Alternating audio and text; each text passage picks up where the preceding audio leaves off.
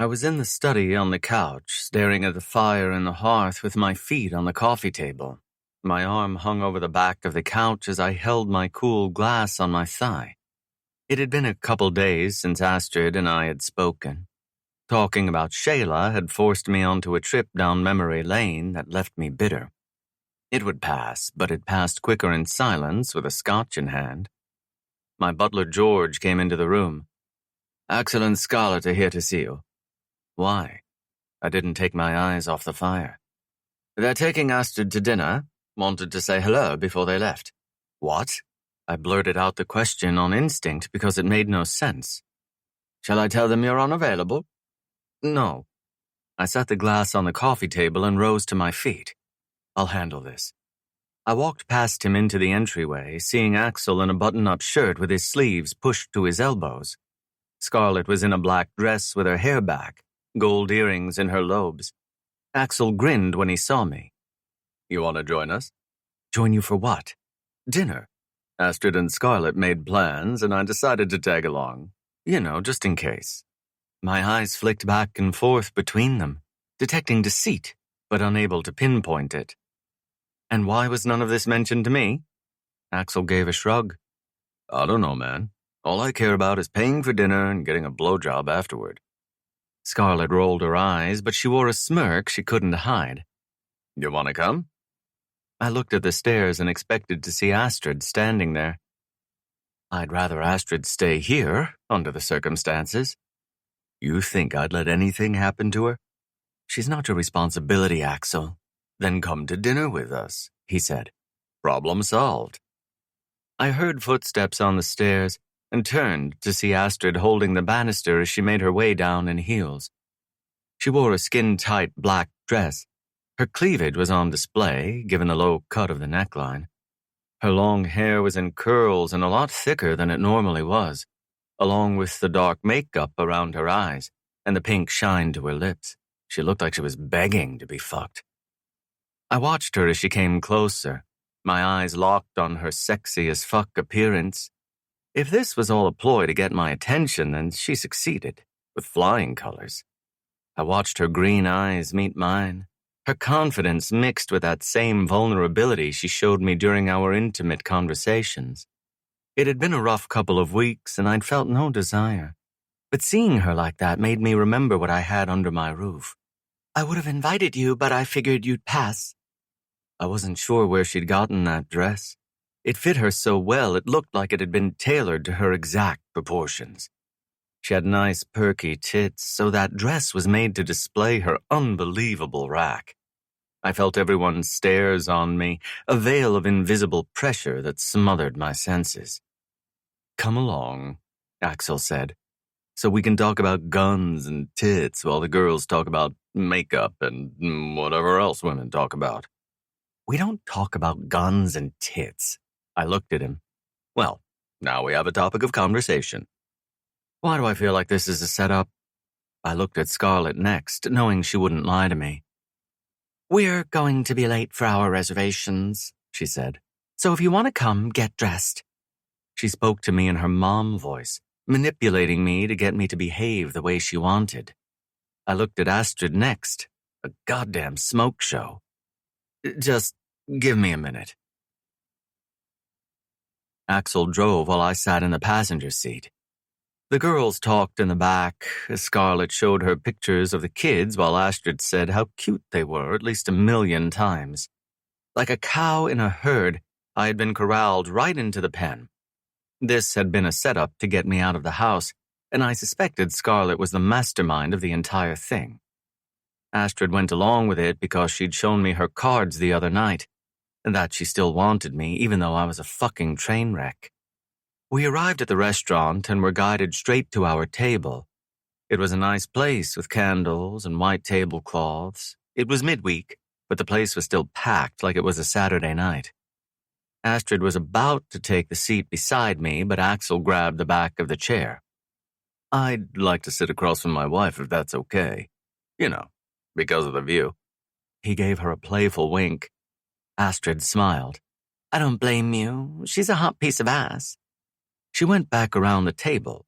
Axel watched her before he looked at Scarlett again. Did I mention how much I like her? Scarlett chuckled before she took the seat across from Axel. Astrid made her way to the chair across from me, the dress hugging the small of her back.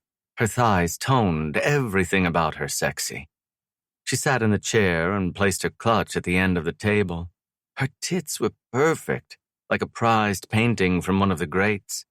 She crossed her legs, looked down at the menu, and then lifted her chin to look at me. I met her stare and didn't look down. Axel had no shame. He looked at his menu, up at Scarlett's tits, back at the menu, back and forth, like he didn't know whether he cared more about dinner or a rack he'd seen hundreds of times.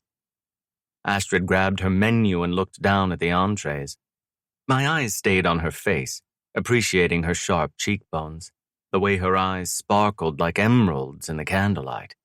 The dark makeup around her eyes gave them a smoky look, which matched the rest of the smoke show.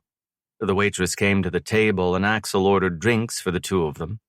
"I'll take a scotch." I looked at Astrid. "Would you like some wine?" I hadn't gone out to a restaurant with her in a long time. It felt foreign, but familiar at the same time. "Sure," she said. "She'll take the Bordeaux." The waitress left. I looked down at my menu and felt Astrid's stare. I recognized it because it felt the same as it had all the time she'd stared at me before. Every stare was like a signature. It couldn't be forged. I set the menu aside. "Lasagna?" she asked. I had been planning to get the chicken marsala, but the playful question gave me a change of heart. "Yes, what about you?" "I don't know." "You better not get the salad." She smiled at my taunt. "I'm too hungry for a salad." "I'm getting the lasagna too," Axel said. "What about you, baby?" "Eggplant parmigiana sounds pretty good," Scarlett said. "That does sound good," Astrid said. "I think I'm going to get that." The waitress brought the drinks, and then Axel ordered for the two of them. I did the same. The waitress left with the menus, and we were on our own. Astrid tucked her hair behind her ear before she sipped her wine. The length of her hair had blocked most of her neck a moment before, but now it was on display, elegant and smooth, a gold necklace around her throat. Her eyes flicked up to mine. I couldn't stop staring. I didn't want to stop staring. She was the most beautiful woman I'd seen in a very long time. The whores who'd warmed my bed in her absence had just been a means to an end. They'd been there to make me forget who I really wanted, and they'd done a shitty job. Conversation didn't replace our stares. The intensity between us grew the longer it continued. My longing burst from my chest the moment it was allowed. I could have had her the moment she'd set foot in my house, but my sour mood and apprehension had put up gates higher than the Eiffel Tower. But now, those gates had started to come down. Her eyes would flick away when my stare became too much, but they would always come back. "You think I should bring my parents something since they're watching the kids?" Axel asked Scarlett across the table. "Up to you," she said. "But I'm sure Aldo made them something." I looked at Axel. "Your parents are watching the kids?" "Yep," Axel said. "Hope they do a better job with them than they did with me." "They did a great job with you, babe." Scarlett grabbed a slice of bread from the basket in the center and dabbed a piece into a pool of olive oil on her plate. "You think so?" Axel asked. "Because I talked about getting a blowjob not 10 minutes ago." She smirked as she ripped off another piece of bread. "A blowjob from your wife." Axel leaned toward me and lowered his voice. "I love it when she calls me babe. It usually means she's DTF." "What was that?" Scarlett asked. Nothing," Axel said quickly. "Did I tell you that you look beautiful tonight?" "No," Scarlett said. "You said you wanted to stick your dick in every hole that I have." Astrid turned bright red and chuckled into her glass. "Oh, pretty much the same thing," Axel said. Scarlett gave him a playful smirk across the table. I'd never gone on a double date with them before. The only time I'd had dinner with them out of the house was when Axel and I had ambushed her and Dante, and a couple of times after they were married. But I'd never had a woman with me during those times. "How do you and Theo know each other?" Astrid said. "Theo has never told me." Axel turned to look at me. "You never talk about me?" "As little as possible." I grabbed my scotch and took a drink. I don't know this story either, Scarlett said. I looked at Axel. You never talk about me? I talk about you all the time, Axel said. It drives Scarlett crazy sometimes. It does not drive me crazy, Scarlett said. I just prefer not to talk when I'm trying to go to sleep. It's the only time we have without the kids, Axel said. We fuck and then have pillow talk. I'm pillow talk? I asked with a raised eyebrow. Well, you and Astrid have been a hot topic lately, Axel said as if Astrid wasn't sitting right there. I decided to interrupt this conversation before it took a turn for the worse. Axel and I met in grade school. Astrid's eyebrows rose up her face. So you've known each other for like 20 years? More like 30, Axel said. We lost touch for a while, I said, but we found each other again. Why did you lose touch? Astrid asked. I was expelled. Now Scarlett looked surprised. For what? Drugs, alcohol. I took a drink of my scotch. Shit like that. Astrid continued to stare at me in disbelief. You don't seem like you'd have been a troubled kid. Axel released an unrestrained laugh. You know he's the Skull King, right? But you don't seem to have that role because you're lawless and unhinged, Astrid said. But because you have the command and power to maintain the position. Because you're smart and resourceful. I showed no reaction to that, but the compliment did mean something to me. Axel leaned toward me and covered his mouth while pretending to drink. She wants your dick, man. I ignored him. My parents raised us to be academic douchebags, but they took it to the extreme. Our days were packed with tutoring and activities, and we were the first ones to church every Sunday. Killian and I were more interested in hunting for truffles with our dogs, being outside in nature, and getting our hands dirty with earthworms. I guess they expected us to grow out of it, but we never did. They never supported our hobbies unless they were scholarly. Ripped up our comic books and shoved textbooks down our throats. It made me hate school with every fiber of my being, Killian too. They put us in the same private school that Axel attended, and that's how we met up. Astrid listened without blinking, fully absorbed in my story. How did that go? I gave a shrug. I got expelled for having sex in the bathroom, and then Killian just left school and never went back. My parents were ashamed of us and kicked us out. We got by with a series of odd jobs. Killian was selling weed on the street. After a couple years, I tried to make up with my parents. Became a cop so they would see that I'd cleaned up my act, but the damage was done. You were a cop? Astrid asked in surprise. I nodded. That's why I don't let my guys cross the police. We have an understanding. The job wasn't for me, but I respect the officers who protect the civilians of my city.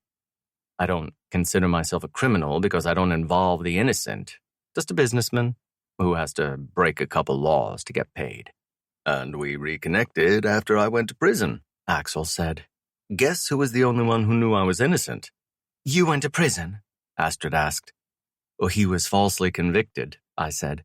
I was able to use my contacts at the police force as well as my people in government to dramatically reduce Axel's sentence. And that was how he got in the game.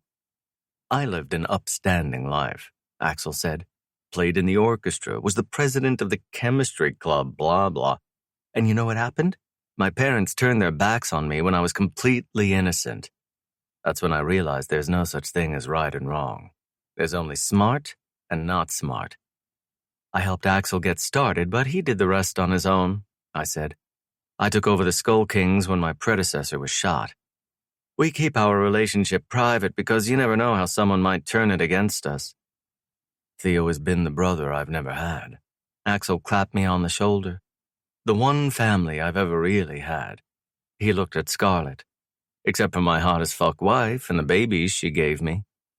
He looked at her across the table with playful affection in his eyes. Scarlett tried her hardest not to melt, but she was like a pat of butter in a hot pan.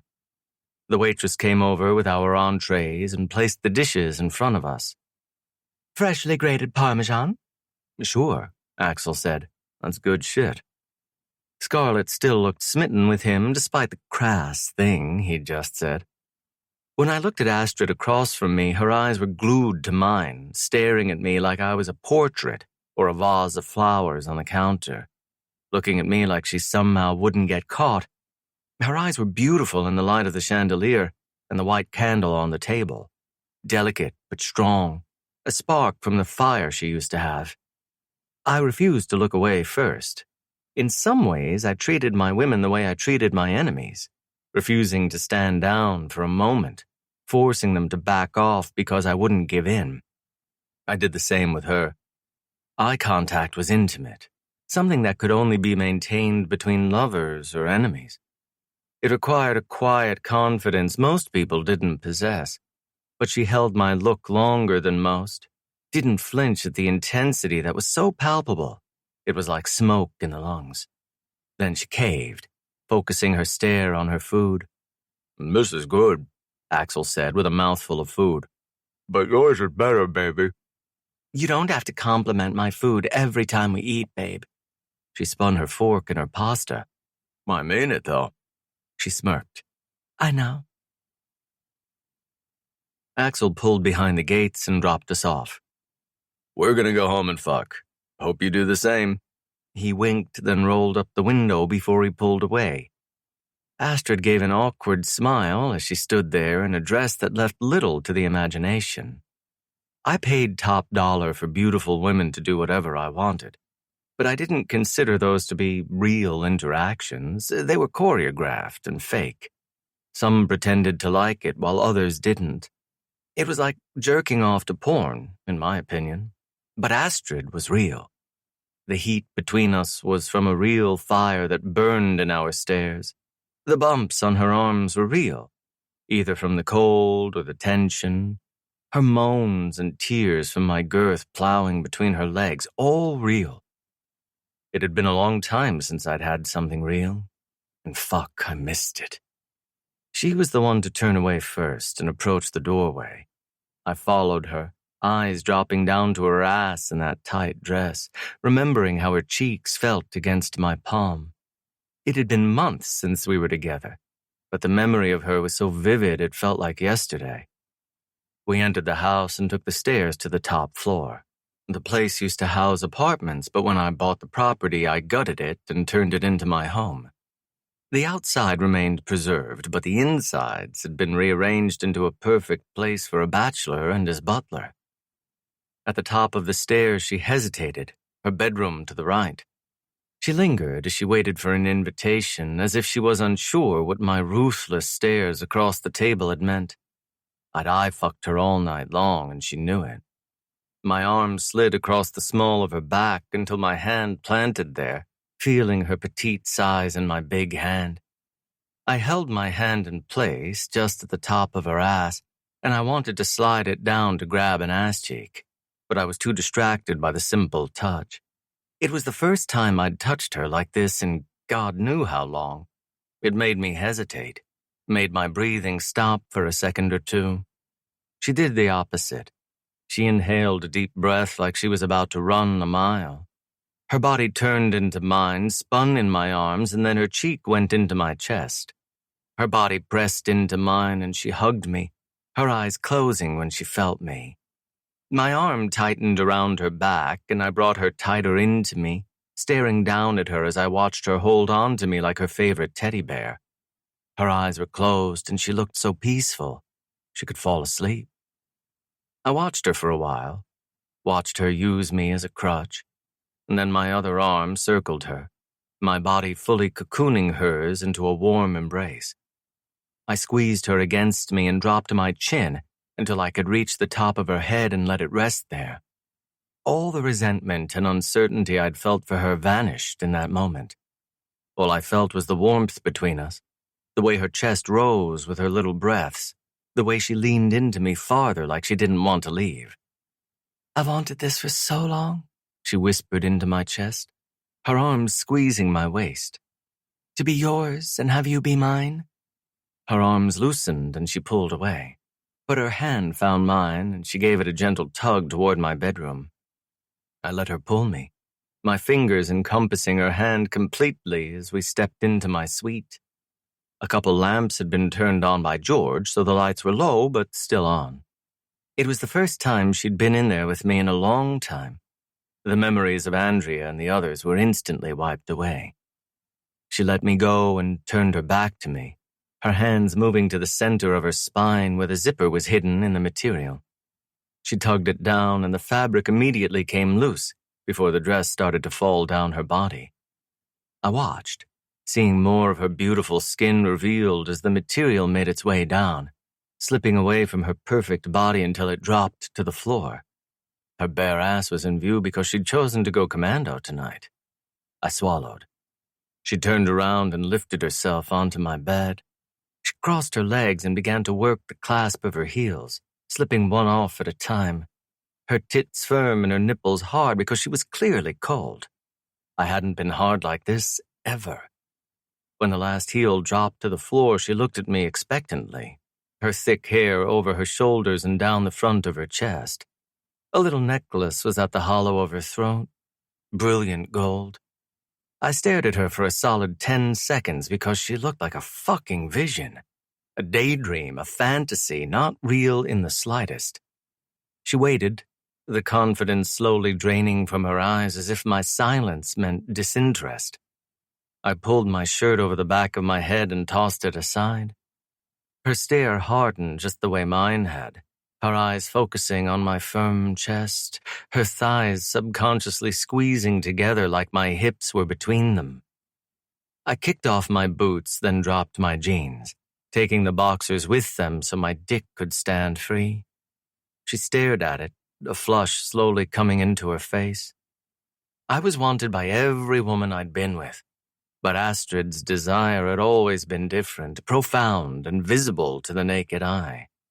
With a quiet desperation that somehow remained unclingy, when she'd wanted to be with me and I turned down her affection, the heartbreak had been on the surface of her eyes like broken ice on a frozen river. Her body burned for my appearance, but her heart was ablaze for everything beneath the flesh. I should have assumed she wanted me for my looks or my money, but somehow I knew it was more. I came to the bed and she inhaled a deep breath in anticipation, so distinct I could see it and hear it. I moved over her and she immediately lay back as her hand slid up my back and scooped me into her ankles immediately locking at my waist to anchor me to her so I couldn't pull away. My hand slid deep into her hair as I held myself over her, watching her green eyes turn into emeralds when the fire turned into an inferno. Her hand cupped my face before it slid into my hair, her eyes looking over me with adoration, memorizing my appearance as if she would never see it again. This feels like a dream, because I've dreamed this so many times. Her thighs tugged on my body to bring me close, to catch my lips with hers. My mouth landed on hers and it was still there. Everything I'd tried so hard to forget, passion, intensity, desperation, it all happened at the touch of our lips. I didn't kiss the women I paid to fuck me. I barely kissed women I picked up at the bar. But I kissed Astrid, like it was as good as sex. Her lips trembled as she felt mine, like she might cry. But then she tilted her head and kissed me harder, caught my bottom lip with her rose-petal lips, giving me a breath of her warm air that tasted like wine. Her hands started to scratch down my back like I was inside her, and her thighs squeezed my waist like she was ready to come. And all I did was kiss her. I gave her my tongue and was met with hers, an enthusiasm so passionate and unbridled. Her nails carved at my flesh, and she continued to tug on me, giving a sexy sigh when my hard dick pressed against her clit with the perfect pressure.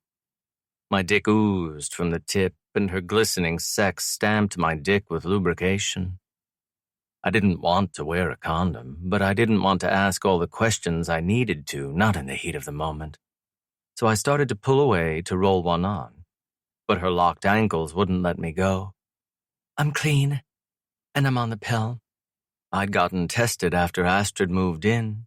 I hadn't been sure at the time if this moment would happen, but if it did, I wanted to be prepared. I had to pull my hips back to give room for my length to slide down to her entrance, which was practically gushing when I guided my head to her soft opening. I felt my ass tighten in anticipation because just her entrance was a geyser. I pushed in and felt the opposition of her body to mine, the square peg in the hole, but with another thrust, I pushed through and started to sink. Christ! Her nails turned into claws, and she gave a moan followed by a delicate wince. Her ankles remained locked against my ass like she wanted my fat dick, regardless of the destruction it caused. Her breaths turned harsher the deeper I went, and once I reached the dead end, she released a breath louder than all the others. She melted the way Scarlett had melted at dinner, dripping onto my sheets, her eyes taking me in above her. I was nearly balls deep in her tightness, soaked to the bone in her arousal, all the muscles in my back and ass clenched tight in pleasure, rather than exertion. She was the last woman I'd been with as far as I was concerned, because all the other women practically felt like phantoms. She was real. This was real. It was different now than it was then. Each moment was still on the precipice of something great, but this time, she was already mine. I held grudges the way accountants held on to receipts. I clung to my stubbornness the way a priest gripped his religion, but now I was too busy holding on to her instead of my prejudices, and I felt them slip away. My ass clenched as I rocked into her, sliding through a pussy so wet and tight it made my balls ache. Every time I was burrowed deep, she inhaled a sharp breath in response to the pain. But then she moaned a second later like it was worth the pain to have me. I was already at the finish line, my dick so hard it was practically a metal rod, but I kept the bullet in the barrel until she gave me permission to pull the trigger. Judging from the flood between her legs, it wouldn't be much longer.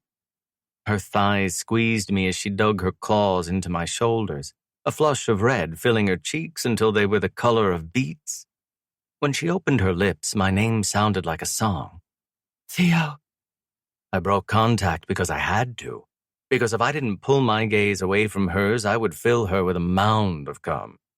I was so hard, I was certain I could go twice in a row, but I didn't want to take that chance on our first night together.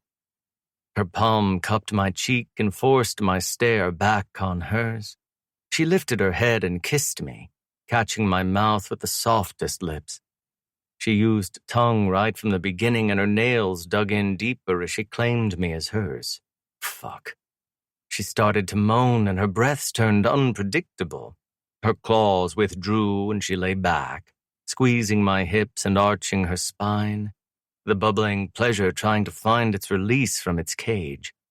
When it hit her, it released in the form of tears that cascaded down her cheeks, the moans from her soft lips turning into whimpered screams. I couldn't hold back, not for another second, not when she came all over my dick and said my name like I was her fucking religion. I staked my flag in her and claimed her land in my name. I filled her with a load I hadn't given anyone besides my wife 10 years ago. To fill a woman was a man's greatest desire. A gift to earn a woman's trust and permission to enter her sacred lands. It belonged to me now, like there had never been anyone who'd set foot there before. Once she'd entered my house, it was easy to forget about the life she'd had before me, the way we met. My dick was still rock hard, and ammunition was already reloaded in the cannon. The skin of my cock was sensitive to every touch between our wet bodies. I thrust through her slickness, her cream and my cream. Heat radiated off my skin like steam because I was still white hot. Her eyes were still glossy from the aftershock between her legs. Her thighs squeezed me, and she scooped her arms up my back and brought me closer to her, as if she didn't notice her soreness in light of her aching desire. Again. Chapter 2. Astrid. I woke up with a sudden jerk that nearly catapulted me out of bed. My eyes went to the window that was covered by the curtains, seeing little slivers of sunlight from the morning. My breaths were deep and uneven, and whatever terror had woken me up was already so far gone from my mind, I couldn't see its shadow. Sweetheart. His big hand moved to my arm, his fingers gentle. The touch was like ice on an injury, immediately soothing to the redness that burned under the surface. I turned to look at him, seeing his massive torso propped up on one arm, the dark ink of his tattoos distinct against his fair skin. His muscles stretched the skin, the mountains and hills all down his arms. His dark eyes looked into mine as he searched my gaze before he gave me a gentle tug. I moved back to him, right into his arms. They circled me like bars to a cage and locked me in against his hard chest. All the fear I'd felt a moment ago was long gone. He pulled the sheets to my shoulder to keep me warm, then stilled, holding me there, his chin resting on my head. I didn't expect you to still be here. Where would I be? I don't know. In the gym? I used to wake up to him walking back into the room, wearing his little gym shorts, covered in sweat, a shake in hand. The last time we'd slept together, I'd woken up to an empty bed because he'd taken off and left the hotel room. I hadn't been worried about his absence at the time, but now I knew I should have seen it as a warning of what was to come. I can go later. How's your shoulder? My fingers moved up his chest to the line that was visible between some of his tattoos. I don't notice it anymore. Good. I ran my fingers over it, feeling a slight divot from the wound. He dipped his head to my shoulder and kissed me.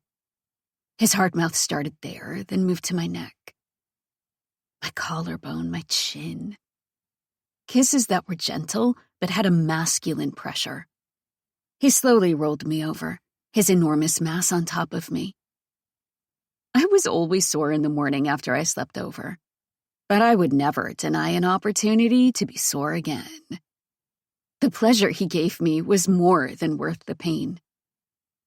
Feeling his body on top of mine, sensing the heat of his stare, being the woman he wanted instead of someone else.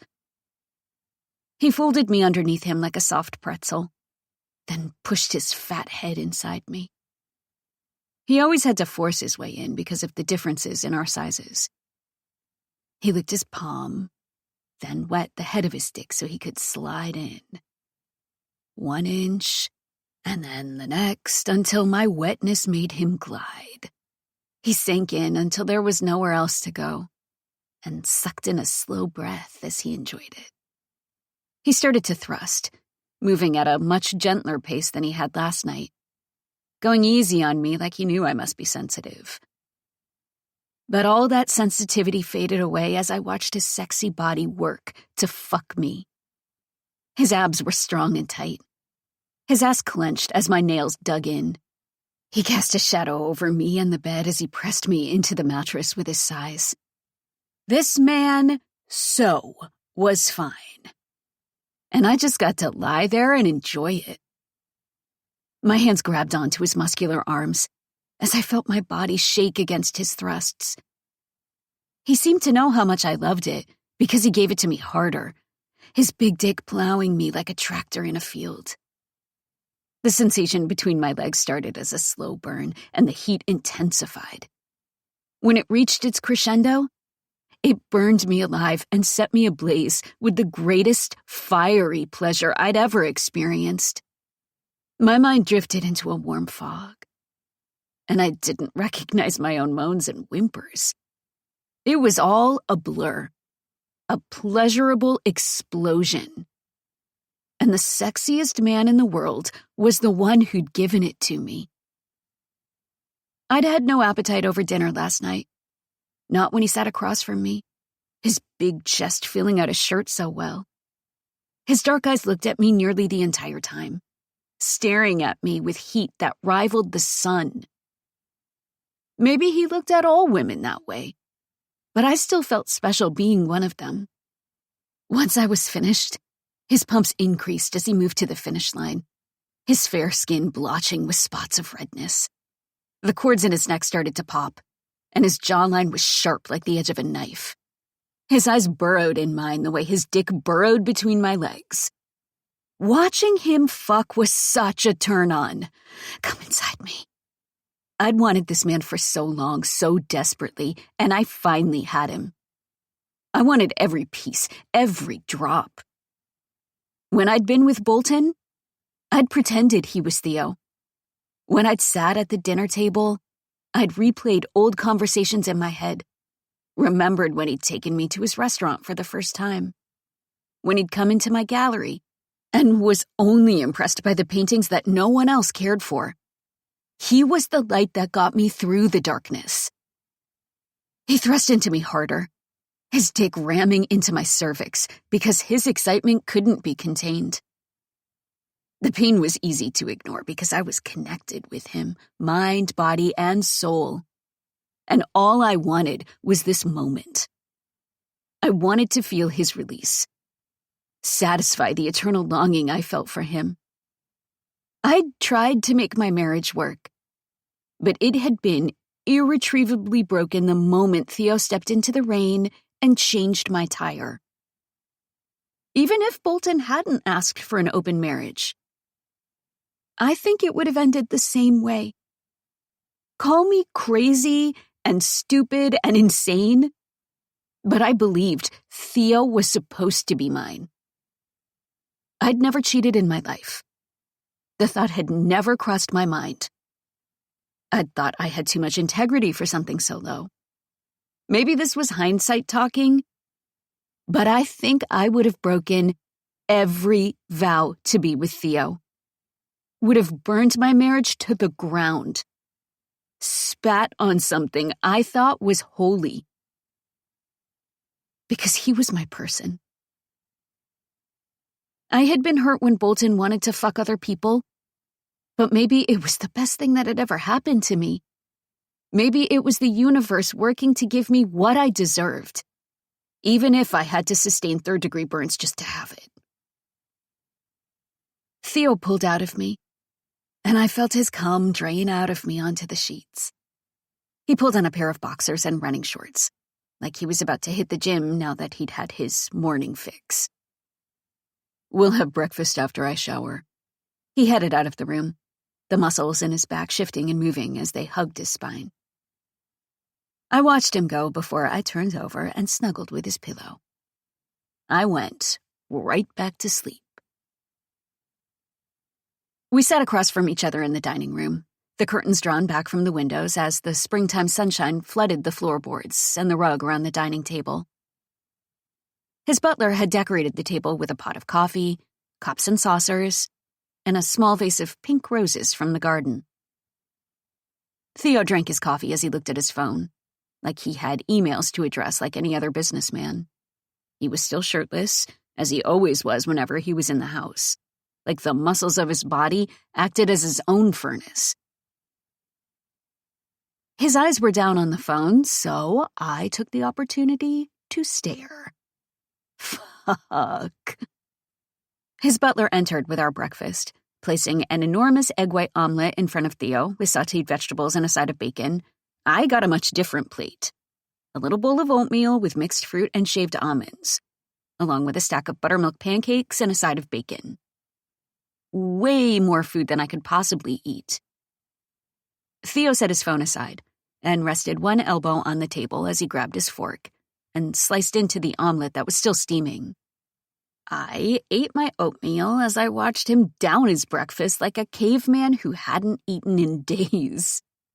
He seemed to forget I was there in light of his hunger, eating half of his omelet in a couple bites before he looked at me across from him. He grabbed his mug, which looked way too small in his big hand, and took a drink. "You like your breakfast?" "Not as much as you do," I teased. "You look like you're starving." "I'm always hungry." "I'm always hungry too, but I don't have a reason to be." I used to run regularly, but life had been too hectic for that lately. But no amount of cardio could replace the 50 pounds of muscle he had to feed every day. "Are you going to work today?" I felt my mind go blank because I'd forgotten that I had my job back. I was still in limbo, still getting used to the fact that I lived with Theo now. Until he killed Bolton. Once my ex-husband was out of the picture, would he ask me to move out? Maybe letting him live wouldn't be the worst thing. Yeah, I almost forgot. Need to get used to that. You don't have to work if you don't want to. I'd needed that job when I was with Bolton. I'd needed something that was just mine. But now that job kept me away from the man I wanted to be with every moment of the day. It was too soon to be so clingy, especially when he'd said he would try and probably still walk away in the end. I needed to play this smart, treat it as a marathon and not a sprint. Being all over Theo all the time was a guaranteed way to chase him off. No, I like my job. He reached into his pocket and placed a phone on the table between us. Here's your new phone. My contact info is in there along with Octavio, Axel, and Scarlett. Octavio? He's my second. Second? In a duel, you name your second, the man who will fight when you're dead. When I'm dead, he's the new guy in charge. If I'm not around, you can trust him. The high I felt immediately evaporated at his words. He must have seen the terror in my eyes because he said, I mean, if I'm not available. If I'm in a meeting or something. I trust him the way I trust Axel. He knows who you are, so if you need help, he'll be there for you. Theo was the only man I wanted to be there. So, do you have any leads? I told you not to worry about it. He'd been so gentle and approachable all morning. But the second I stepped into forbidden territory, he turned into the ruthless leader who operated in the shadows. Just curious to know if we're close. That depends on how much of a coward he is. And right now, I'm not sure I can quantify it. He'll either use all of his resources with the Brotherhood to kill me, or he'll run. If he's smart, it'll be the second. Bolton would never run, too stubborn for that. I'm not sure why he would still want me after the last thing I said to him. That death was preferable to his company. Theo stared for a long time. I'm not sure how much he ever wanted you. I think it's always been about pride. He considers himself a man too good to be left. He can't stand the humiliation that his wife walked away, especially when she walked into the arms of another man. Not just any other man, the Skull King. He gave me another weighty stare before he drank his coffee again. I have a long day. Call me if you need me. He left the table and didn't push in his chair. He left the room without giving me a kiss goodbye. Once he was gone, his absence was suffocating. Like I was in a burning house full of smoke. I sold an expensive piece to a returning client, and now the wall was empty without the painting that had hung there for months. It was a large painting, at least 7 feet by 9 feet. A painting that would be the centerpiece of a grand room.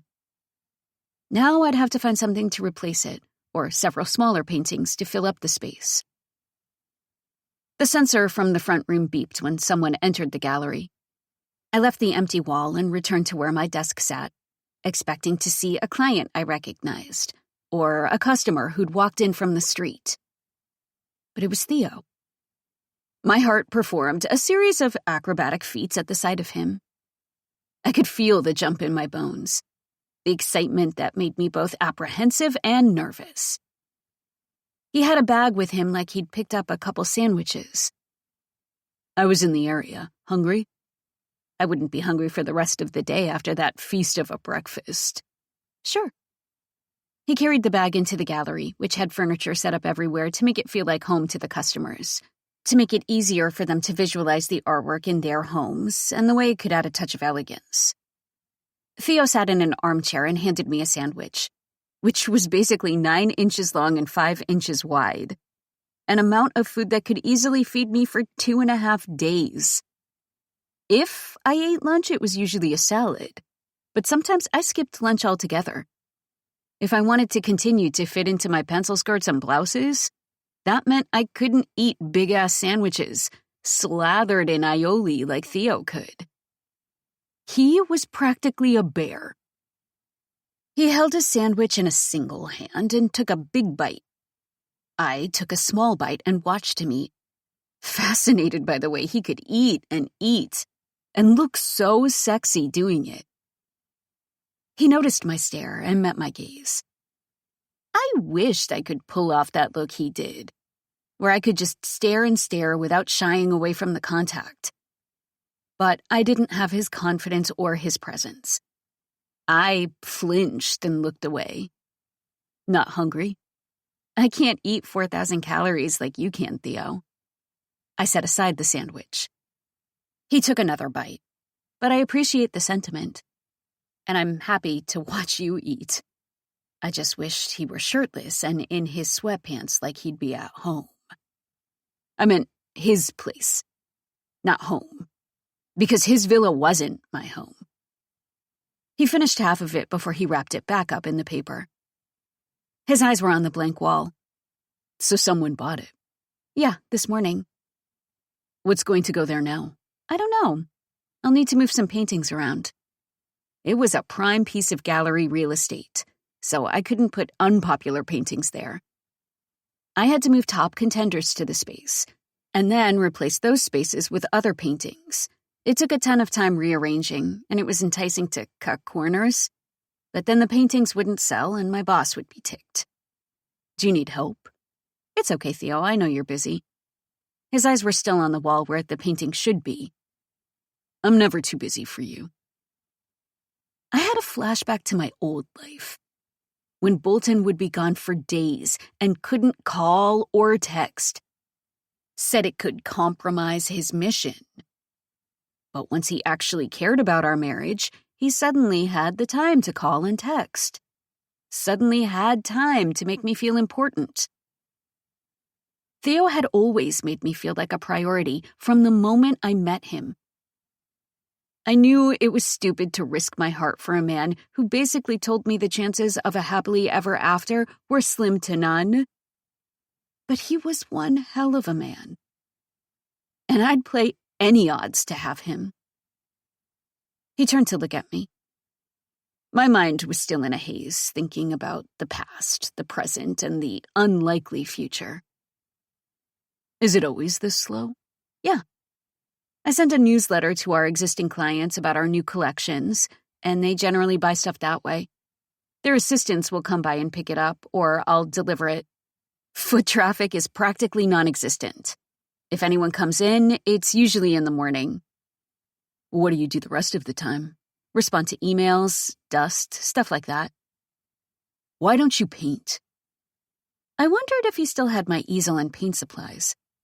If his butler had tossed them or they were stored in the basement or an extra closet. I can't really do that here. If it's as slow as you say, may as well put your time to good use. My boss doesn't pay me to pursue my hobbies. If you're still as productive as you were before, what does it matter if you paint or scroll on your phone in the meantime?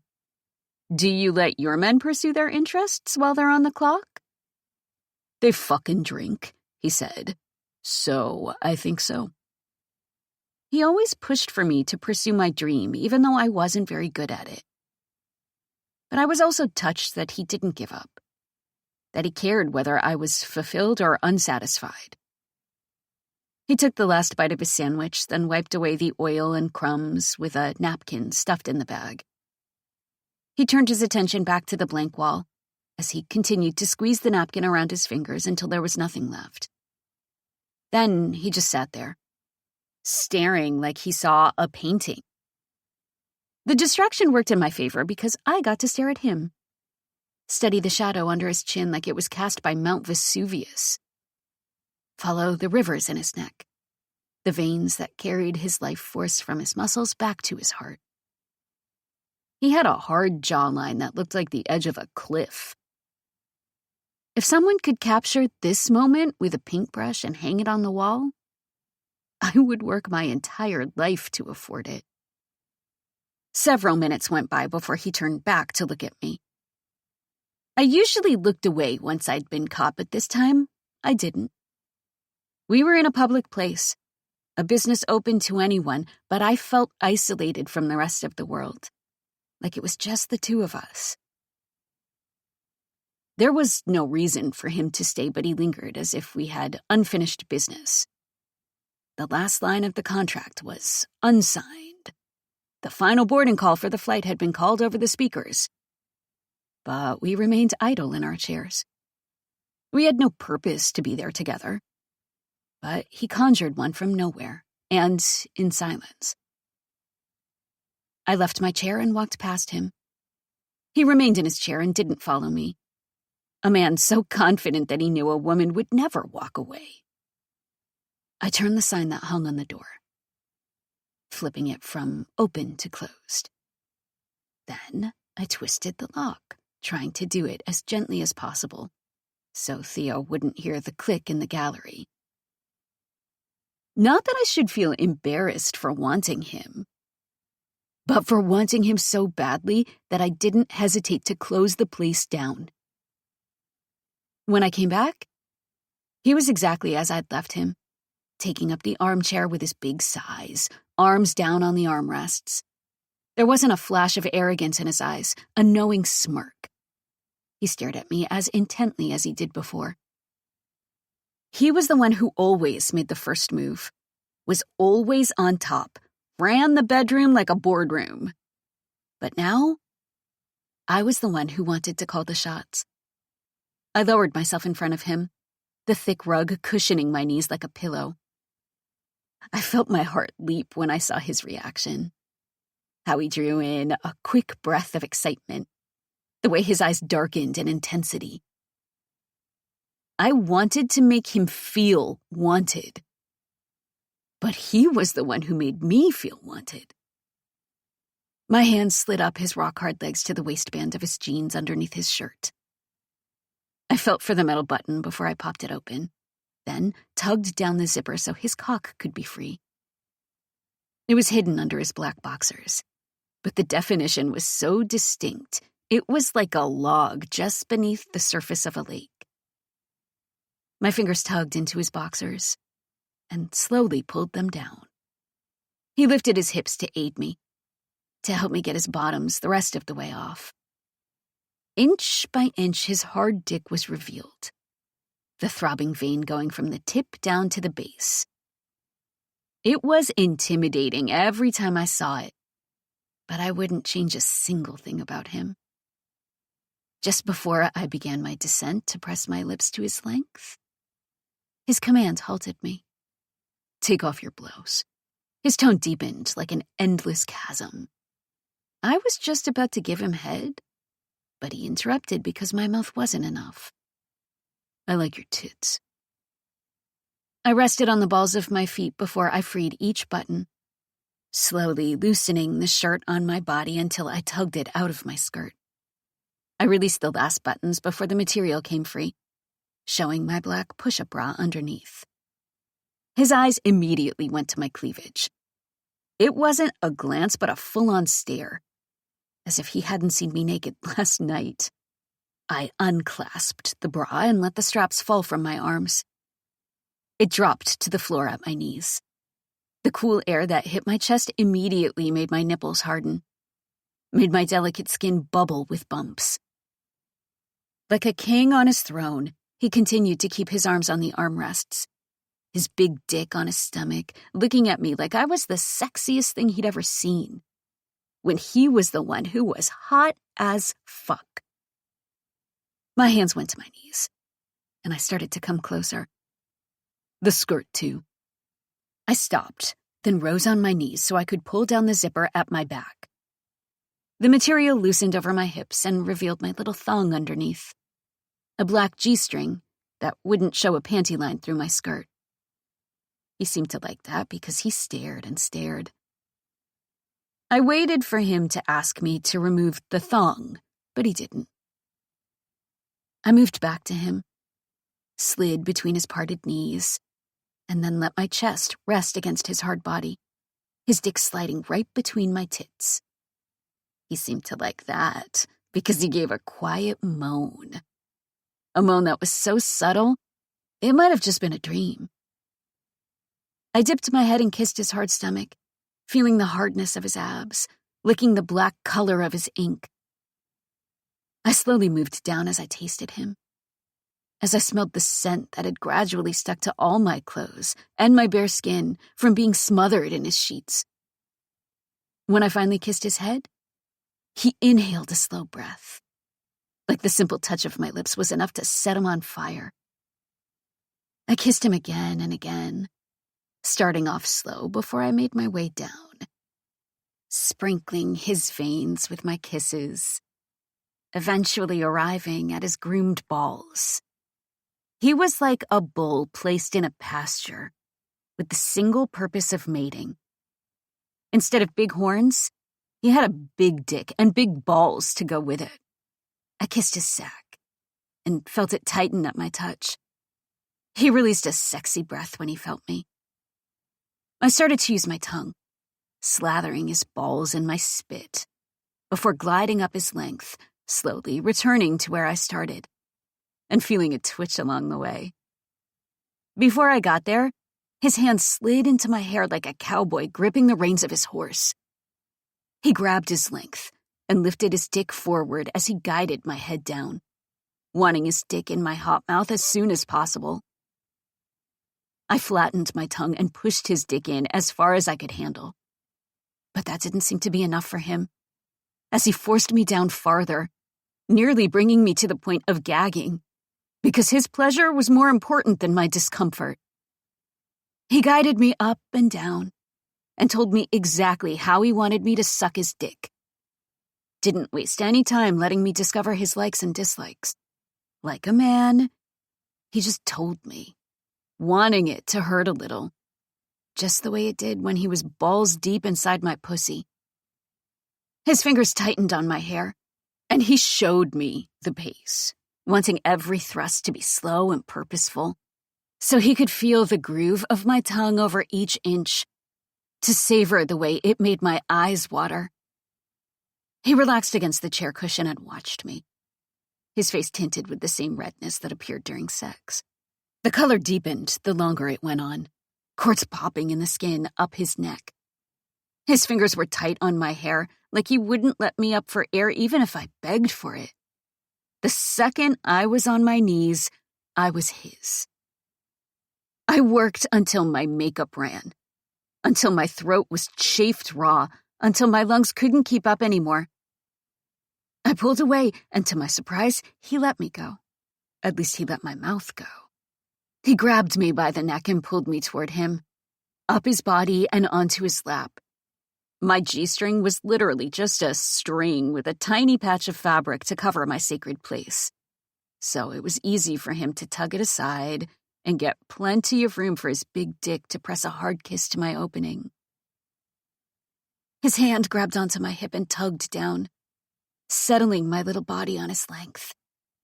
His dick was soaked and so was I, but as always, it was hard to put us together, to make a Boeing 757 fit inside a one-car garage. It took time and patience, gentle thrusts to get things going, and then I sank down his length to the base and felt my body tighten in both pain and desire. I tried not to compare my lovers, but Theo took the trophy in every category: size, girth, mobility. I'd been satisfied with my life with Bolton, but it had never had the fiery passion that made it impossible to breathe. When Theo entered the room, the curtains were set ablaze and the roof started to come down. It was a heat that rivaled the explosion of a firework, a burn that was more potent than the sun.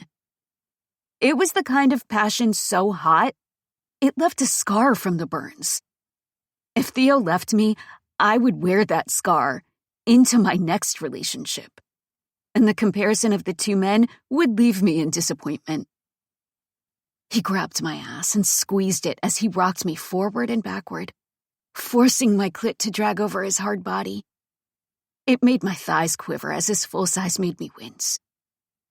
He continued to do it as he ground his hips, hitting my clit with precision, making that ache between my legs grow to full-blown desperation. He watched me with those dark eyes, as he enjoyed having his big dick inside me. Ownership in that stare. He'd made me feel like his, even when I was married. Made me feel like he was the one being betrayed when he wasn't my husband. But now I was his. And even if those divorce papers remained unsigned, I considered myself a woman completely and totally available.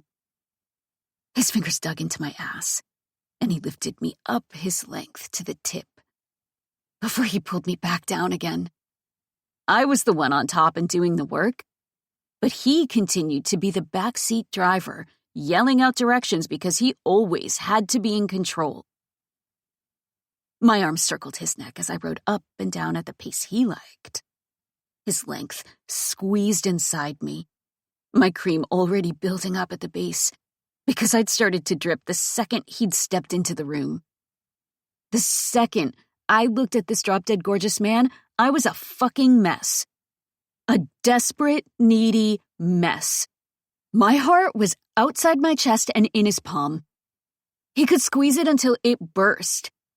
Or he could hold it tight and protect it. I wasn't sure which he would do. Fuck this pussy. His eyes were on me as I moved up and down, our faces remaining level because he was so much taller than me, even when I sat on his lap. His hand squeezed my waist as he continued to guide me, his dick burrowing itself inside over and over, the pace increasing as his breaths turned harsh and labored. He wasn't a verbal lover. He rarely said anything, whether we were fucking or not. To hear him say something like that and sound so sexy with that deep voice was so arousing. To hear how much he wanted me was a major turn-on. The line of beautiful women who waited their turn to ride this man must have been long. But he made me feel like the only woman he wanted in his life. Locked in a slow dance, we moved and breathed together, both our bodies flushed and sweaty. An ache formed in my lower back, but I continued to dip and rock because it felt so damn good to feel him, to touch him, to lock our eyes together like they were bound by an invisible connection that was beyond time and space. It was the kind of intimacy I'd never shared with anyone, even my own husband. Sweetheart. His eyes latched on mine with an iron grip. You're killing me here.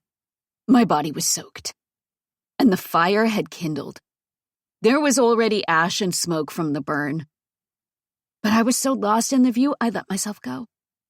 The connection felt deeper than two people who gave in to their lust in the middle of an art gallery. I'd desired him the moment I saw him in the rain.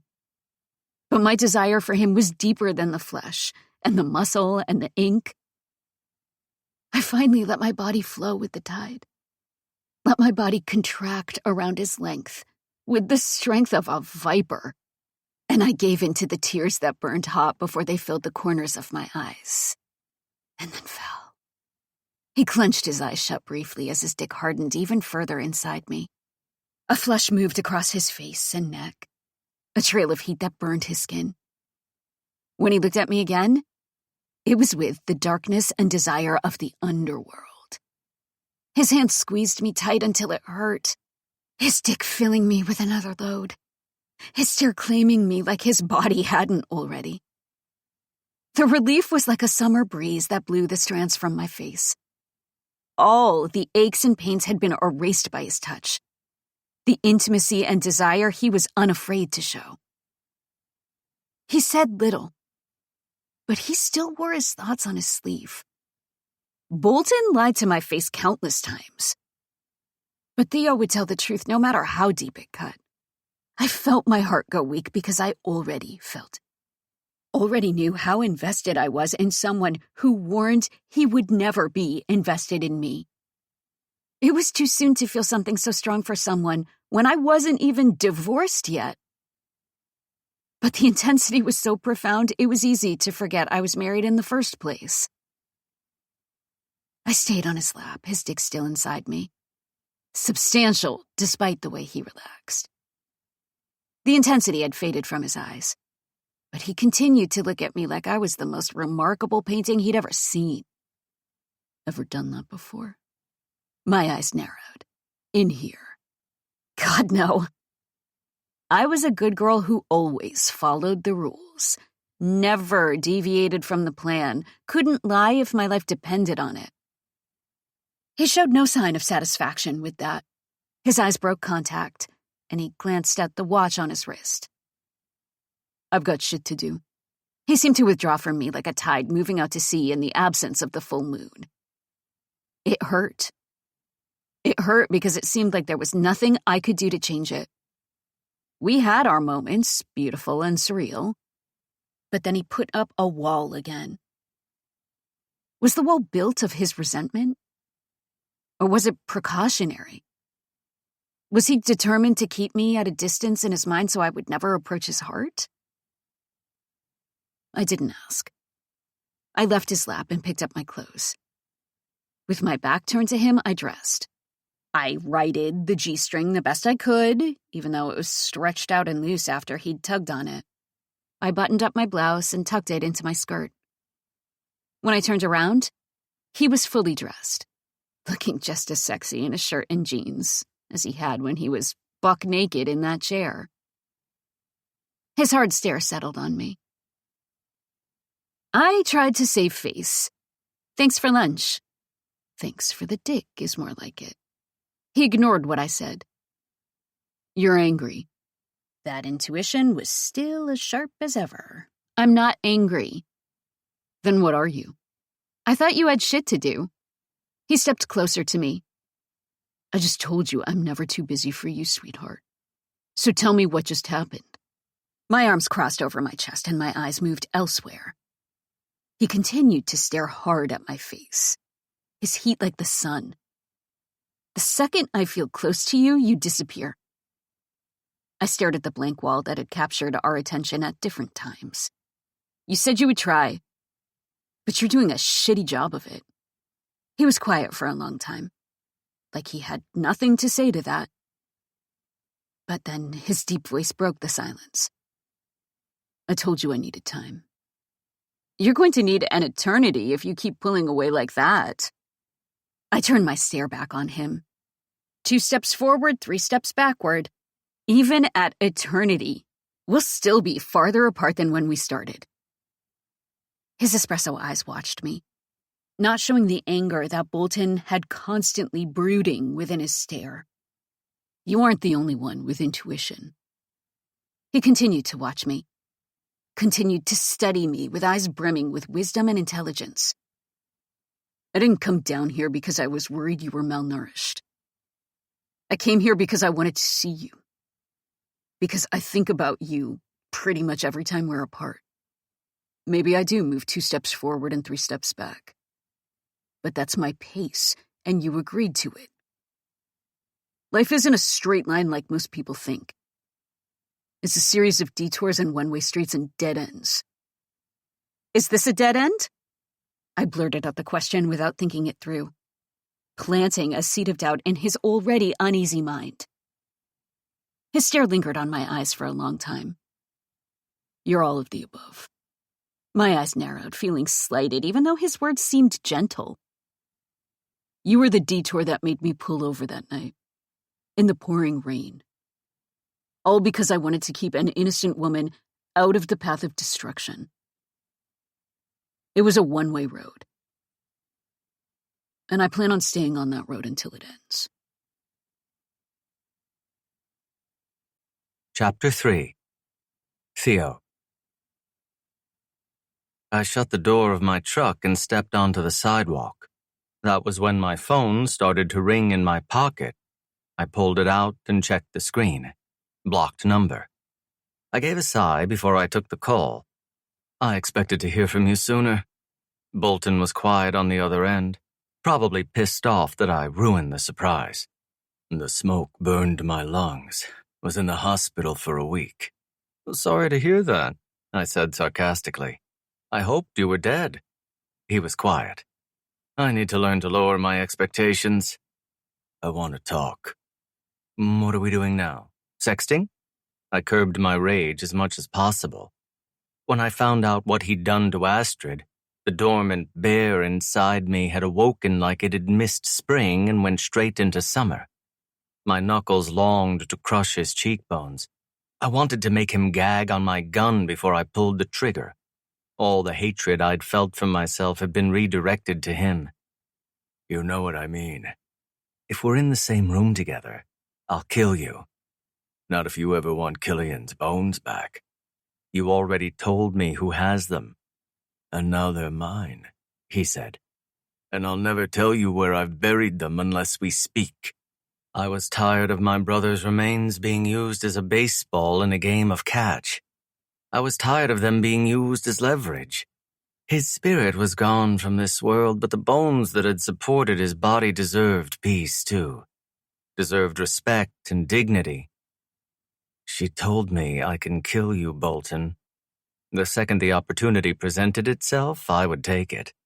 I didn't have to be restrained by Astrid's complicated feelings. When she said she didn't love him anymore, I believed her, because only hate could make you wish death upon someone else. There was a long pause over the phone. I know. Instead of going to the underground and then home afterward, I stepped into the light that shone on the statue of David, the counterfeit one posted for the public, and looked over the cobblestones to the other street. Cars pulled up, and then Bolton emerged, dressed in all black, his fair face marked with scars that hadn't quite healed yet. He had the same arrogance to his stance, the same insufferable cockiness in his eyes, even though he was the one who'd lost everything, and I'd gained it. I assumed Astrid was asleep in her bedroom, disappointed that I hadn't come home or had gone straight to bed without speaking to her. I chose to keep her in the dark about this, because Bolton truly was my problem now. I'd made him my problem the moment I'd shown up in Hummers and bulletproof vests. The moment I'd burned down his villa and everything inside it. The moment I'd taken his wife and came inside her. I wasn't sure what the fuck he had to be cocky about. He stopped 10 feet away from me, a man with boyish looks, with blonde hair and blue eyes. He was lean and limber because he didn't need to be strong when his opponents didn't know he was coming. He was no match for me physically, but he was fast with a blade. I would give him that. I had my guys with me, and he had his. Guys with automatic rifles by the cars, snipers posted on roofs. We might as well whip out our dicks and our measuring tapes, too. I waited for him to speak first since this bullshit was his idea, but all he did was stare at me. It seems like you want me to kill you. I left behind the tactical vest so my body was vulnerable to blades and gunfire. You kill me, and your brother is forgotten forever. He'll only be forgotten when I'm dead, and a little pussy like you isn't going to kill me. His eyes flashed at the word little, like he was insecure about the differences in our sizes, as he should be. I could brag about the way Astrid touched me and fucked me and cried for me when I made her come. But I kept it to myself out of respect for her. I'd never been the guy to fuck and brag, and I wouldn't start now just because I despised this motherfucker. Astrid was far more important to me than a momentary jab. You traded Astrid for his remains, so don't pretend they mean nothing to you. They mean a lot to me, but she means more. I felt the sting of betrayal in my throat, but I knew how my brother would feel about it. I could picture him beside me in the strip club, a cigar in his mouth with a stupid grin on his face. I'm already dead, Theo. Fuck his wife and fuck her good. Bolton did his best not to react to that, but the anger was there, far in the distance and growing. She's my wife. Step aside, and I'll give you what you want, right now. If that wasn't a lie, that meant my brother was in one of the cars. Probably a pile of bones now. Mostly decomposed, but still intact in some places. She's not your wife anymore, Bolton. He stared, his anger growing like an approaching tornado. It swelled in size as it picked up speed and debris. He already wanted me dead, but I saw the execution in his eyes. He took a step forward. She's my wife. I saw the side of Bolton that Astrid had, the side that she had been subjected to, too powerful to escape or fight. She was your wife, Bolton, until you decided to hurt her. It was the most I could say. If anything further came out, I would lunge at him with my knife aimed at his neck. Let her go. She's not a prisoner. I was insulted by the statement that he automatically compared us, as if we were the same. She's free to come and go as she pleases. She's free to take you back if that's what she wishes. But she's made it very clear she's exactly where she wants to be, and with the man she wants.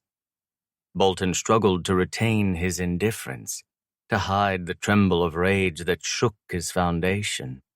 He didn't blink, didn't shift his gaze elsewhere.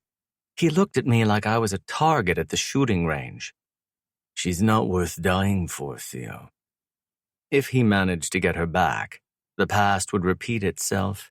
He would confess his remorse for the shit he'd done, but he would just repeat those actions over and over. Cheaters cheated, beaters beat. I disagree, Bolton. He cocked his head as if I'd really slighted him.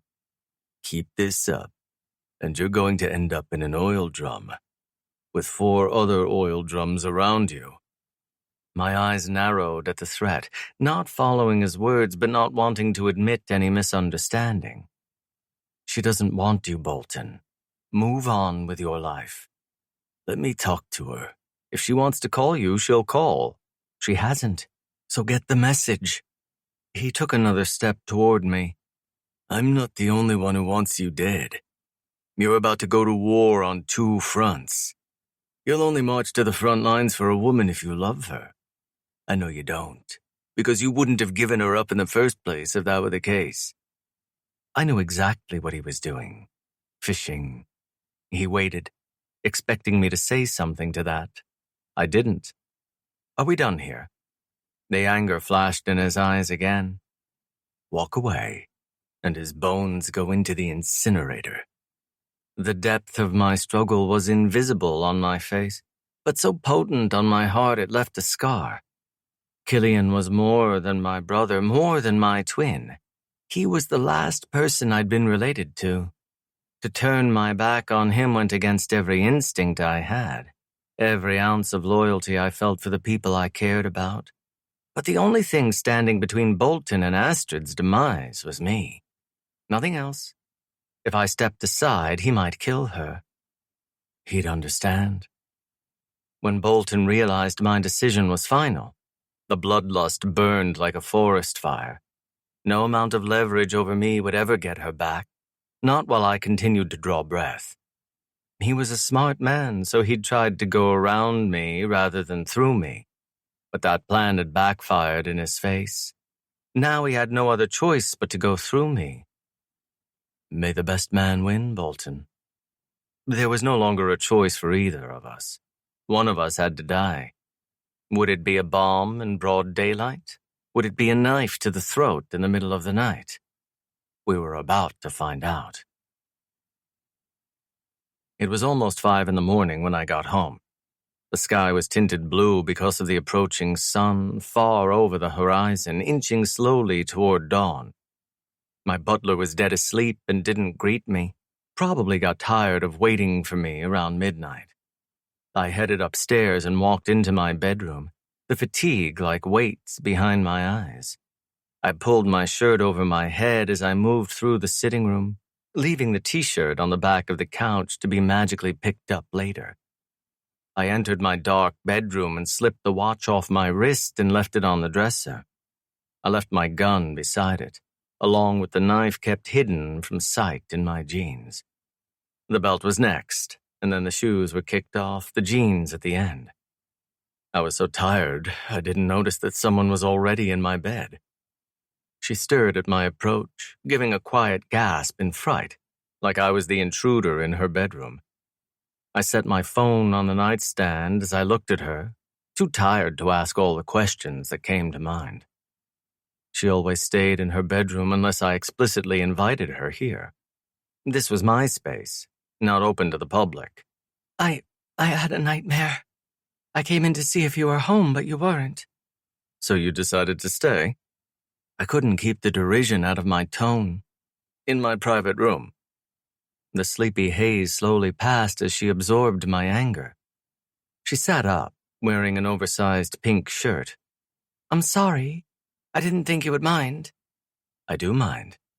I don't barge into your room, so don't barge into mine. I didn't go through your things. I just got in bed. I don't give a shit. I snapped. Did I say you were free to come and go? I said I would tell you if I wanted you gone, so I'm telling you now. Entry into my personal space is only allowed with permission. I didn't know why I was being such an asshole right now. The sight of her waiting in my bed should turn me on, not piss me the fuck off. Shocked by my outburst, she took a second to get out of the bed. You let me stay in here before. Let me paint. Let me sleep in. Let me stay for days at a time. Different circumstances. A fiery rage replaced her meek sleepiness. Under these circumstances, you said you would try.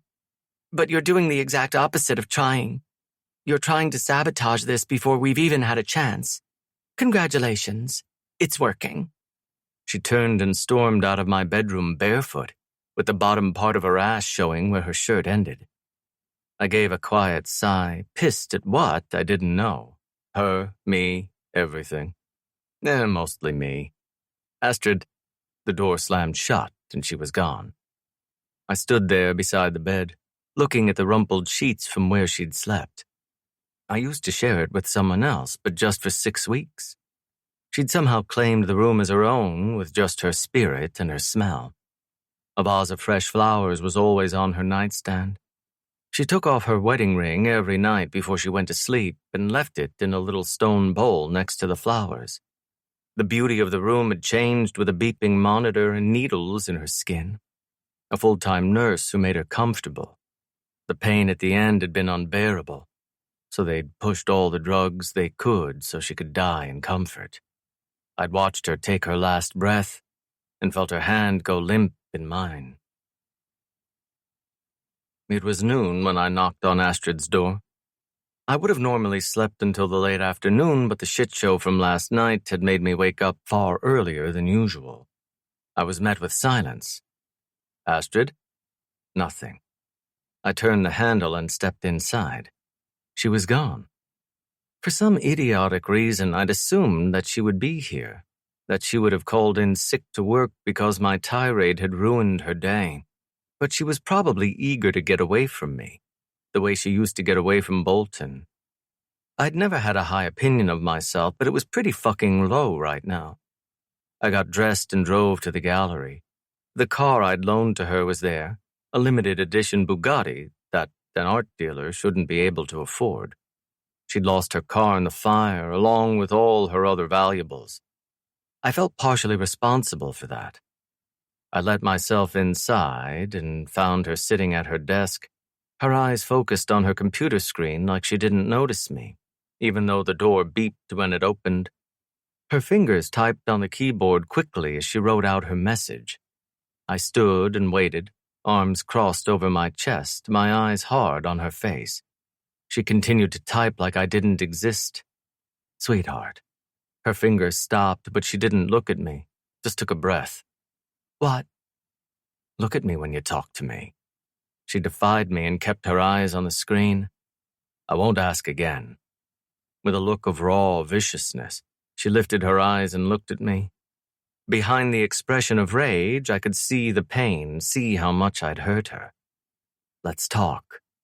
I nodded toward the gallery where the couches and chairs were arranged across the floor. She stayed in her desk chair for a moment, but once she realized there was no way out of this, she stood up and smoothed out her skirt at the same time. When she walked around me, her head was held high, working her heels like they were flats. Her ass was a peach in that tight skirt. I tried not to stare. She picked an armchair and crossed her legs. She found something else to look at, a painting across the room, and stared at it instead of me. I sat opposite her and stared as hard as she tried to ignore me. I was an asshole. I have no excuse for it, so I'll give none.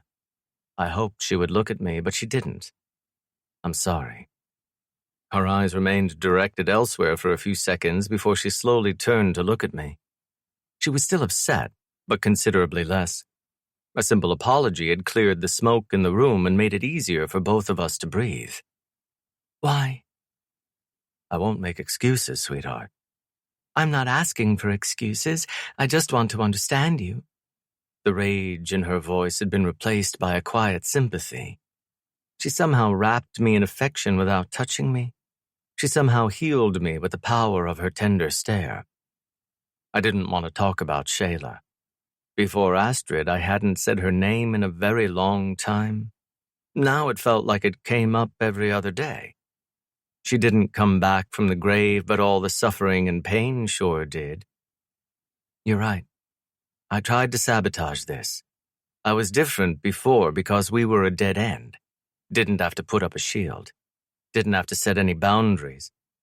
I asked you to stay for days at a time because there was no pressure. But now this road may not have a dead end.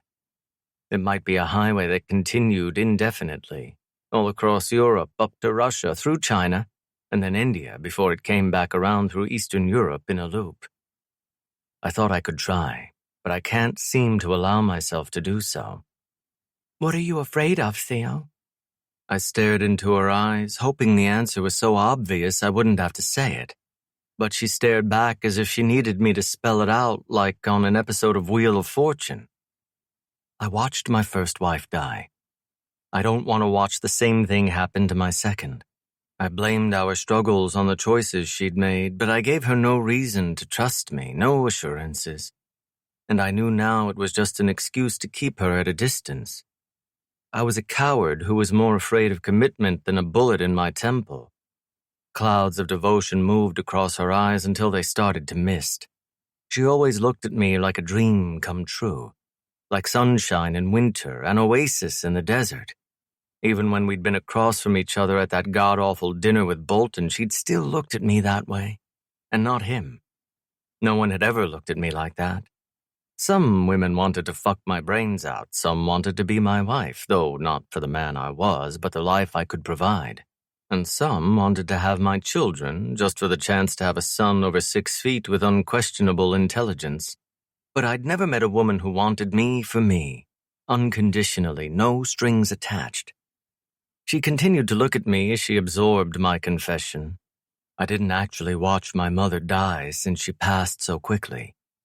But I watched my father die, slowly fade away with every passing day, the despair flaying him alive like a flesh-eating bacteria. I didn't watch him take his last breath, but I found his body. I know our circumstances aren't the same, but I understand loss. I understand watching the person you love most slowly give in to an opponent they can't even see. I know how it feels to never want to feel again. People always said they understood, but no one I knew had lost their wife before they turned 30. That was something I carried alone. But Astrid was the first person to seem to relate to it. Her life had been filled with the same profound loss.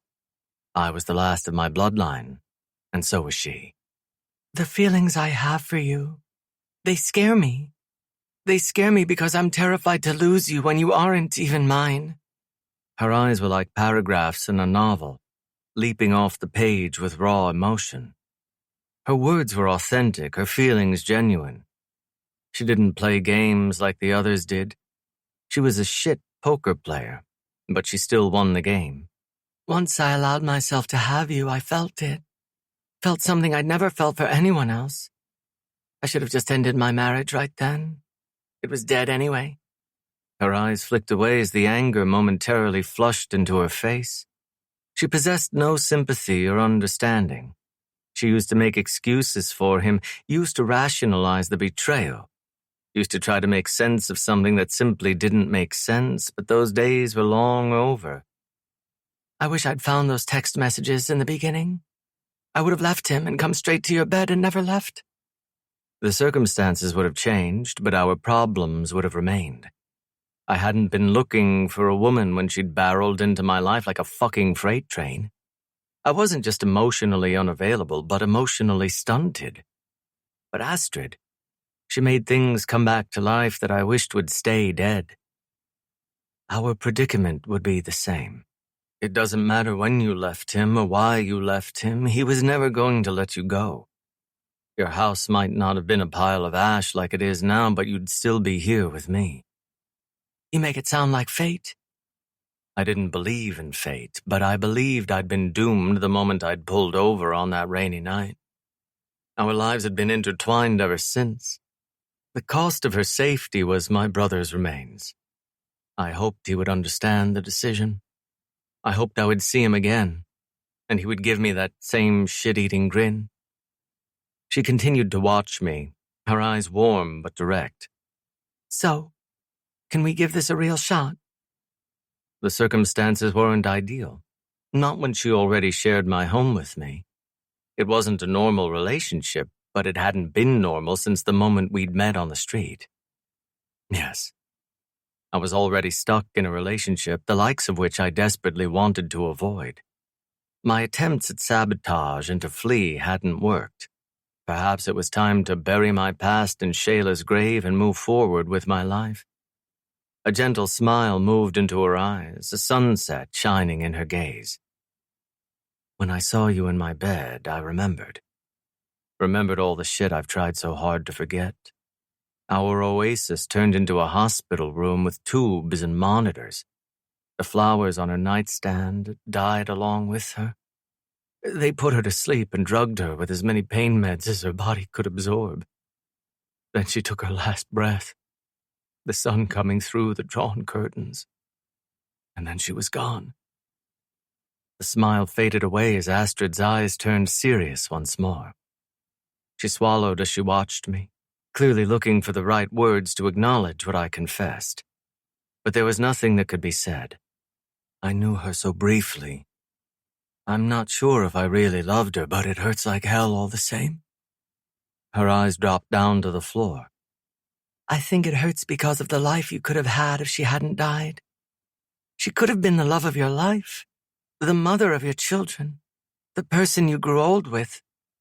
But she left so soon that you'll never know. Her eyes lifted once again to look at me. It's a tragedy. It was hard to believe Shayla had been gone 10 years, when it felt like yesterday. When I visited her grave, the engraving in the stone had faded over time, and it was only after I'd asked the cemetery caretaker to sharpen it that I realized over a decade had already passed. My elbows moved to my knees, and I looked at my joined hands, staring at the hard knuckles and the pronounced tendons that connected them to the rest of my body. It is. I didn't understand why someone like me was still alive when so many things should have killed me by now. And she died before she'd had a chance to live. My scars were covered with ink. Bullets had grazed me, blades had stabbed me. But cancer crept in the dark and got her. Astrid's eyes lifted to look at me, her empathy so sincere that I didn't question it. She didn't seem jealous that I'd given my heart to another woman 10 years ago, just the way it didn't bother me that she'd loved someone else before we met. That she'd still loved him, even when we were together. It was all in the past now. I didn't tell her about my meeting with Bolton last night. Didn't want to worry her pretty little head over something she couldn't control. Despite the final words she'd said to him, he was still obsessed with keeping her on a leash like a fucking dog. His pride was bruised like a dropped peach. He needed control to manipulate her physically and emotionally to erase the strain on his ego. He could blame his desperation on love, but I knew what it really was. Are you hungry? My chin lifted to look at her head on.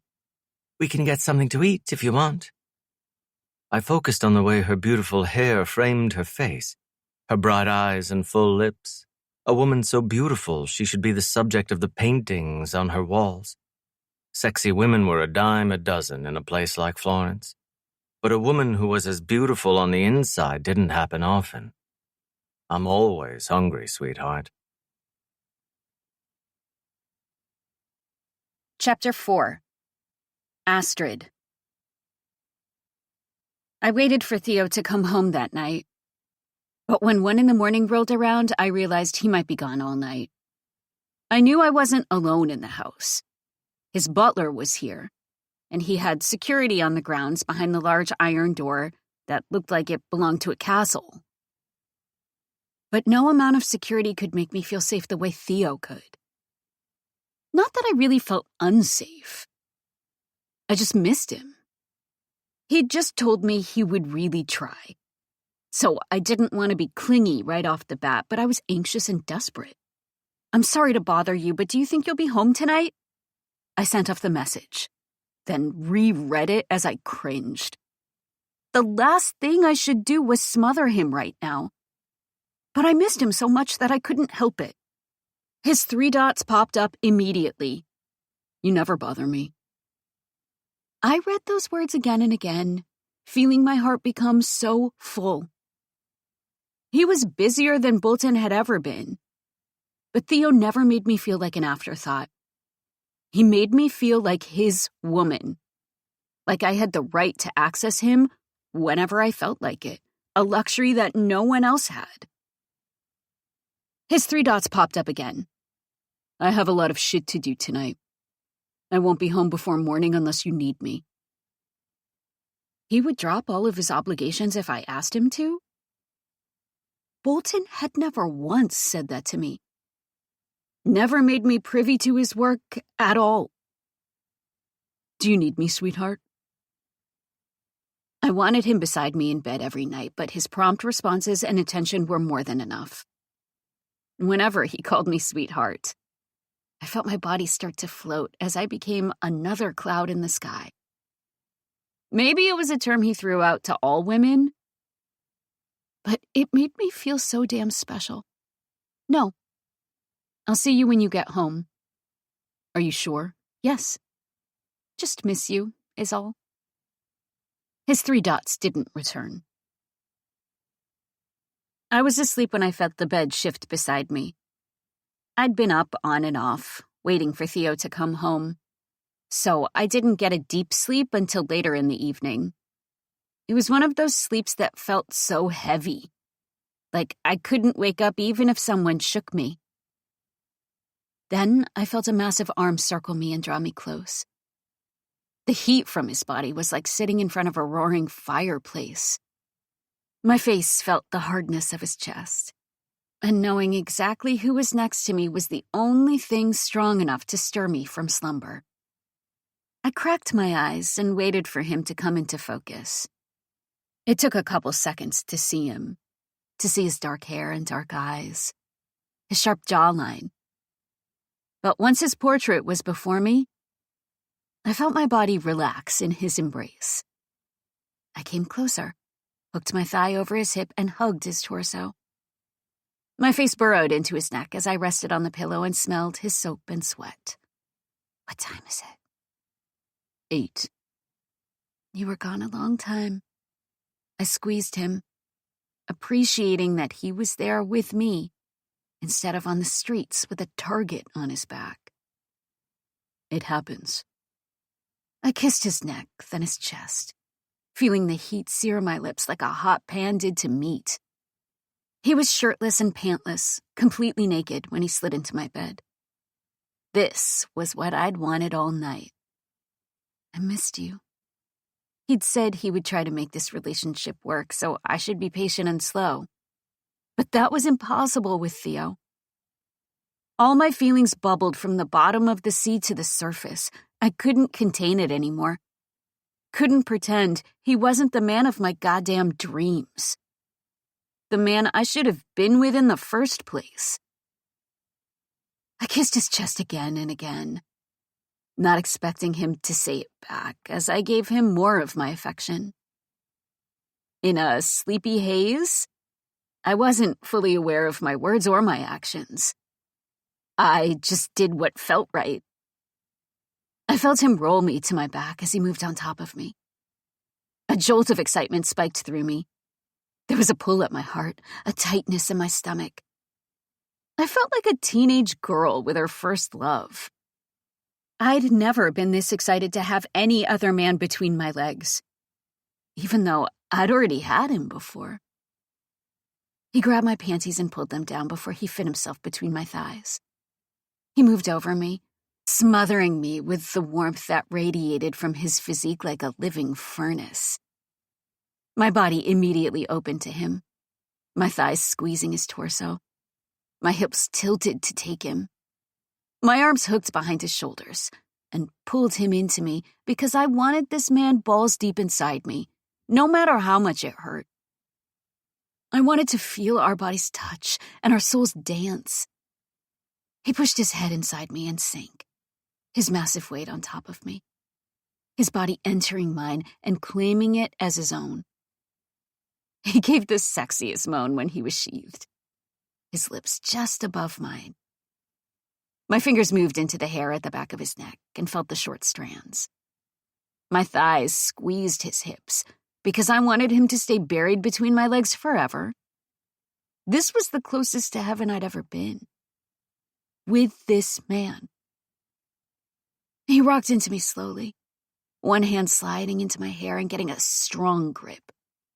He stared at my lips, then my eyes, the dark possessiveness in his gaze. The stare remained through his thrusts, through the pleasure that made us both release unexpected gasps for air. Then, he dipped his head and kissed me, pressing our hot lips together as our bodies continued their dance. I was stuffed with his length, barely able to contain all his manliness. And I wanted it to stay that way. I wanted the pleasure and the pain. I wanted the aches and the moans. I wanted the light and the dark, as long as this man was the one to give it to me. Theo, I spoke into his mouth as we kissed, as he thrust inside me nice and slow. I waited for him to give me all of himself without realizing that I hadn't given him all of me either. But now I did. My heart on my sleeve, my desperation in the cut of my nails. How could I have left a marriage and fallen so head over heels for someone else so quickly? Maybe it was because everything with Bolton had been a lie. Or maybe it was because my soul was desperate for Theo's the second we met. Maybe Theo was the man I was destined to be with. And Bolton was just a horrible detour to get there. You're going to make me come. My hand reached down to his ass cheek, and I felt the slab of muscle as I pulled him into me, wincing every time his dick hit my cervix. But I was so wet for him, my pussy already contracting in anticipation of the volcano of pleasure about to erupt. His cock hardened inside me, and he released the sexiest moan against my mouth. He rarely showed his emotions, rarely displayed them with an expression or a tone. But he showed me his vulnerability in moments like these, and it was so sexy. I felt my body grip him with the strength of a vice, and I convulsed against him, hips thrusting on their own, tears springing from my eyes. Being half asleep made it better, made it more of a dream. He thrust into me hard as he finished, no longer handling me with the gentleness he showed before. It was deep and aggressive, his face flushing red. Then he filled me with a moan, his ass tightening under my grip, his dick dumping all of his desire inside me. He barely finished before he rolled over onto his back with his arm tucked under his head.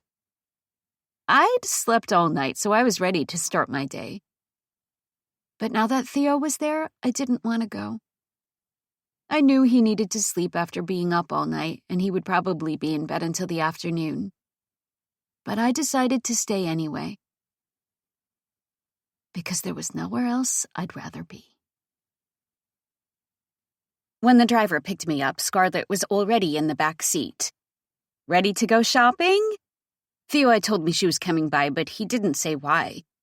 Shopping? Yeah, I need a couple of new things because the kids have pretty much destroyed all my shit. She smirked as she said that, like it wasn't really that much of an annoyance. I figured you needed some stuff too, since your house burned down. Theo's butler had supplied a couple things for me because I hadn't been out of the house much. There were two big guys in the front of the vehicle, so I assumed they were our security for the day. And I assumed we would get dinner afterward.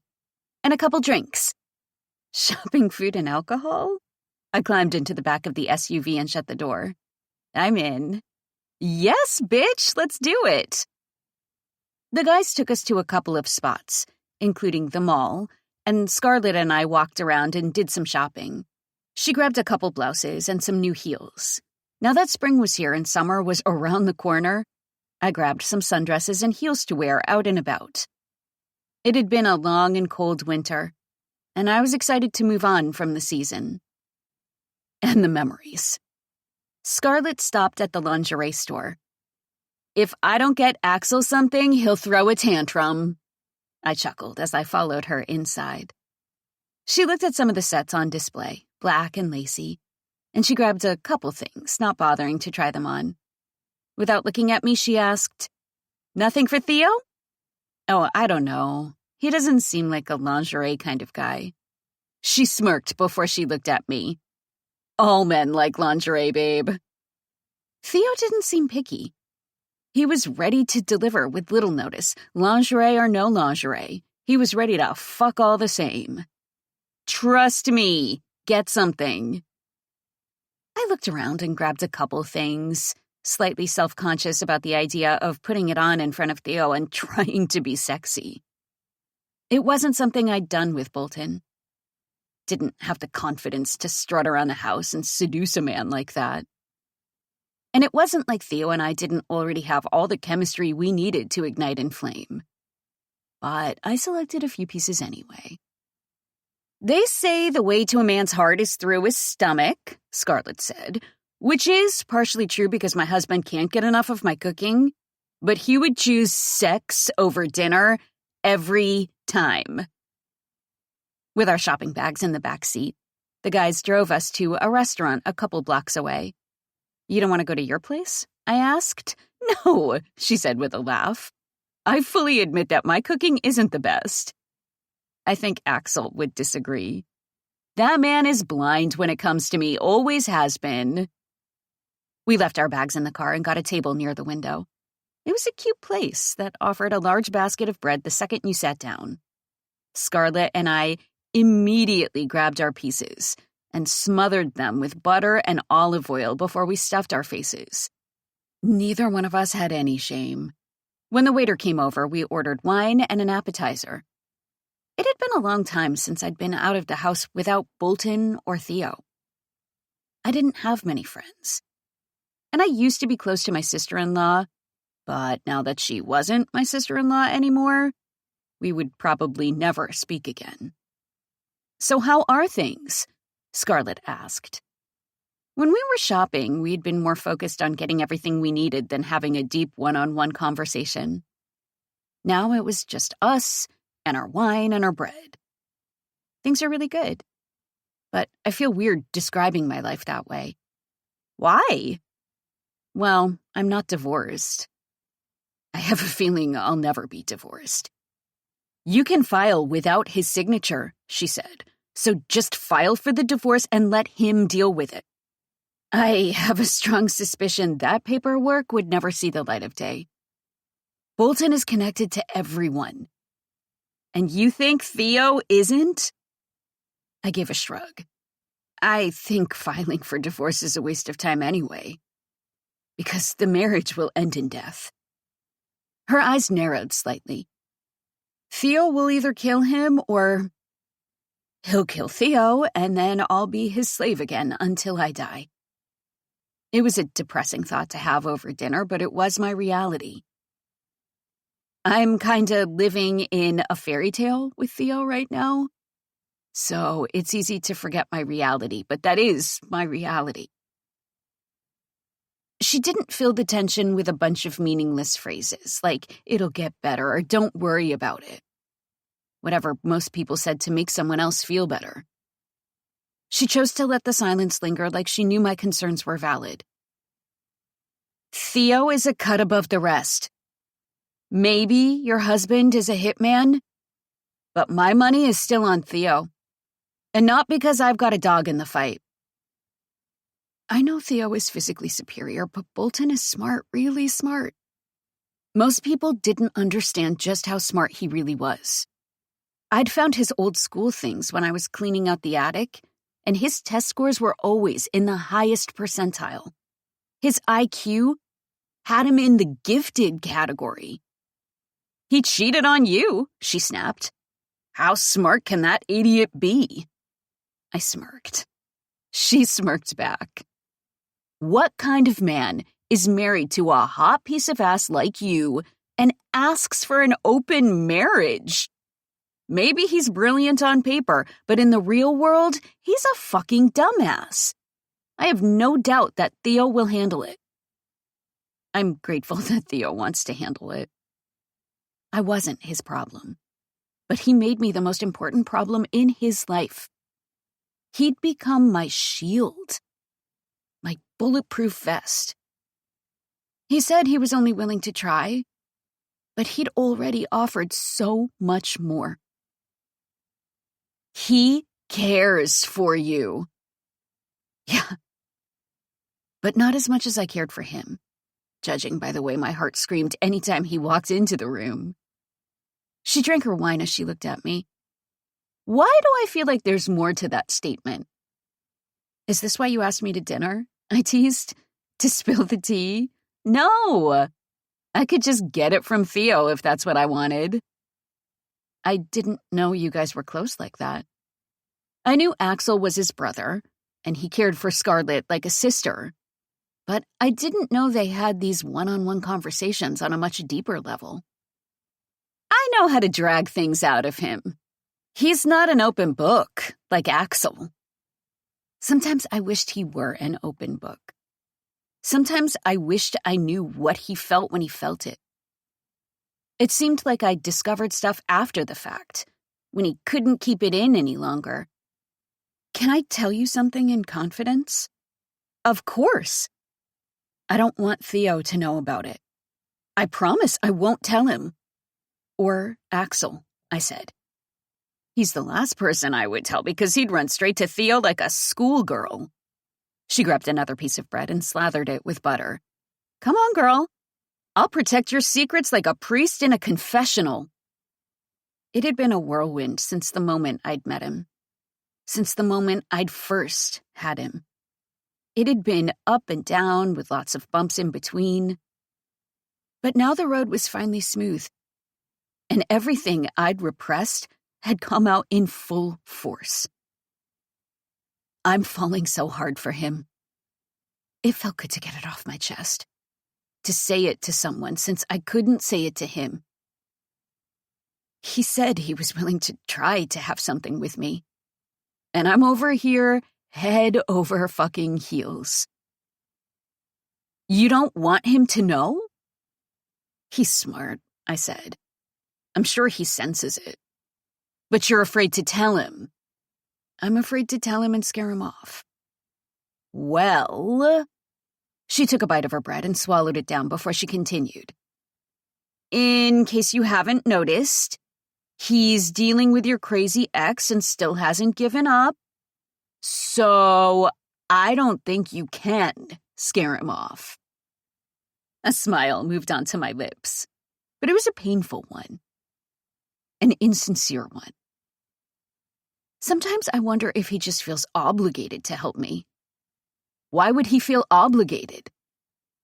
Because he's all I have. If he walks away, I'm done. I had no defense against Bolton. He was stronger and smarter, and I had nothing. As long as he wanted to keep me as a prisoner, there was nothing I could do to stop him. I'm sure Theo knows that. He could send you away, give you a new identity and some money to start over. I think he's here because he cares for you more than he shows. That man has a lot of demons, but I don't think those demons are enough to keep him away from you. I stared at the bread on my plate and fidgeted with it, buoyed by your words, but also swallowed by them. "Don't be afraid to wear your heart on your sleeve," she said. "Because I think that's exactly what Theo needs." Yeah. Maybe. I tore off a piece of the bread but left it on the plate before I looked at her again. I feel so stupid for choosing Bolton when I had Theo there, wanting me. It was my greatest mistake. An unforgivable one. You're being way too hard on yourself, babe. Really?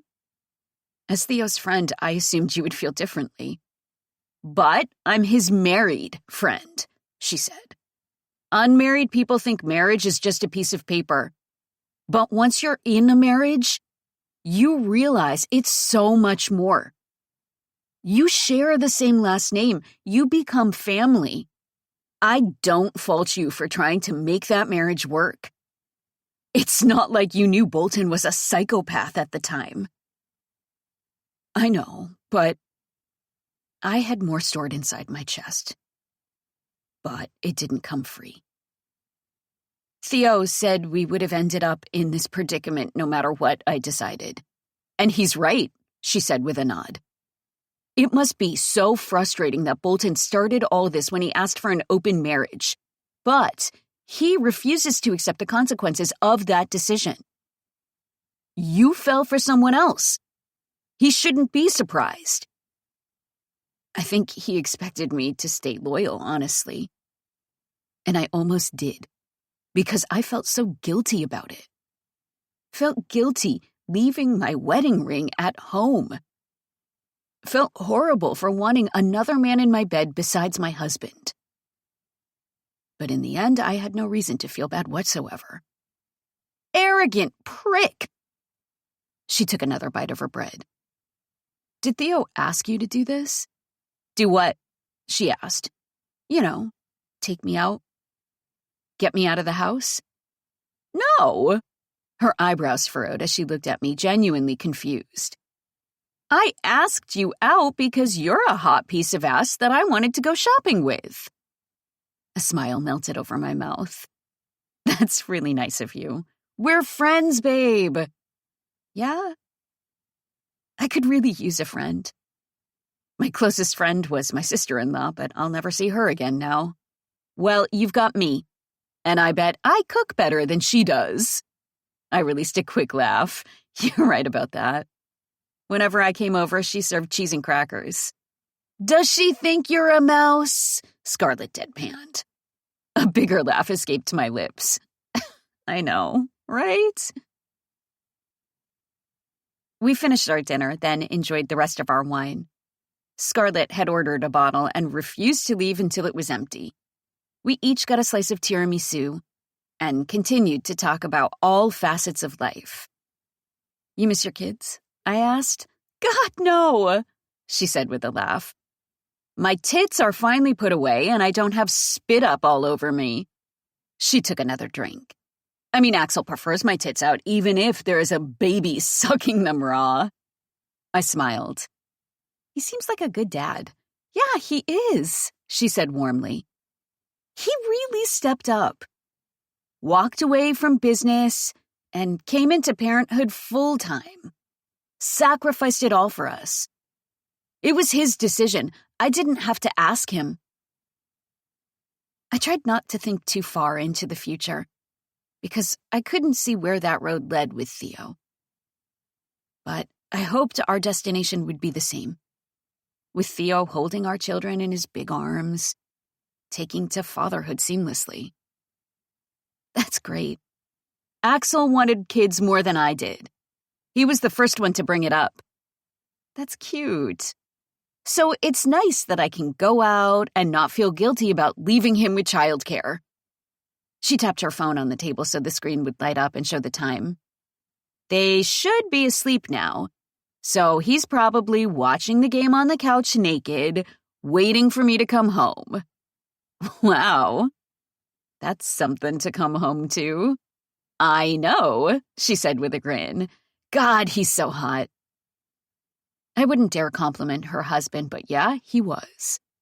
Not as hot as Theo, but still. Can I be honest? Always. I was a little jealous when Theo told me about you guys. She chuckled.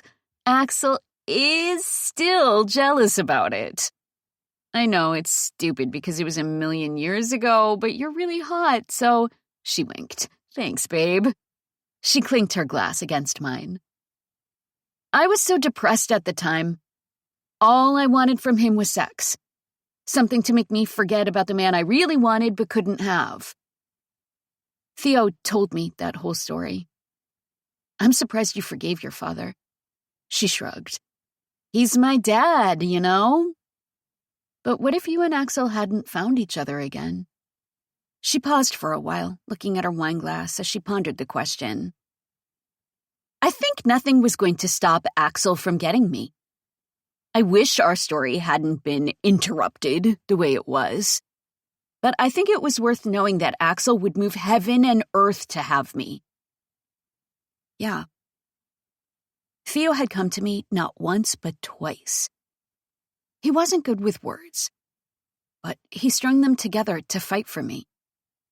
He'd extended his hand, and I should have taken it right there on the spot. Should have run away with him without looking back. I didn't trust him. But he proved how trustworthy he was after the fact.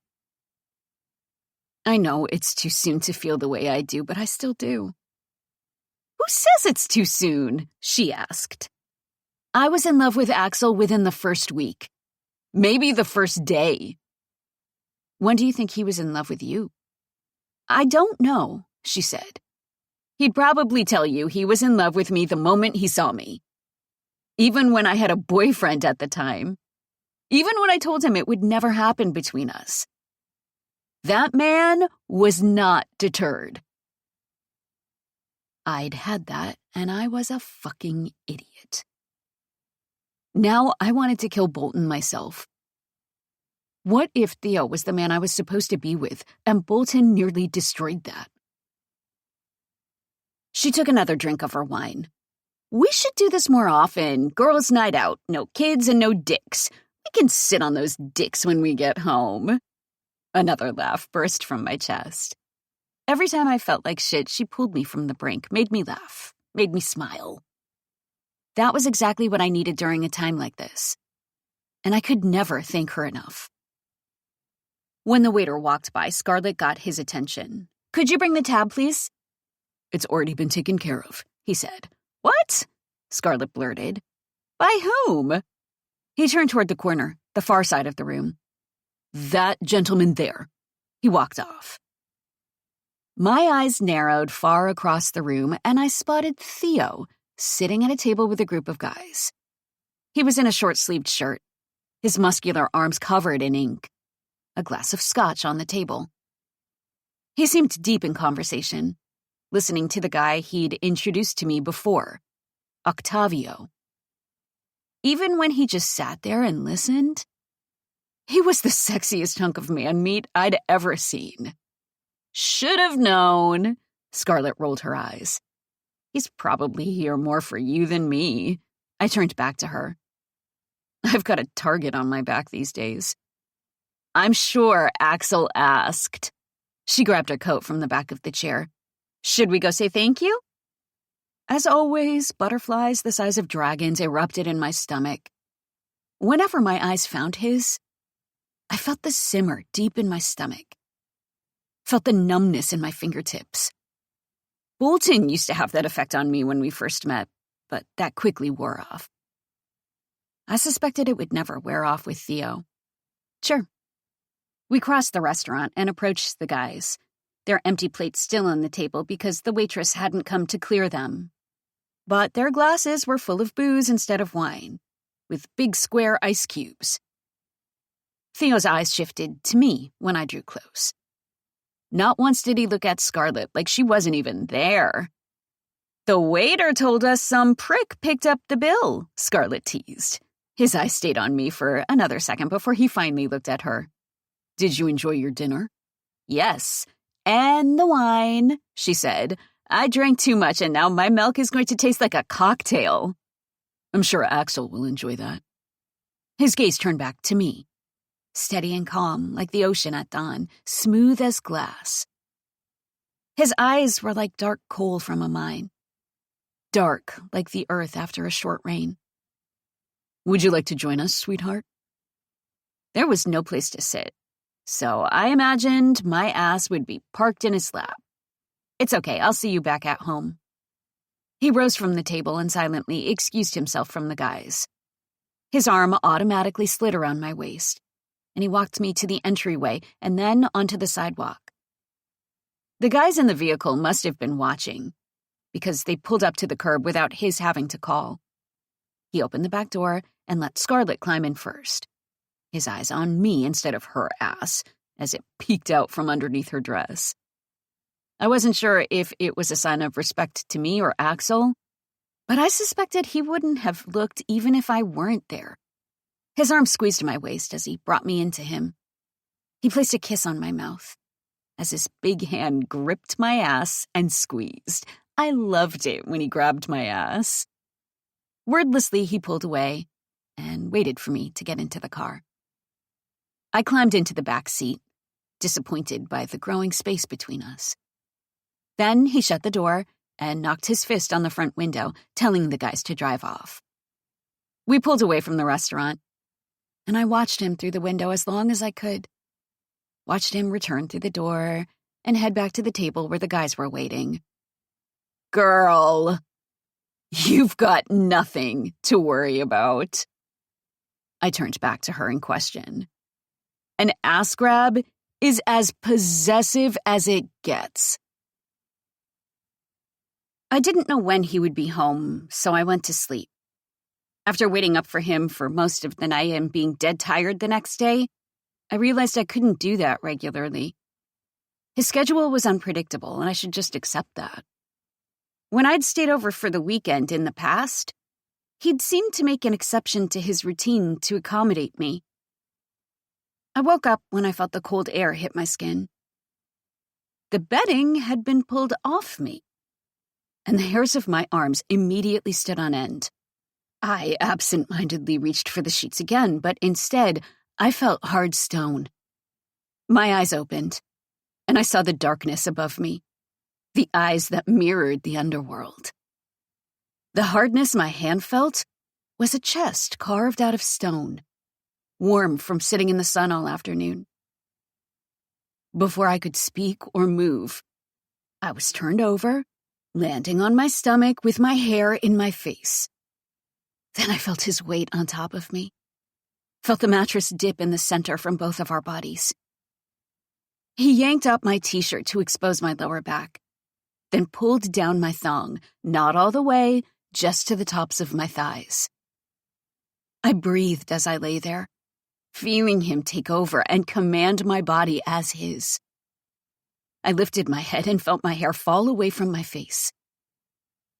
Instead of the pressure of his big head trying to ram inside me, I felt the warmth of his fingers as they slid between my folds and moved deep, penetrating me. I inhaled a deep breath in surprise. He pulsed inside me, prepping me for the log that would follow. His fingers curled to feel my wall, to soak in the slickness that started to ooze from deep inside. Still half asleep, I lay motionless and breathed, aware of his massive size on top of me like a mountain overlooking a valley. He withdrew his fingers, then smeared them over his length, lubing his head with my arousal. He positioned himself at my entrance and gave a hard push to break through the tightness at my entrance. It made me dip into the bed as I gave a muffled cry. When the worst of the discomfort was over, he sank the rest of the way, slowly entering my depths as he was squeezed by my tightness and eased by my slickness. He only stopped because he had nowhere else to go. I curved my spine to sit up as far as I could, taking deep breaths as I adjusted to the tree trunk that fully occupied my channel. He opened me as far as I could go, showed me just how much my little slit could take. His hands balled into fists on either side of me, and he started to thrust, pounding into me as I lay still, his hips clapping against my ass cheeks. It wasn't gentle the way it had been the night before. When he'd walked in the door tonight, all he wanted to do was fuck me, and fuck me hard. I breathed and winced and moaned, cycling between the pleasure and the pain, turned on by his size one moment, then barely able to tolerate it the next. But I didn't dare complain because I loved that dick, no matter how much it hurt. His breathing picked up as he enjoyed it, ignoring my winces because he didn't give a fuck at the moment. I've been thinking about this pussy all fucking day. Just when I thought he couldn't move faster, he did, balls tapping against my body with his thrusts, treating me like one of the whores who was paid to take it without complaint. I moaned and grunted, feeling my body shake as he rammed into me hard. Too much dick, sweetheart. At this angle, it was so much more. So much fuller, so much deeper. My eyes started to water because it was so much. No. Atta girl. Turned on by my answer, he gave his final pumps and finished, filling me with a load of hot seed. He gave the sexiest moan. A bear on top of me, pressing me deeper into the mattress as he claimed my pussy the way a conqueror claimed a land.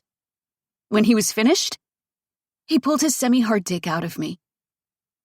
I took a deep breath when my pussy finally had room to relax. He rolled me over again, getting me on my back, before he scooped his arms underneath my thighs and opened me wide before placing a hard kiss right against my clit. I inhaled a breath so big, my whole back arched toward the ceiling. He kissed my clit hard, sucked it into his mouth before he gave it a bite. Fuck. I closed my eyes as I fisted his hair through waves of pleasure the size of a tsunami. I'd been dead asleep when this man had come into my bed and ravished me like he hadn't had me in weeks rather than a day. He dominated me before I opened my eyes. And it reminded me of the way it used to be, when he asked me to stay with him as long as I could, when he wanted me in his bed day and night, when all he wanted was me and no other substitute would do. With my nails deep in his scalp, I came with new tears and moans, grinding my aching clit harder against his face as I rode the high and came back down again. When it was over, I was utterly spent, like I'd lifted a boulder and carried it up a mountain. My eyes closed, and I lay there, catching my breath and relaxing as I simmered in the lingering pleasure. He moved over me again, his massive size making the mattress dip once more. I gotta fuck this pussy again. His hand gripped the back of my head harshly, and he tugged at my scalp as he guided himself inside me. I was slick from his kisses and his seed and my arousal, so he slipped in much easier than last time. He pushed himself deep inside as he folded me underneath him, claiming me once more with his powerful thrusts. Chapter 5. Theo. My sleep had always been irregular. Had been that way since I was a kid. Genetic insomnia. So I got up early, even after just a few hours of sleep, and I hit the weights before I went to my study. Most of my job was telling people what to do and reminding them what would happen if they refused. But I had to do other parts of the job I didn't care for, like bookkeeping. I used to have an accountant recommended by another nefarious character, but when I discovered he was skimming euros off the top, I had to break both of his legs. I should have killed him, but I thought recovering from a severe disability was more painful. Last I heard, he'd left the territory and moved to Paris, so I used my study to do the books, keeping track of every dollar spent and every dollar earned. It was boring as fuck and not my thing. But I noticed I didn't have a single problem with any of my guys afterward.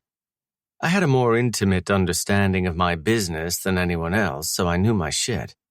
Instead of looking at the open laptop on my desk, I looked at the painting across the room, stared at it for minutes at a time, and got lost in the disturbing beauty. Remembered the afternoon I'd bought it with acute clarity. Then she walked in wearing little jean shorts and a white camisole, her long hair like a curtain of silk, her face free of makeup because she'd skipped it that morning. Her eyes were somehow more stunning without eyeshadow and mascara. When I'd stared at her across the restaurant dressed in her finest, I'd wanted to fuck her brains out. But when she looked like this, I desired her just the same. Her eyes met mine, and there was a moment of hesitancy, like my presence intimidated her. Even after all this time, after all we'd been through together, she still hesitated around me. Good. She was barefoot as she entered, dressed for the day but without anywhere to go. Her hair was tucked behind her ear on one side and fell free on the other. She approached my desk but stopped before she came into contact with it. "Good morning." I didn't say it back. "You were up early." "I don't sleep well." "Yeah, I've noticed." She looked out the open window behind me to the view outside. Her gaze stayed for a few seconds before she looked at me again. I didn't know what she wanted, but I suspected she had a reason for being there because she didn't come into my study often. She kept herself busy in her room before she went to work. When I rose from the chair, she flinched slightly. I tried not to smirk. I came around the desk and faced her, having to drop my chin because she was even shorter than usual without shoes. I was in my sweatpants and nothing else, feeling warm now that spring was here. She moved into me, her arms circling my waist as she pressed a kiss to the bottom of my pecs, where her lips reached me. She rose on her tiptoes to kiss me at a higher spot, close to where my heart sat. Her affection dispelled my foul mood, and my hand slipped into her hair and pulled it from her face as my arm circled her waist. I pulled her into me as I brushed a kiss to her hairline, hit with the scent of her shampoo and perfume, smelling like a flower garden. Her little body relaxed in my hold, like she'd been holding on to the unseen tension. I held her against me, letting her use me as a crutch against the invisible anchor that pulled her to the seabed. "Something on your mind, sweetheart?" I spoke the question I didn't want to ask, afraid she would say the one name I didn't want to hear. Bolton had hidden his tracks well, was smart enough not to tell even his closest guys where he was. I'd tracked down a few and killed them when it was clear they didn't know anything. She rested against me for another moment, and then she pulled away. Her eyes were down for a second before she had the strength to look at me. "I should have picked you when you came into the gallery, and I'm so sorry I didn't." The remorse was in her eyes, along with the self-loathing, like this truly kept her up at night. And I didn't think about it at all. "We're past this, sweetheart." "I know, but..." "But what?" "When I was with Scarlett last night, she told me Axel would stop at nothing until he had her. It reminded me of you." Her eyes flicked down again. "That you're my Axel, and I was too stupid to realize that at the time. I should have forgiven you." I watched her try to process all of this, beating herself up for the poor decision she'd made. I'd thought this was in the past, but it seemed to still be worrying her. I'm the kind of man who holds grudges. For years, even decades. But I hold nothing against you, sweetheart. Don't hold anything against yourself. She looked up at me, the surprise in her green eyes. The situation was never black and white. Our feelings in the present change our memories of the past. Don't forget the context of that moment. Don't forget the things I did to hurt you. She continued to stare at me. Let it go, sweetheart. My hand continued to cradle her face, keeping her look on mine as I stared at her beautiful face. Do you call all women sweetheart, or just me? My eyes flicked back and forth between hers, feeling the gates around my heart open just a little bit more. I only say that to my woman, and you're my woman. I walked down the hallway and met Octavio. He's in there. He nodded toward the back room. But he's not talking, like all the others. I nodded before I entered the room, finding Horace chained to the stone wall by metal cuffs. He was already beaten, with blood pouring down his face from his eyes and mouth, cuts up his arms from the slices he took from the dagger. I pulled up a chair in front of him, crossed one ankle on the opposite knee, and lit up a cigar. Horace sat against the wall, his body held up by the chains that suspended his arms. He looked dead tired, like he couldn't take much more of this. I sat in silence and enjoyed my cigar, knowing the unknown would simmer under his skin and turn to a boil. He continued to watch me, taking a deep breath as he processed his aches. I don't know where he is. That's the fucking truth. I believe you. I puffed the smoke out of my mouth. But you know I'm going to kill you anyway. I sucked on the cigar again and let the smoke invade every crevice of my mouth and nostrils. And what the fuck do you want from me? Someone knows where he is, and you're going to give me a name. You just said you're going to kill me, so I don't have much of an incentive to help you. I sat there with the cigar in my mouth, arms crossed over my chest, letting my silence tell him how wrong he was. He looked elsewhere for a while, avoided my gaze when he could. But once the silence became too deafening, he looked at me again. I tapped my fingers against my temple. You aren't seeing the big picture here. He stared at me with those bloodshot eyes. I've tortured and killed 2 men before you. You know who they were. He continued his stare. How many will come after you? An assassin wasn't the kind of man to have empathy for others, but he was part of the Brotherhood, which meant they were family. Give me a name that'll have a lead, and the killing stops. You're making an enemy you don't want to have. Making an enemy? I cocked my head and pushed the smoke out of my mouth. We were enemies the moment your organization killed my brother. We'll remain enemies until Bolton is dead, or I'm dead. So if you want to protect the rest of your brethren, then I suggest you give up the coward. He knows you're dropping like flies, but he continues to hide. Brotherhood obviously means something different to him than it does to the rest of you. After a long stare, he shifted his eyes elsewhere. He's the reason you're going to die here. You know that, right? He continued to look away as his breathing started to elevate. Help me kill him. Take him down with you. There was no greater emotion than revenge. I planted the seed and then I watered it. I was on a goose chase, grabbing the guys who didn't stay one step ahead of me. I wanted a lead that took me down the right road. I might be the Skull King, but I didn't enjoy killing people for the hell of it. Carson. He's probably with her. Her? Carson sounded like a man's name. His girlfriend. Astrid had told me the tale of his affair, that she'd spotted the messages on his tablet just before he remotely deleted them from his device and his cloud. Not only had he been cheating before he'd asked for the open marriage, but he had a long-term relationship with someone. Carson.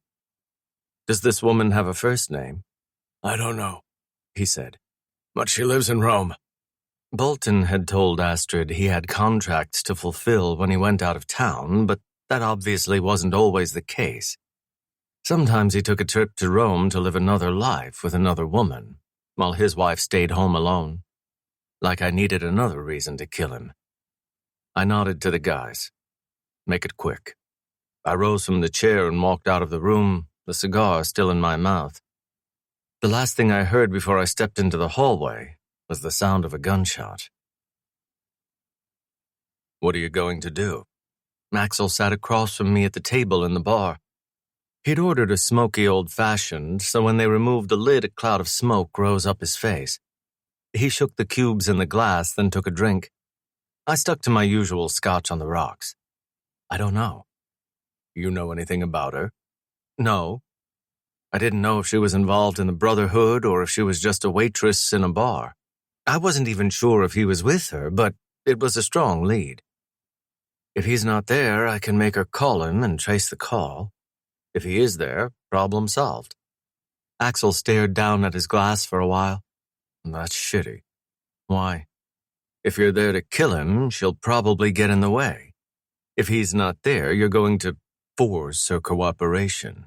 Neither of those are good options for you. The only women I dealt with at work were whores and bartenders. I'd never struck a woman or forced her to do anything. I was lucky that men were the only recipients of my rage. I don't have a choice, he's gotta go. Axel nodded in understanding. I get it. Do what you gotta do. What about you? Ever killed a woman? No. Ever done anything else? He stirred his glass again. Nope. I've choked Scarlett a couple times, but she liked it.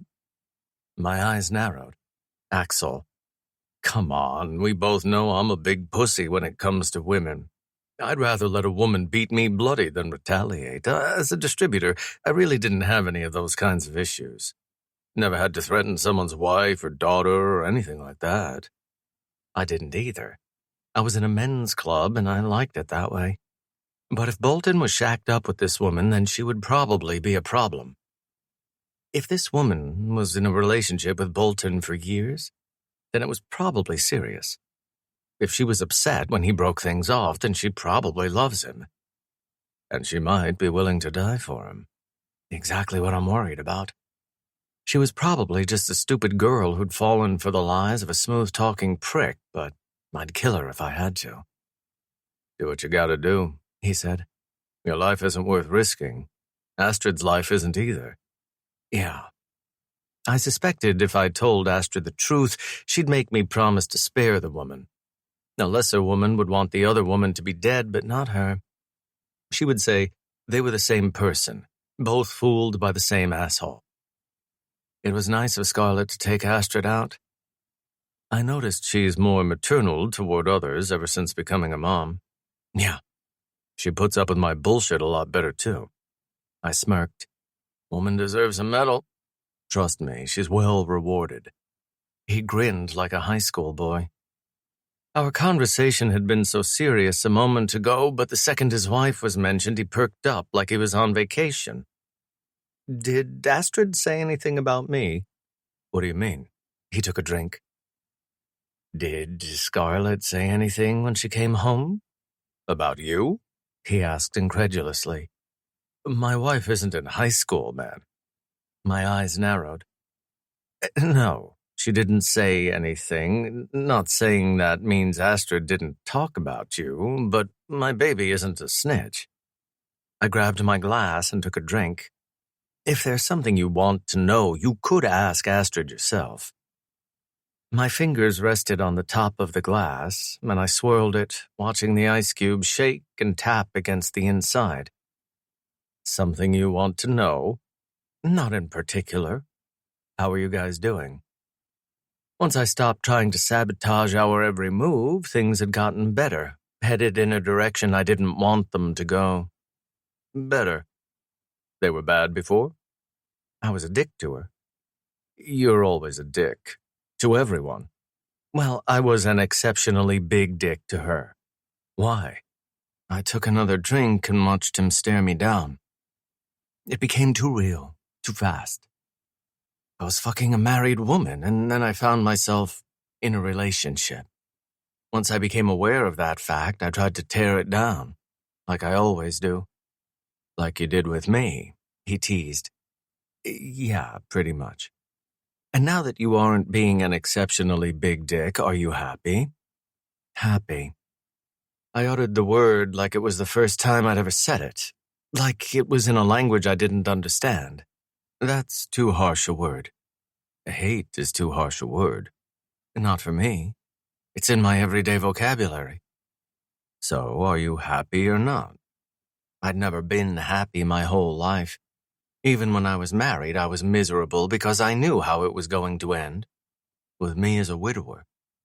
Even when I smoked and exchanged laughs with my brother, that wasn't happiness.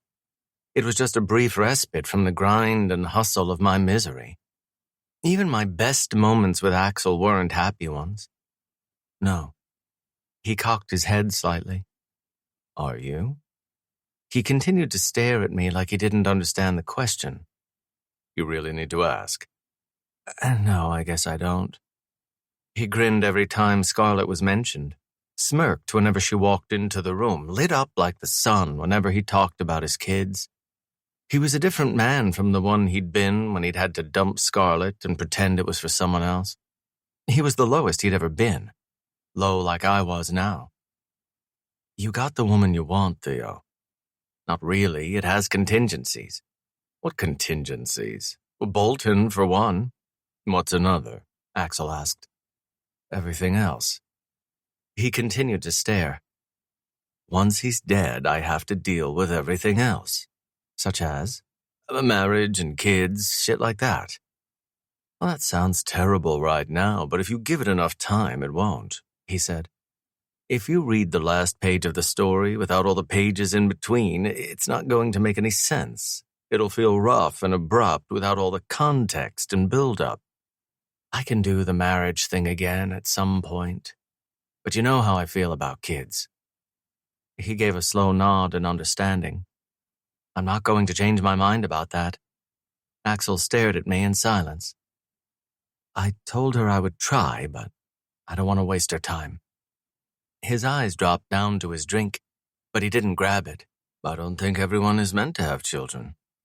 My eyes narrowed on his face, surprised he didn't try to change my mind about it. I think it's perfectly fine not to have them. However, I think, like with anything else in life, you might feel differently about it at a different time. Your answer yesterday may have been no. Today it's obviously no, but maybe tomorrow or next year it might be different. With my first wife, we never talked about kids. Neither one of us seemed to care about it, but then Scarlett walked by in her heels and her sexy curves. He shrugged. It was just different with her. Can't really explain it. I continued to stare at him, hanging on to every word. Just see where it goes, Theo. You said you wouldn't sabotage it, but you're already doing it again. Bolton wasted a lot of her time, Axel. Wasted the best years of her life with lies and bullshit. Didn't just have a side chick here and there, but an entire relationship. I don't want to do the same. I get it, he said. You're a good guy. But what is your reason for not wanting to do it? You've never actually explained it, just said it wasn't for you. I shook my glass and took a drink, ready to light up a cigar next. You walked away from the business of your own accord, right? Scarlett didn't ask you? She didn't have to ask me, he said. What kind of father would I be if I was still doing that shit? When my kid asked me to come to career day, what was I going to say? That I was in pharmaceutical sales? Exactly. He furrowed his eyebrows as he tried to understand. You can't have both, and that's why I can't do it. Once he understood, his eyebrows relaxed, and so did the rest of his face. He gave a subtle nod in understanding. This is all I know, Axel. I don't want to give it up to change diapers and sit on my ass all day. You think that's all I do? He smirked like he wasn't offended. Yes, I change diapers and I do sit on my ass, but when I'm sitting on my ass, my daughter is sleeping in the crook of my arm. And I'm watching. I'm watching my son color outside the lines one day, then color inside the lines a week later. I'm watching my wife glow like the full moon when she's looking at the babies we made together. I'm still lifting in the morning and fucking my wife at night. I'm still taking my wife out to dinner and grabbing her ass in front of the entire room just so they know she's mine. Do I miss the streets and the adrenaline and the insanity? He shrugged as he considered it. Sure, sometimes. But that was a different season of life, and I'm really enjoying this season. Nothing is ever as bad or as good as you think it's going to be, Theo. Just live in the moment, with Astrid, and see where it goes. You might feel differently if you allow yourself to. I grabbed the cigar on the table and lit up, letting the smoke soothe my insides. Axel continued to watch me. Unless that's the problem, that you're afraid you will feel differently, because you're already starting to. I held my breath as I let the smoke absorb into my flesh, let the world go still as I blocked out what he said. When my lungs couldn't hold it any longer, when I felt myself about to explode, I let it out with the smoke. Chapter 6. Astrid. It was midnight, but I was still awake. My sleeping patterns had changed since moving in with Theo. He was usually home late, so I found myself staying awake in the hope I would see him. Sometimes he woke me up in the middle of the night in the most delectable ways. But other times, it wasn't until I was awake the following morning that I saw him. It was hard not to text him to ask when he would be home. He said it didn't bother him, but I didn't want to start bothering him. We felt closer now, our attachment deeper than the flesh. And the last thing I wanted to do was make another mistake like I had when I'd invited myself to his bed. What we had felt special, and I would die if I lost it. My phone lit up on the nightstand, his name on the screen.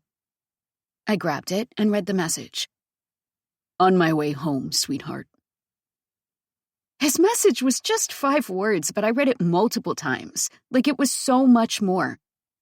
I'd had to restrain myself from texting him, but in the end, he gave me what I wanted anyway. Before I could think clearly, I texted back. "Can't wait to see you." His 3 dots didn't pop up. My mind and heart soared in the clouds. As if I hadn't seen him last night or the night before, I was excited. Excited like it was our first date. The first time we would sleep together. He made me so nervous. His stare, his presence, his natural intimidation. And I'd become addicted to it. I got out of bed and opened the drawer of my dresser until I found the stuff I'd picked out with Scarlett. Lacy black lingerie that she insisted every man loved. I hesitated as I felt the satin in my fingertips, unsure if I could pull it off the way his favorite whores probably did. But then I ignored all the doubt and insecurity and put it on. I didn't know how close he was to home, so when I went into the bathroom, I brushed my hair and added some mascara to make my lashes look thicker. Then, I got back into bed, my heart racing, and waited. 10 minutes later, the door opened, and a mountain of shadow entered the room. He was just in his boxers as he approached the bed. His skin and muscle, his armor, his ink, his scars. He pulled back the sheets to get into bed beside me. But he hesitated when he spotted me in my crotchless bodysuit. My tits pushed up so high, they looked several cup sizes bigger. He continued his stare, his hungry eyes roaming over my body like he'd never seen it before. Guess Scarlett was right. His knees sank into the mattress when he moved onto the sheets. His body came over mine, and he immediately adjusted me underneath him, folding me, bending my knees, getting me into the position he wanted to fuck me in. Didn't even kiss me. Just got straight to the point, and I liked that. He knew the lingerie was crotchless without checking, and he slicked his head before he pushed himself inside me, forcing himself without any gentlemanly patience. He just took what he wanted like I didn't matter. And I also liked that. When I felt him plow into me, I released a gasp. My nails sinking deep into his flesh, his muscles hard as rocks. It had been just a moment ago when he'd laid eyes on me, and within the snap of a finger, he was at full mast and hard as steel. For me. He could have anyone else, but he wanted me. It was the kind of fuck that knocked the headboard into the wall and made a mark. It was the kind that his butler probably heard 2 floors below, the kind that would make me come and make me sore. The kind that made me feel like a woman he spotted across the bar and had to have. The kind that made me feel secure for the first time in a long time. I was in my bedroom when he texted me. "I'm taking you to dinner. Be ready in an hour." As always, I read his message several times, because I was always shocked by the things he said. With another guy, I wouldn't appreciate being bossed around like that, but Theo was different. He could boss me around all he wanted. I put on a black dress with another piece of lingerie underneath, a push-up bra with a matching thong.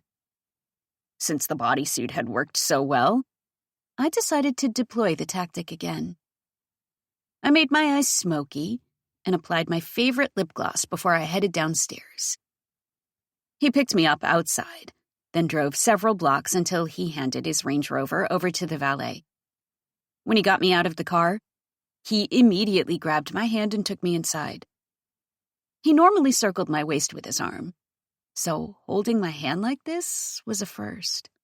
I liked it because it felt more intimate. An arm around the waist said, "This is my woman." But holding hands meant she's mine and I'm hers. He barely checked in with the host before he was given a table farther in the restaurant. Hand in hand, he took me to the table and pulled out the chair for me like he was a gentleman and not the caveman who'd nearly broken the headboard last night. He pushed in the chair to catch my ass, then dropped into the chair across from me. A waitress was there right away, and before she could say a couple words, he cut her off. "We'll take a bottle of red. Something from Barsetti Vineyards." He didn't look at her as he gave the order, just pushed up the sleeves of his shirt to his elbows like he was warm on a cold spring night. She walked away without saying a word. Once she was gone, I felt my heart beat again. Felt it drum in my chest as the nerves got to me. His appearance was burned into my memory, so it wasn't like I could ever forget how sexy this man was. But every time I looked at him, I was shocked by it. The jawline, the eyes, the confidence. God, it was all too much. He ignored the menu and stared at me. A stare that had teeth and ate me alive. It was smoldering and possessive, but also intense. He looked like he could either compliment me or scream at me. I broke contact when it became too much and grabbed the menu. He continued to stare at me. Bolton used to look at me in a similar way, but nothing compared to this. He was a spark compared to Theo's inferno. The longer I was with Theo, the more my marriage felt like a strange dream. "What are you going to get?" I asked, trying to break the tension, even though I never wanted it to break. He didn't answer. I continued to look at the menu, settled on the risotto, and then placed my menu aside. He was exactly where I left him, still as a statue, with eyes that could see into the underworld. The waitress returned with our wine and asked what he wanted. When he didn't reach for the menu or look flustered, I asked, "Are you ready?" He turned to the waitress. "I'll take a steak, medium rare." "Do you want potatoes or rice?" she asked. "Surprise me." She seemed put off by his coldness because she didn't smile. She took my order, then walked away. He broke his stare and took a drink of wine. I did the same, needing the booze to take the edge off. My muscles were so tight they might split in half. If he already wanted me this much over dinner, then he would be really pleased by the outfit I wore underneath. "How was your day?" "It was fine. Yours?" "I sold a painting, a big one." "Big in size or big in price?" "Both." He gave a slight nod. "Have you considered painting again?" Of course he brought that up, like always. Honestly, life has been pretty hectic. "I can have your supplies placed in your room. You still have everything?" His eyes locked on mine once again, the way people appreciated a full moon or a falling star. "Yes." "I'm surprised you didn't throw them away." "I would never throw away art." My eyes softened when I wished they wouldn't. I didn't want to accept praise I didn't deserve. I didn't want him to treasure something that wasn't worth being treasured. But now I knew his words weren't just words because he had kept it. "You're too much." He continued to watch me. "You could have any woman you want, but you're here with me. I don't get it." "I do." He said it with the same confidence in his eyes that he always possessed. His sincerity rang with truth. It wasn't a line to get me into bed because he already had me in his bed. He'd become the bulletproof vest that protected me from the weapons of my enemies. "That's sweet of you to say." He'd been my provider and my protector since the moment I laid eyes on him. He changed my tire in the rain. My phone was dead, so I couldn't call Bolton even if I wanted. When I turned my back on Theo, and my world went to shit, he broke down the door and came to my rescue. His affection for me almost felt unconditional. I would never feel good enough for him. He continued his hard stare, continued to burn holes into my face with the sharpness of his gaze, looked at me like he hadn't already looked at me 100 times. And then his eyes flicked away, and the connection was severed like a knife through a taut string. There's something I need to say to you. Our moment was so heated and intense, and then it just evaporated, changed within the blink of an eye. It had been so overwhelming that I could barely withstand it, and now I missed it with every fiber of my being. Because I knew whatever he was about to say wouldn't be good. I'm listening. He continued his stare, slowly crossing his big arms over his chest. His eyes were down for a second before they found mine again. I don't want kids. A heavy pause followed, his eyes watching mine for a reaction. I didn't know how to react to that. I hadn't thought about the destination of this relationship because the ride had just begun. Tomorrow might be my last day. Tonight might be Theo's. When I didn't say anything, he continued on. He wasted your time and your youth. I don't want to do the same. My eyes narrowed on his face. It's not the same at all. I just want to be honest with you. You deserve all the information up front so you can make the best decisions for yourself. The last week had been a fairy tale. An intense, erotic fairy tale. And now it was starting to slip away. I appreciate your honesty, Theo. I know I never have to doubt your integrity. For a man who made a living as a criminal, he was morally superior to everyone else. Can I ask why you feel that way? He stared at me across the table, arms still crossed over his chest. I wasn't sure if that was a quiet brush-off or a pause. I simply have no desire. I gave a quiet nod in understanding.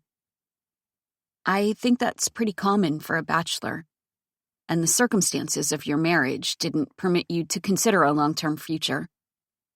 Most people don't want to have kids just to have them. It usually happens when they're with someone for a long time, and they think about things differently. So I think it's reasonable for you to feel that way. His dark eyes were like rocks, inanimate and lifeless, impossible to read.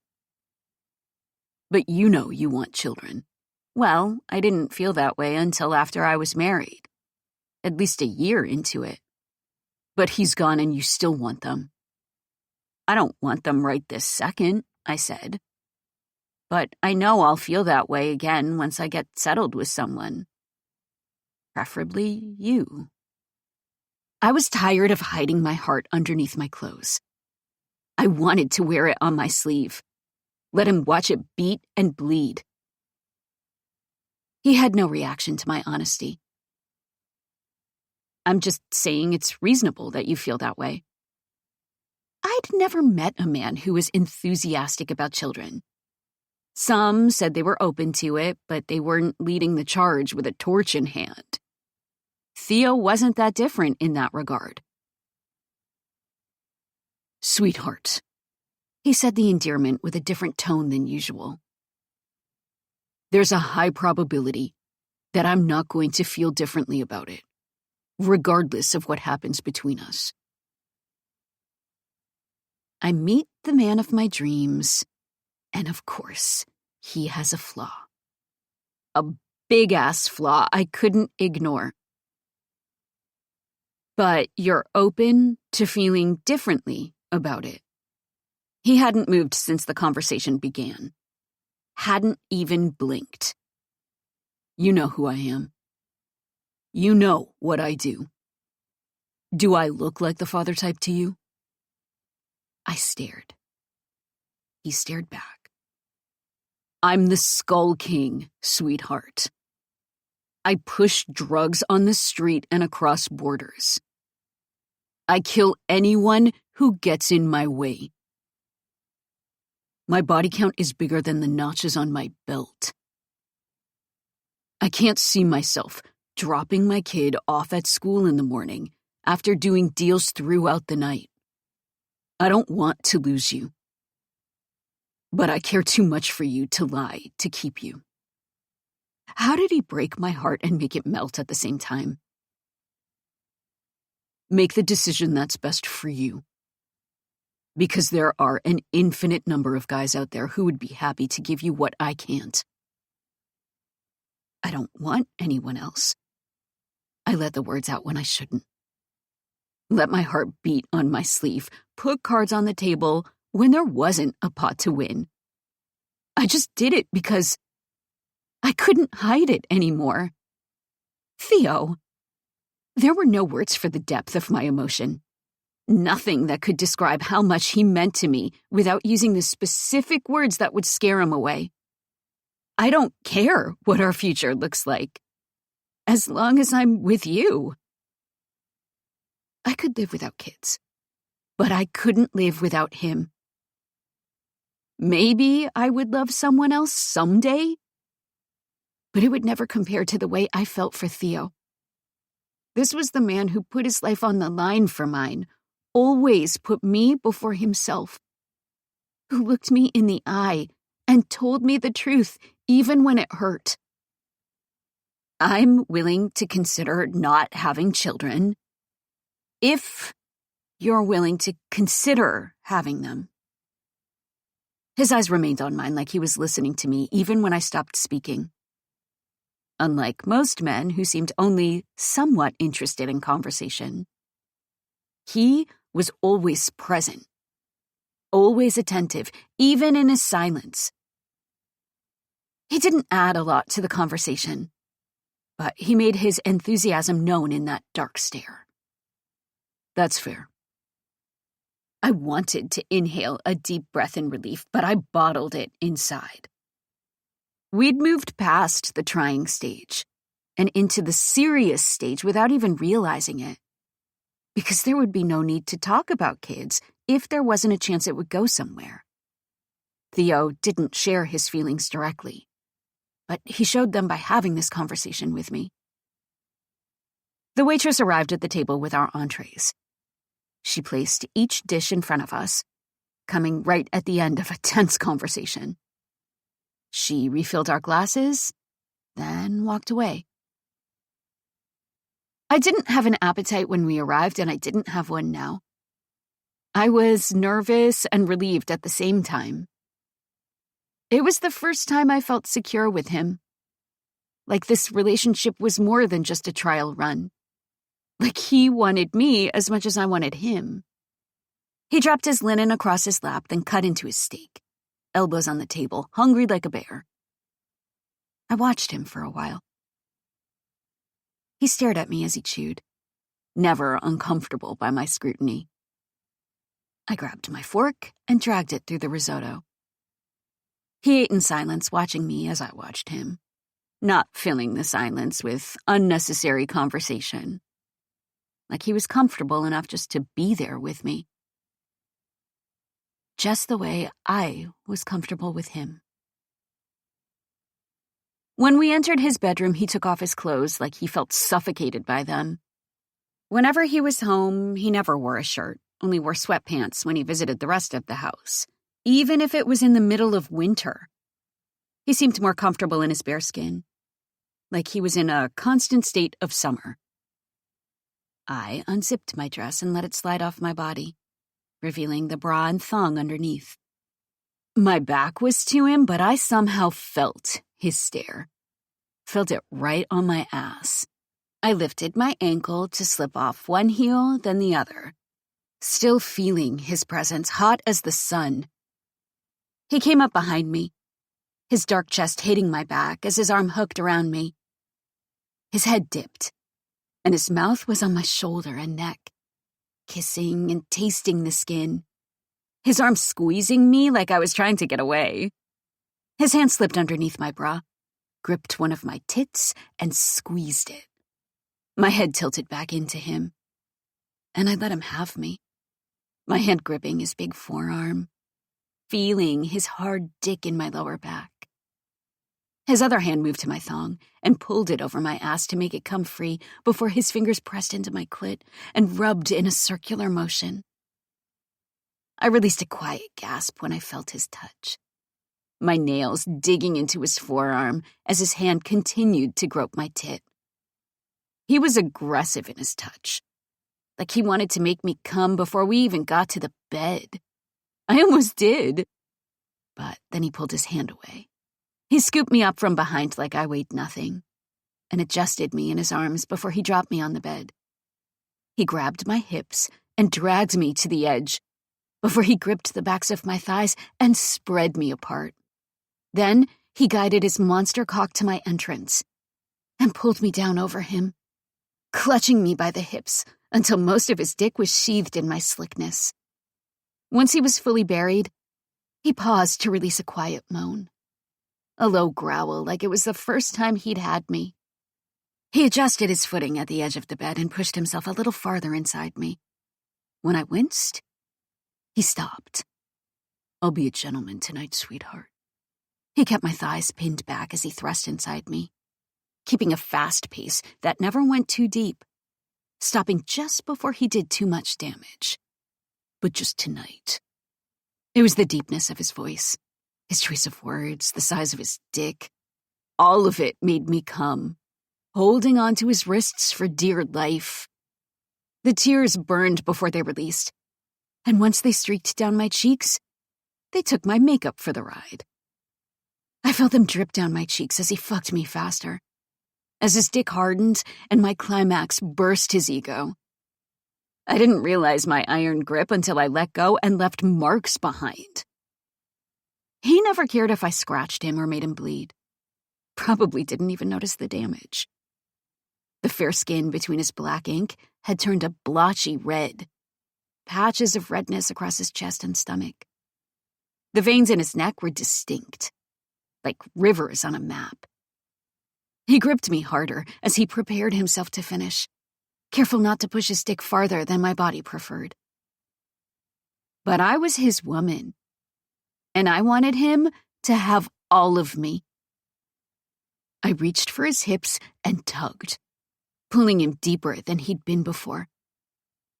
The look on his face, the smolder mixed with the arrogant smirk, was so damn sexy. "If you want it, sweetheart." He gave me all of himself as his hand went to my neck and squeezed. Squeezed me like a possession rather than a person. Like a whore rather than his woman. He plowed himself fully inside me and got off on my moans and whimpers as he finished, treating me as harshly as I asked him to. He pumped his seed inside me with his final thrusts, his hand digging into my hair next because his previous grip hadn't been enough. Instead of his dick softening to half-mast, it remained rock hard inside me, like he'd never fired the load in the barrel. "Can you take another?" He was already rocking gently, giving me a sample of his size after pounding the entire thing.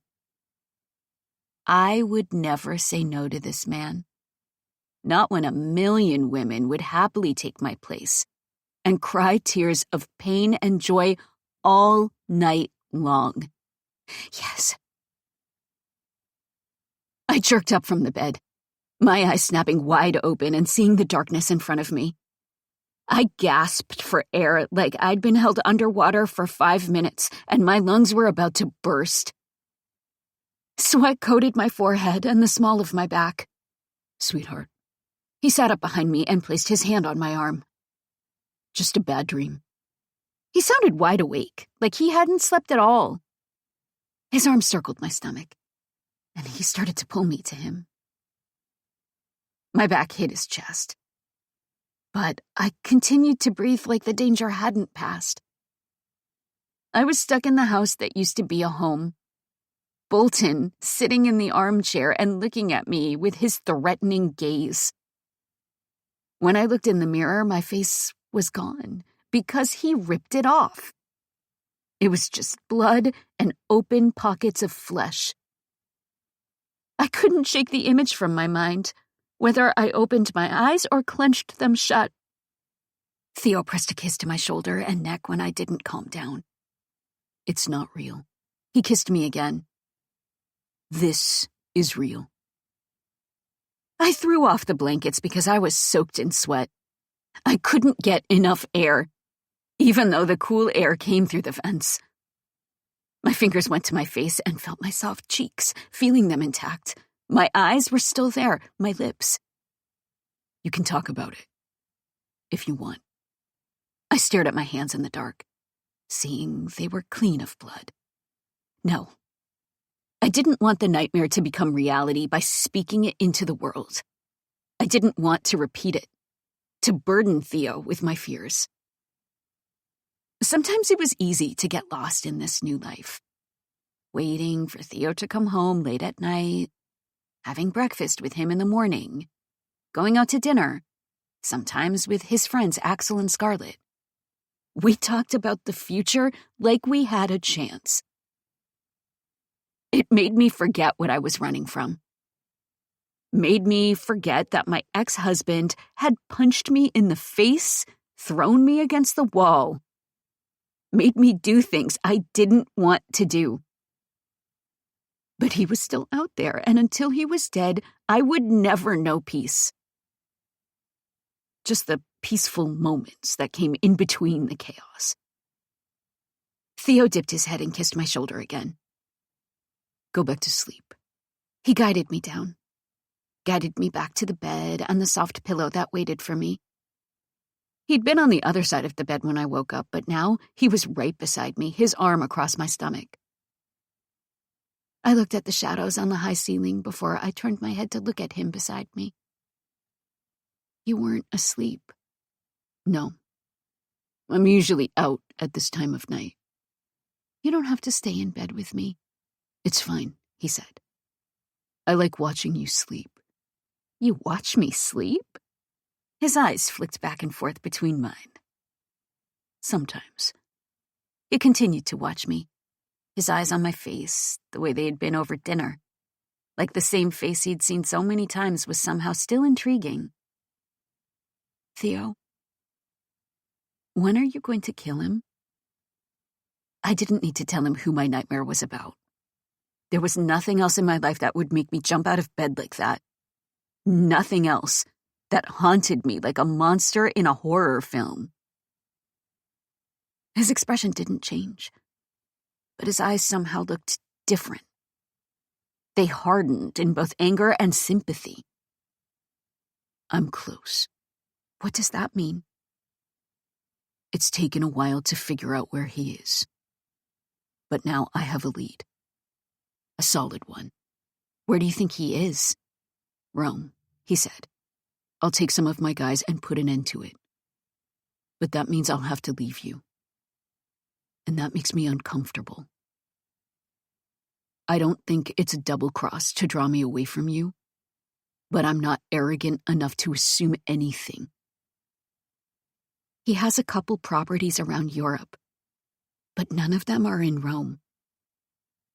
All he did was stare like he knew something I didn't. What? His eyes shifted back and forth before they hardened. I tortured one of his guys. Suggested he might be with Carson. And that's where she lives. Carson, the woman he was texting. Oh. He continued to study my reaction. Then maybe he's moved on? I asked hopefully. Maybe he's busy with her now and we don't need to worry about him anymore. When his look didn't change, I knew that wasn't the case. You aren't telling me something.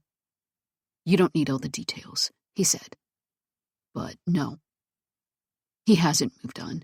Have you spoken to him? I told you. This is my problem, but you can't bury my head in the sand. You can't exclude me from a problem that directly involves me. What did he say? He gave a quiet sigh before he rolled onto his back. The situation hasn't changed. That's all that matters. I'd grabbed onto the fleeting moment of hope. And just when I got my fingers around it, it vanished. Let me get this straight. I sat up in bed. He's shacked up with his side chick, the same side chick he had when we were married. But he still demands I be his wife? How the fuck did I marry a psychopath and not realize it? When he told me he was a hitman, I should have seen the red flag and booked it. But I fell in love and looked past it like a dumbass. Theo sat up and leaned against the headboard, the sheets to his waist. Please, kill him. I'd never wished death on anyone, but I wished it now. Wished it on the person I'd vowed to love for the rest of my life. The very person who'd choked me until I'd blacked out and left me on the kitchen floor. I will, sweetheart. I wanted to be free of him. Not just to be with Theo, but to move on with my life without looking over my shoulder. Whenever I was at the gallery, I expected Bolton to burst inside and drag me home. But I might have to kill her too, he said. How do you feel about that? Why would you have to kill her? If she loves him, I doubt she's going to stand by and do nothing. They'll have guns in the house. If she takes a shot, I'm shooting her first. He continued to look at me. Is that okay with you? Why are you asking my permission? I don't hurt women. Never hurt a woman in my life. The last thing I want is for you to look at me differently. She's an innocent person who doesn't deserve to die. Having an affair with a married man isn't a legal crime, just a moral one. But if she really tries to kill you, then you won't have a choice. I'd just had the guys place the painting in the back of the moving truck outside. One of my clients had bought another vacation house, and he needed something special to go over the mantel in the sitting room. He bought it without seeing it in person, because the picture on my phone was enough to make him fall in love with it. I returned to my desk and texted him. She's on the delivery truck. We'll be there in a couple hours. He replied right away. Thanks, Astrid. He sent a thumbs up emoji. I made a 15% commission off my paintings, so a €50,000 painting like the one I'd just sold netted me about €7,000. Sometimes I felt guilty taking the commission when my sales tactic was not to have a sales tactic. If they wanted to buy the painting, they would. I didn't feel right manipulating them into the purchase, or flirting with the male clients just so they would try to impress me. That was a tip my old coworker had given me, but I'd never taken her advice. I definitely wouldn't take her advice now. Not when I had Theo. Not when I had the man of my dreams in my bed every night. Not when he was the best thing that ever happened to me. I wouldn't squander that for any commission, no matter how big it was. My phone started to ring. It was a blocked call. It wasn't unusual to get calls from blocked numbers, because some of my clients were really wealthy and really paranoid. I took the call. This is Astrid. Silence. Hello? It's nice to hear your voice. My day had been going so well, and just like that, it went to fucking shit. I'd recognize that voice anywhere. Even if he altered it, I would still know it was him. Just by the way he said things, the inflection in his voice on certain words.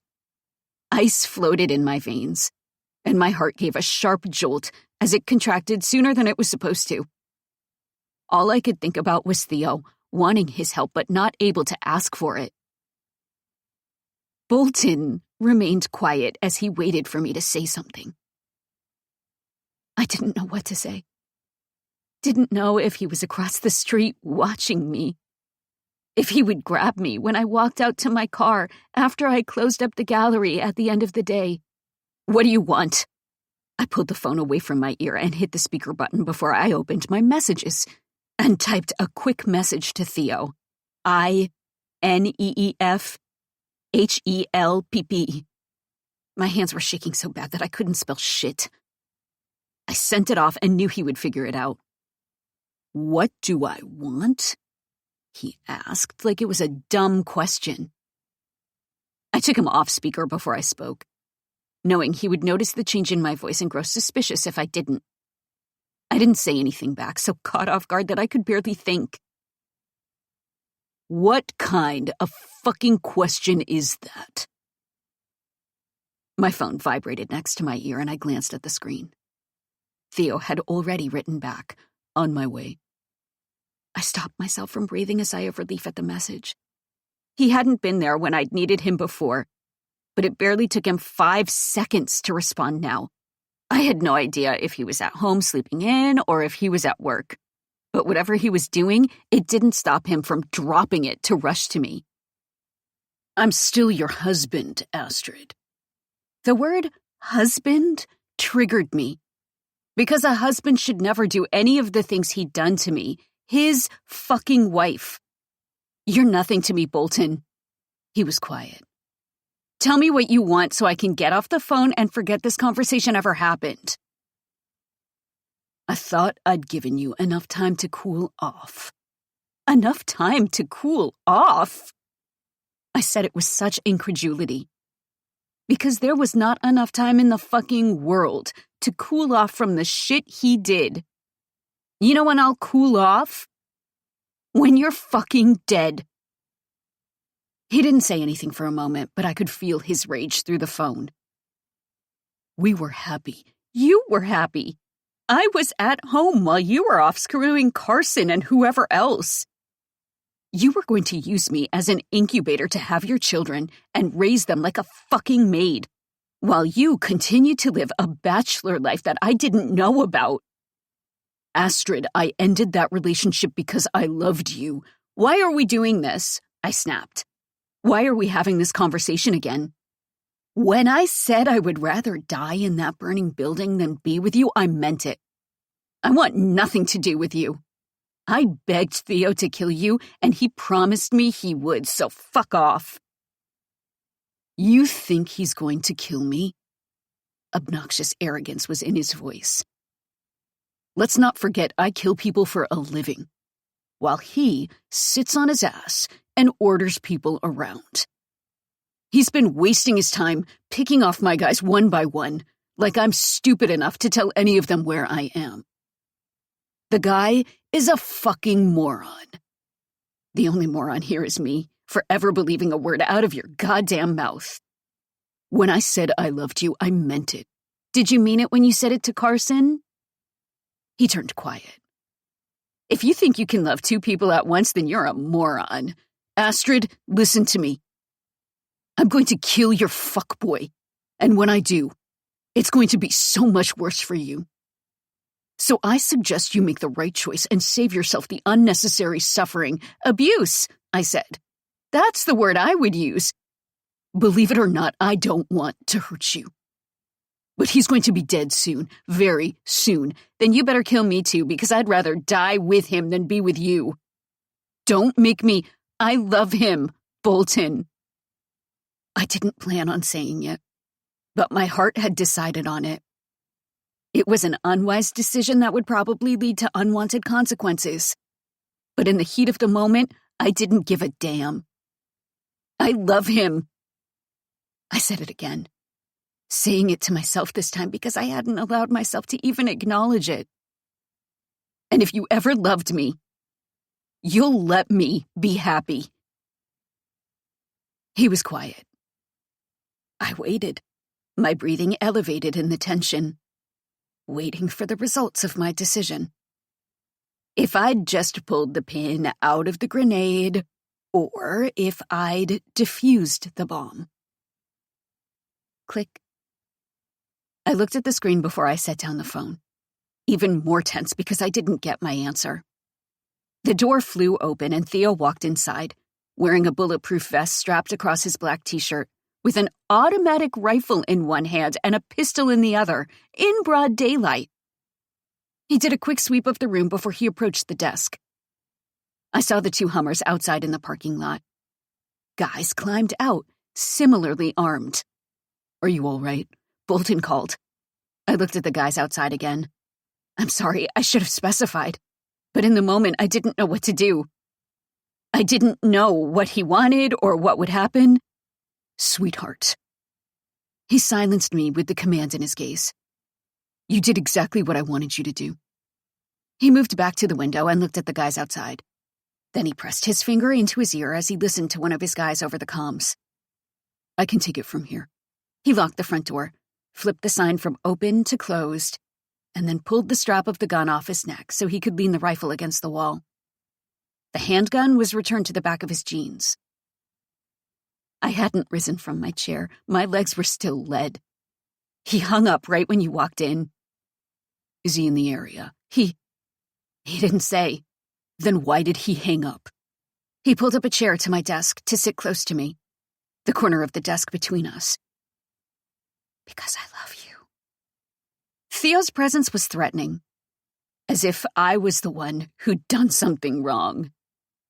He looked at me like I was on trial when I was the victim of the crime.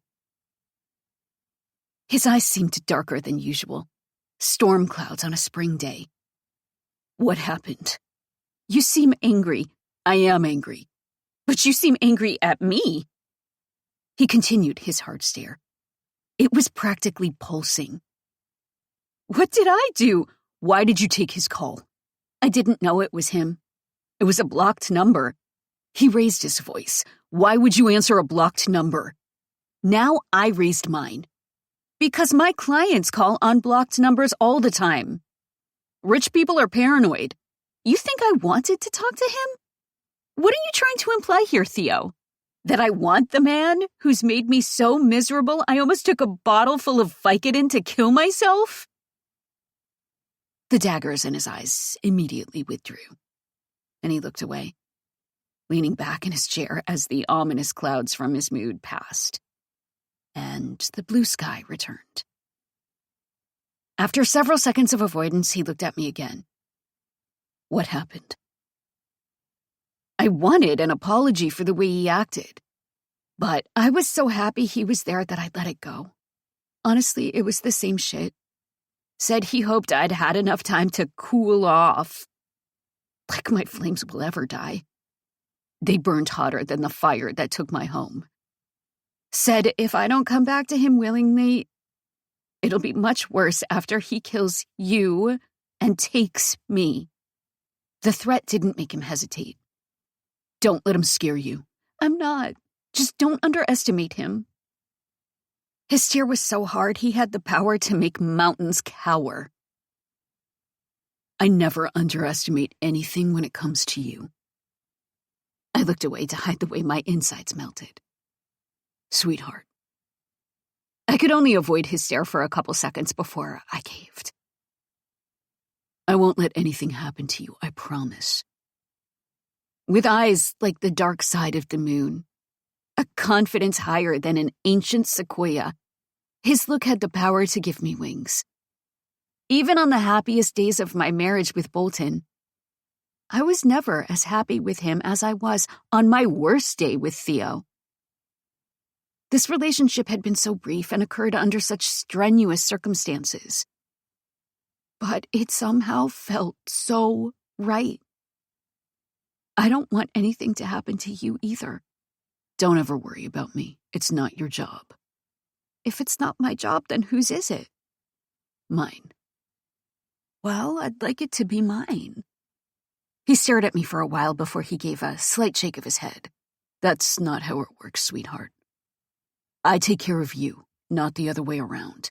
But I want to take care of you. I wanted to rub his sore muscles when they ached. I wanted to make him soup when he was sick. I wanted to watch him grow old through the decades and be there every step of the way. His gaze remained hard as stone. not giving me any entry into the conversation. Why did he hang up? What little vulnerability he'd shown in his expression was long gone. He was back to business, back to his coldness. I felt the jolt of terror at the question. I was blinded by the flashlight he pointed at my eyes. I told him to fuck off, and that was all it took. Then you should have said that at the beginning. I did. His eyes were never kind like Axel's. They were fierce, intelligent, sharp. Even in our most intimate conversations, he rarely showed warmth. His eyes didn't soften at my compliments. He seemed to always be on guard, even with me. I've never lied to you. I knew he smelled my bullshit and called me out on it, at least by choice. He didn't ask the question again verbally, but his eyes continued to dig into my flesh like a shovel. So are you lying to me willingly, or because you think you don't have a choice? There was no escape. My eyes shifted away to avoid his angry stare. Look at me. My arms crossed over my chest. I won't ask again. Theo. His hand went to my chin, and he turned my gaze on him. His fingers were as gentle as a bee landing on a flower. He didn't yank my face toward him, just gently guided it until it was where he wanted. There. His arm rested on the desk between us, and his stare burned into mine with such hostility and more heat than the surface of the sun. Now answer my question. I didn't know how to answer it. Didn't know how to circumvent the precarious position. Tell me what you said to him. He didn't raise his voice, but his impatience was as loud as a scream. I didn't lie because he seemed to know my tells now. Seemed to have stared at me long enough to understand all my reactions like details scribbled on a note card. So I went with the truth and hoped he would leave it alone. I don't want to. The anger in his eyes told me he wouldn't let it lie. Why? Because. He gave a slight nod, but it was a sarcastic one, the anger visible in the tightness of his arms. I'm willing to give up my life for yours, but you can't tell me what you said to him. That's not fair. Bolton gave me a choice. I can give you back and get my brother's remains back, or I could keep you and let him throw Killian's bones in an incinerator. You know what I chose, but you can't fucking tell me what you said to him. He raised his voice. He looked at me in a way he never had before, like he hated me. Good to fucking know. He slammed his hand down on the desk before he rose to his feet, pushing back the chair until it tipped over behind him. Theo, listen to me. It's not what you think it is. He grabbed a rifle and headed to the door. How can I think anything when I don't know anything? This is the guy who punched you in the face, but you still keep his secrets. It's not his secret. I followed him to the door. Theo, please just let this go, I beg you. So you'll tell him something but not me? He looked at me before he opened the door, his disappointment heavy like a pile of snow on a mountainside about to slide down in an avalanche. I knew he wasn't ready to hear how I felt. Our relationship was still beginning in a lot of ways. It would put pressure in places where we were weakest, and we would crumble. Please, just trust me. Disappointment was still in his eyes, the curtains drawn closed over the windows. He unlocked the door and opened it to walk out. I knew I was going to lose him no matter what I did, but this wasn't the way I wanted to lose him. He said he would kill you, and I said he would have to kill me too because I'd rather die than lose you. He halted, but didn't turn around, his eyes still toward the parking lot. Because I love you. I felt the terror the moment I said it. Felt his hand slip from mine forever. The only thing he'd offered was to try. try to have something that might fly. But before we could even achieve liftoff, I burdened it with too much weight.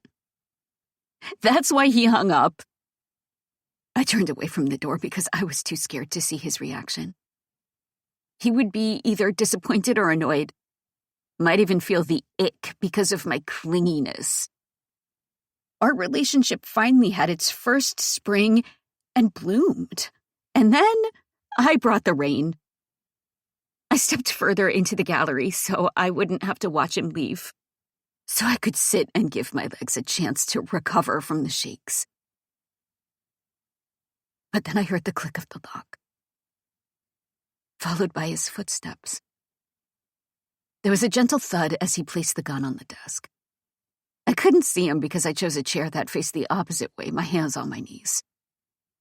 He came around the chair and stared down at me. I kept my eyes on the coffee table. I'd never been more scared to look at him. After a moment, he sat at the edge of the coffee table, elbows on his knees, his eyes unreadable. I didn't want to tell you. I wished I'd never said it to Bolton. Should have just hung up. Why didn't I just fucking hang up? Especially not like this. My eyes moved down to the rug beneath us, because I was too much of a mess to look him in the eye. I'd felt so secure in our relationship minutes ago. And now I felt it shatter. Sweetheart. His voice was gentle with a hint of remorse. I didn't look at him. He didn't grab my chin like he did before. He let me be. It's my fault. I should have trusted you. Instead of him being calm and understanding, I expected him to be distant. So distant he was an island off the coast. I'll get you a new phone. Don't answer blocked calls anymore. I hadn't expected the conversation to go well. But I was somehow still disappointed. My eyes lifted to his. They were already on mine, like they'd been there all along. I was angry that you spoke to him at all, and I lost my temper. I don't know how a man like you could possibly be jealous. I'm not jealous. Then what are you? He was quiet for a while.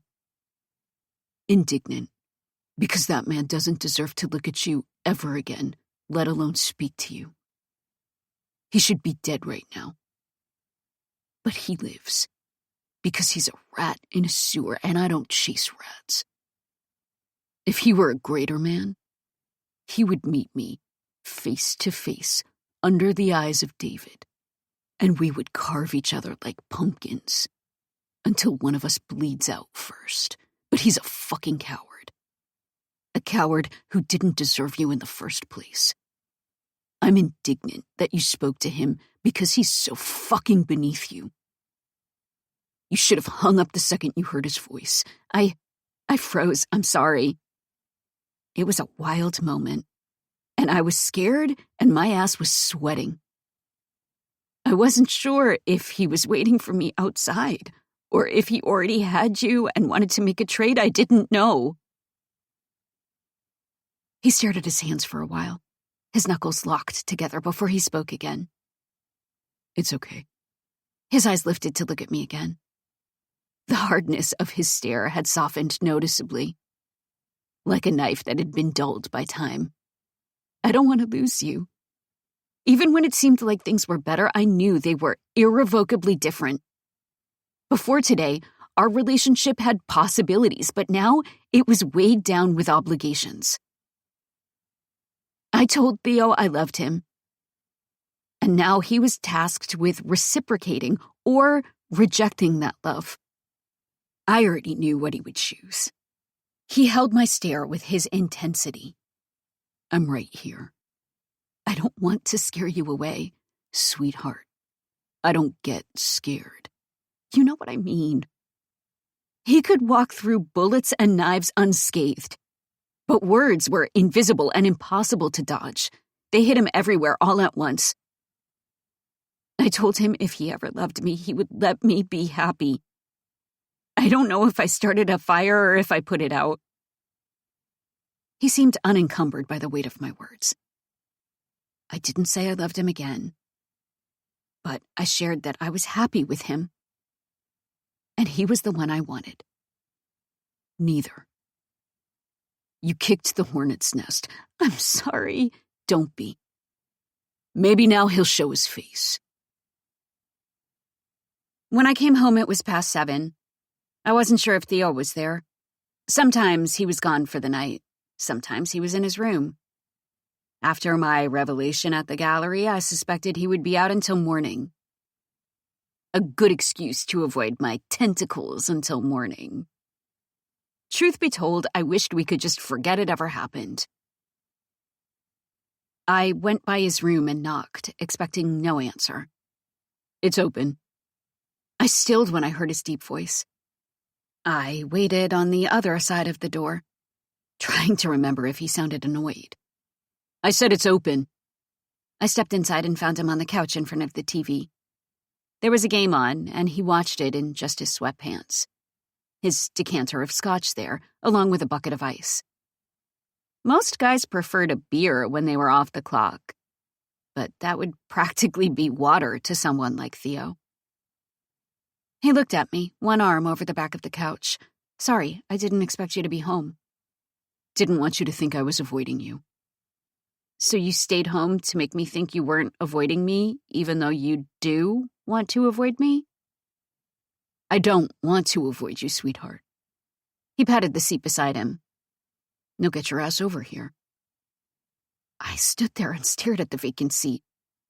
"Can we just forget what happened earlier today?" He stared at me for a long time, the reflection of the TV in his eyes.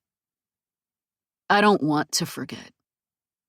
It was stupid to expect him to say he loved me back when I knew he wouldn't.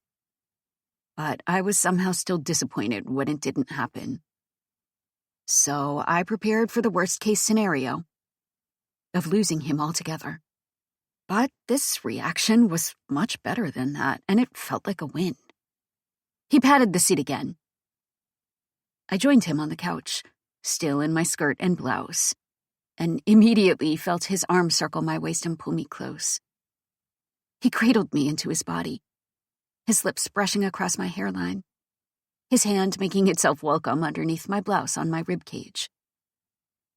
My face went to his chest and I lay still, not paying attention to the game on the TV. Just the warmth of his skin, the way he held me, the way nothing had changed. My hand went to his thigh and felt the hard muscles underneath the soft material. His fingers continued to graze my skin underneath my top as he watched the game. He didn't yell at the TV when the plays were made, but he seemed to be into it because he watched with intensity. "I didn't know you liked sports." "I like gambling." "You bet on a team?" "Manchester United." I didn't watch sports at all. Bolton didn't either, so I knew nothing about it. "I'm surprised you like to gamble when you're already so wealthy." "It's not about the money. It's about the win." When the game was over, he grabbed the remote and turned off the TV. The second the remote was tossed aside, he was pulling at my clothes like he'd been anxious for the game to end so he could get them off. He pulled down the zipper at the back of my skirt so it slid over my hips. He tugged the thong with it too, making me naked on the bottom. Then he yanked down his boxers until his dick popped out, and he guided me over him, telling me he wanted me to do the fucking tonight. He pulled me onto his fat length like it was a bicycle seat, and then ground against me. My clit dragged over him and immediately made my fingertips go numb in desire. His big hand squeezed my ass as he looked at me the way he did across the dinner table. Like I was all he wanted in this world. His hand cupped my neck and he kissed me hard and slow at the same time, making our kiss purposeful and raw, like it was the first time. I felt the air leave my lungs, felt the uncertainty leave my thoughts. I just felt him. He ended our kiss to lift me by the hips, his eyes never leaving mine as he lifted his dick and pointed it at my entrance. He let me sink at my own pace, let my wet lips kiss his head before I started to inch down his length, pushing him inside me even when my little body wanted to resist. I was only able to make it work because I was soaking wet, drenched for this man and those dark eyes and that heavy stare. He saw my bleeding heart on my sleeve, but he didn't run, didn't shut me down or close himself off. He was there when I got home, ready to prove that a couple words, no matter how powerful, weren't enough to chase him away. His eyes closed as he released a satisfied moan. He always enjoyed me like it was the first time, like he'd finally claimed me after several dinners and late-night conversations. His fingers dug hard into my skin as he gripped my ass, a hot metal pipe inside me. The tint moved into his skin, the desire in his eyes. A man unafraid to show how much he wanted a woman. He sank into the couch as his thumbs moved across my stomach, squeezing my petite frame like he wanted to watch me break.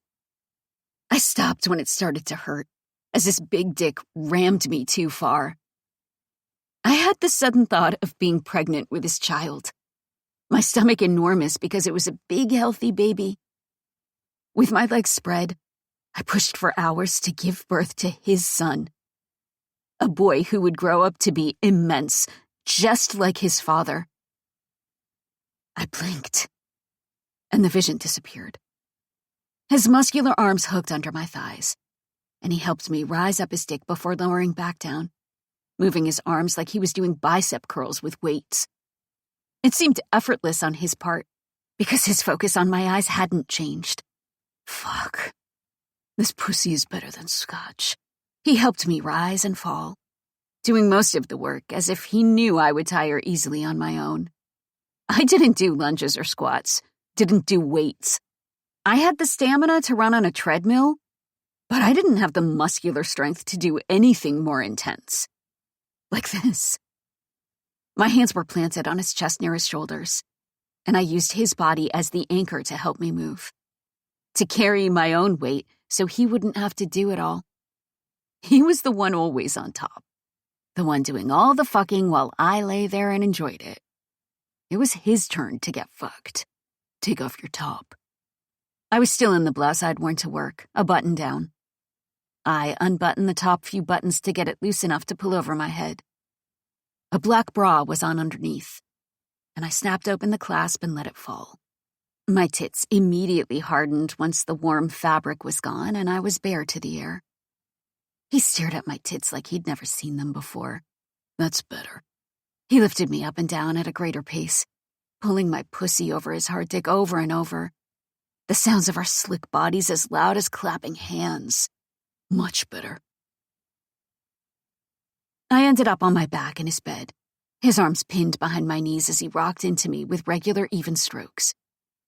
He was a tattooed god on top of me, bulging muscle underneath beautiful skin, and he seemed to be the one honored that he got to fuck me when it was the other way around.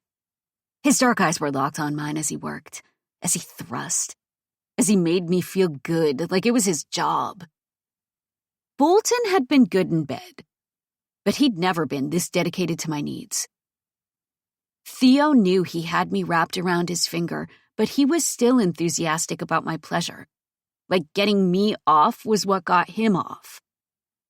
Sometimes, making me cry from too much dick got him off too, but it depended on his mood. I felt my body tighten around his length as the explosion hit without warning. Sometimes I could feel it approach, like the sunrise over the horizon. And other times, it hit me like a train without brakes. Come all over my dick, sweetheart. My nails clawed into his skin as my thighs widened further, the moans mixing with the little cries in the back of my throat. When he felt my legs droop in his arms, he scooted a little farther to pin me back more and ram me with his humongous dick. He gave me his hard thrusts, unable to stop when he watched and listened to me come. He gave me all of it, even when it hurt, and no amount of pain could diminish how good it felt.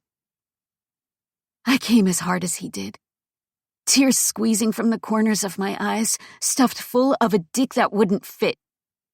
My nails clawed at his forearms as I convulsed in his arms, a hurricane of pleasure ripping through my body and destroying it in the process. He slowly came down with me, his dick gradually softening inside me, his dark eyes turning gentle rather than lethal. He gently withdrew himself and stared at the flood of cum that seeped out after his exit. He had a subtle look of possessiveness before he rolled over onto his back and lay there.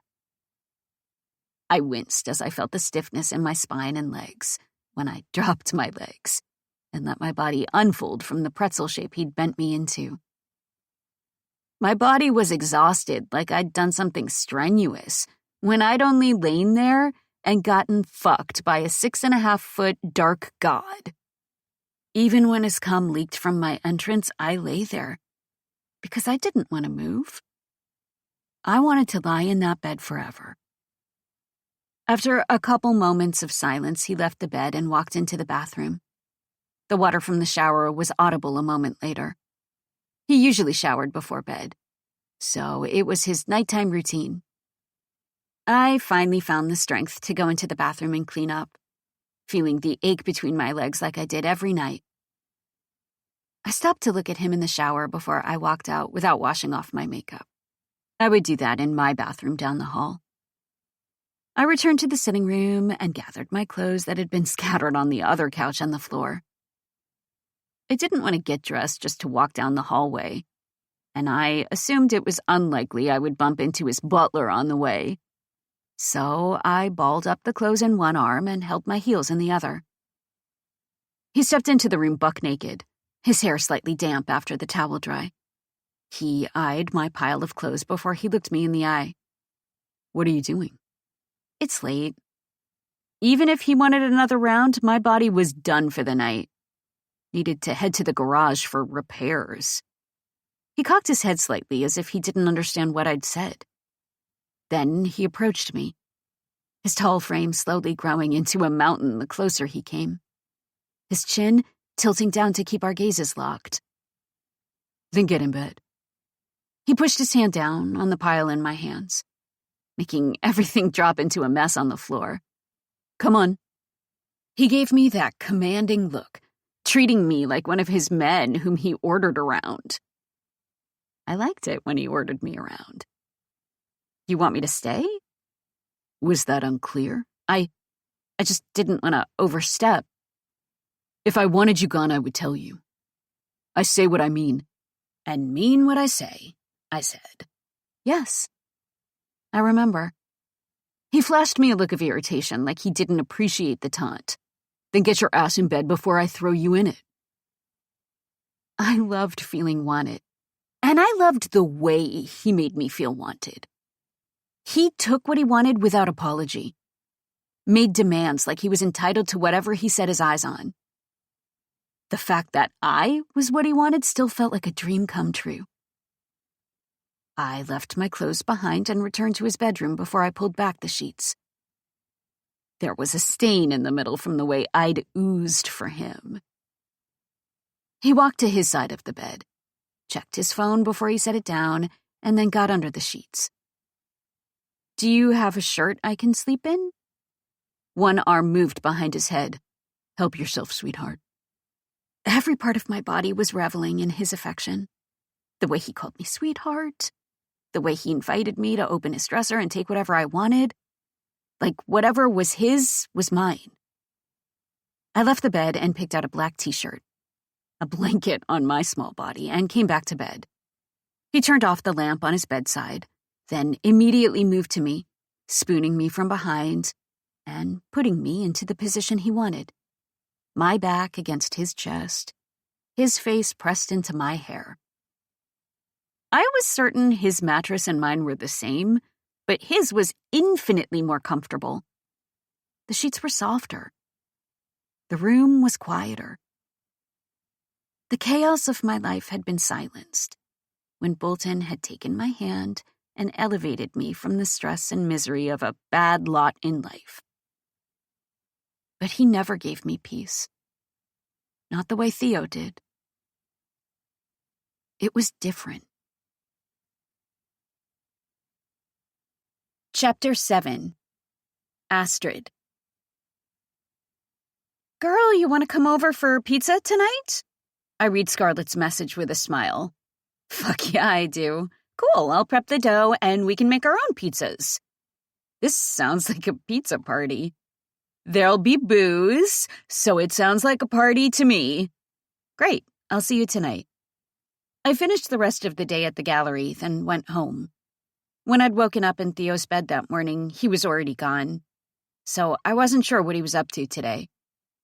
I knocked on his door, but there was no answer. I went to my room and changed out of my stuffy pencil skirt and blouse. I ditched the heels for flats, then texted Theo. Scarlett invited me over for pizza, so I'm headed over there. I'll see you when I get home. The 3 dots appeared so fast, it was as if he'd already been looking at his phone when I texted him. I'll meet you there. I think this is a girl thing? The dots disappeared. I waited for him to explain, but he didn't. The dots never returned. I grabbed a bottle of wine from the kitchen, then drove over to their place. They lived in a villa behind a gate, similar to Theo. A luxurious property that was inaccessible to the public. She'd given me the code to get through the gate and onto their property. When I parked in the garage, Theo's black Range Rover was already there. Even if he wasn't supposed to be there, I felt a thrill at the prospect of seeing him. We'd fucked like rabbits in spring throughout the night, and I was still full of the seed he'd given me. But I still got nervous. Still got excited. I took the elevator to the ground floor and stepped into the foyer. The first thing I heard was a crying child upstairs. A beautiful vase of lilies was on the table in the foyer, and as I stepped farther into the villa, I heard male voices coming from the study. As I drew closer, I recognized Axel's voice and assumed he was speaking to Theo. The child continued to cry upstairs. I approached the open doorway and saw the 2 men sitting in the armchairs, talking over a decanter of scotch. Axel noticed me first, and his eyes flicked to me. My wife makes some good pizza, so you're in for a treat. I look forward to it. I looked at Theo in the other armchair and gave him a slight smile. He got to his feet when I didn't expect him to. His eyes greeted me warmly as his arm circled around my waist, and he kissed me in front of Axel, the way Axel kissed Scarlett in front of everyone. How was work, sweetheart? I was a bit overwhelmed by the way he greeted me, like I was his woman, and not just someone he was sleeping with. I was so caught off guard that I didn't even answer the question, lost in his gaze and the way he kept his hand on the small of my back. Axel wore the biggest grin. Scarlett came around the corner wearing an apron with flower stains on the front. Good, you're here. She immediately enveloped me in a quick hug. The dough is ready. We just need to prep all the ingredients. Sounds great, I said. Make sure you make extra, Axel said. I was just bragging about your pizza to Theo, and I'd like to prove I'm right. You think I'd ever cook without making something for you? Scarlett teased. Axel smirked. That's my baby. Come on. Scarlett led me from the study. We've got work to do. When we stepped out of the room, an older woman came down the stairs holding the child I'd heard crying earlier. She continued to wail in her arms, fists bunched together for battle. I'm sorry, Scarlett. I can't get her to stop crying. She won't take the bottle. I've already changed her diaper. I know what she wants. Axel came out of the study and took his daughter from her arms like he knew exactly what he was doing. He tucked her in the crook of a single arm, then started to rock her from side to side, and like magic, she stopped crying. There you go, little one. Scarlett smiled with her eyes, looking at her husband the same way she looked at her daughter. You're her favorite. I'm not her favorite, baby. I think it's because I'm warm. I think it's because you're her father. I felt awkward standing there watching this tender moment between them. I can take her, she said, since Theo is here. Baby, I've got her. Now get that ass in the kitchen and get cooking. He gave her a quick kiss on the cheek before he carried their daughter into the study. He dropped back into the armchair he occupied before, his daughter already asleep in the crook of his arm. Scarlett watched him for a second before she headed to the kitchen. I walked beside her. He's a good dad. Yeah, he is.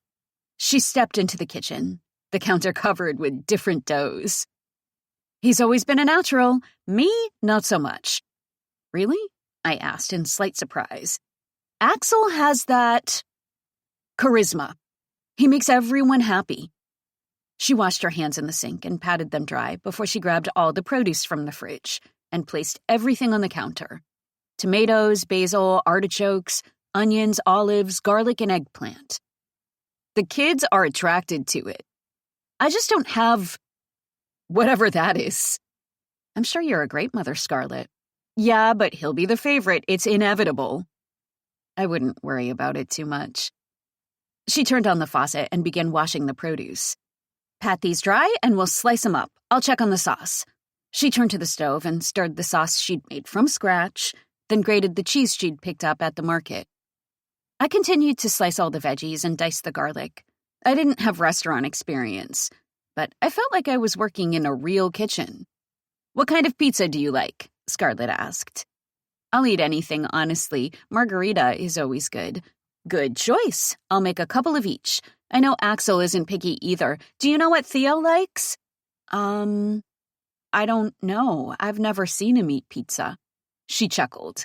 He seems like a steak and greens kind of guy. Axel isn't? I could tell how ripped he was. His cords popped out of his forearms, too. He used to be, but after I came into the picture, he fell in love with food. Doesn't look like it. She chuckled. I know, right? That shit ain't fair.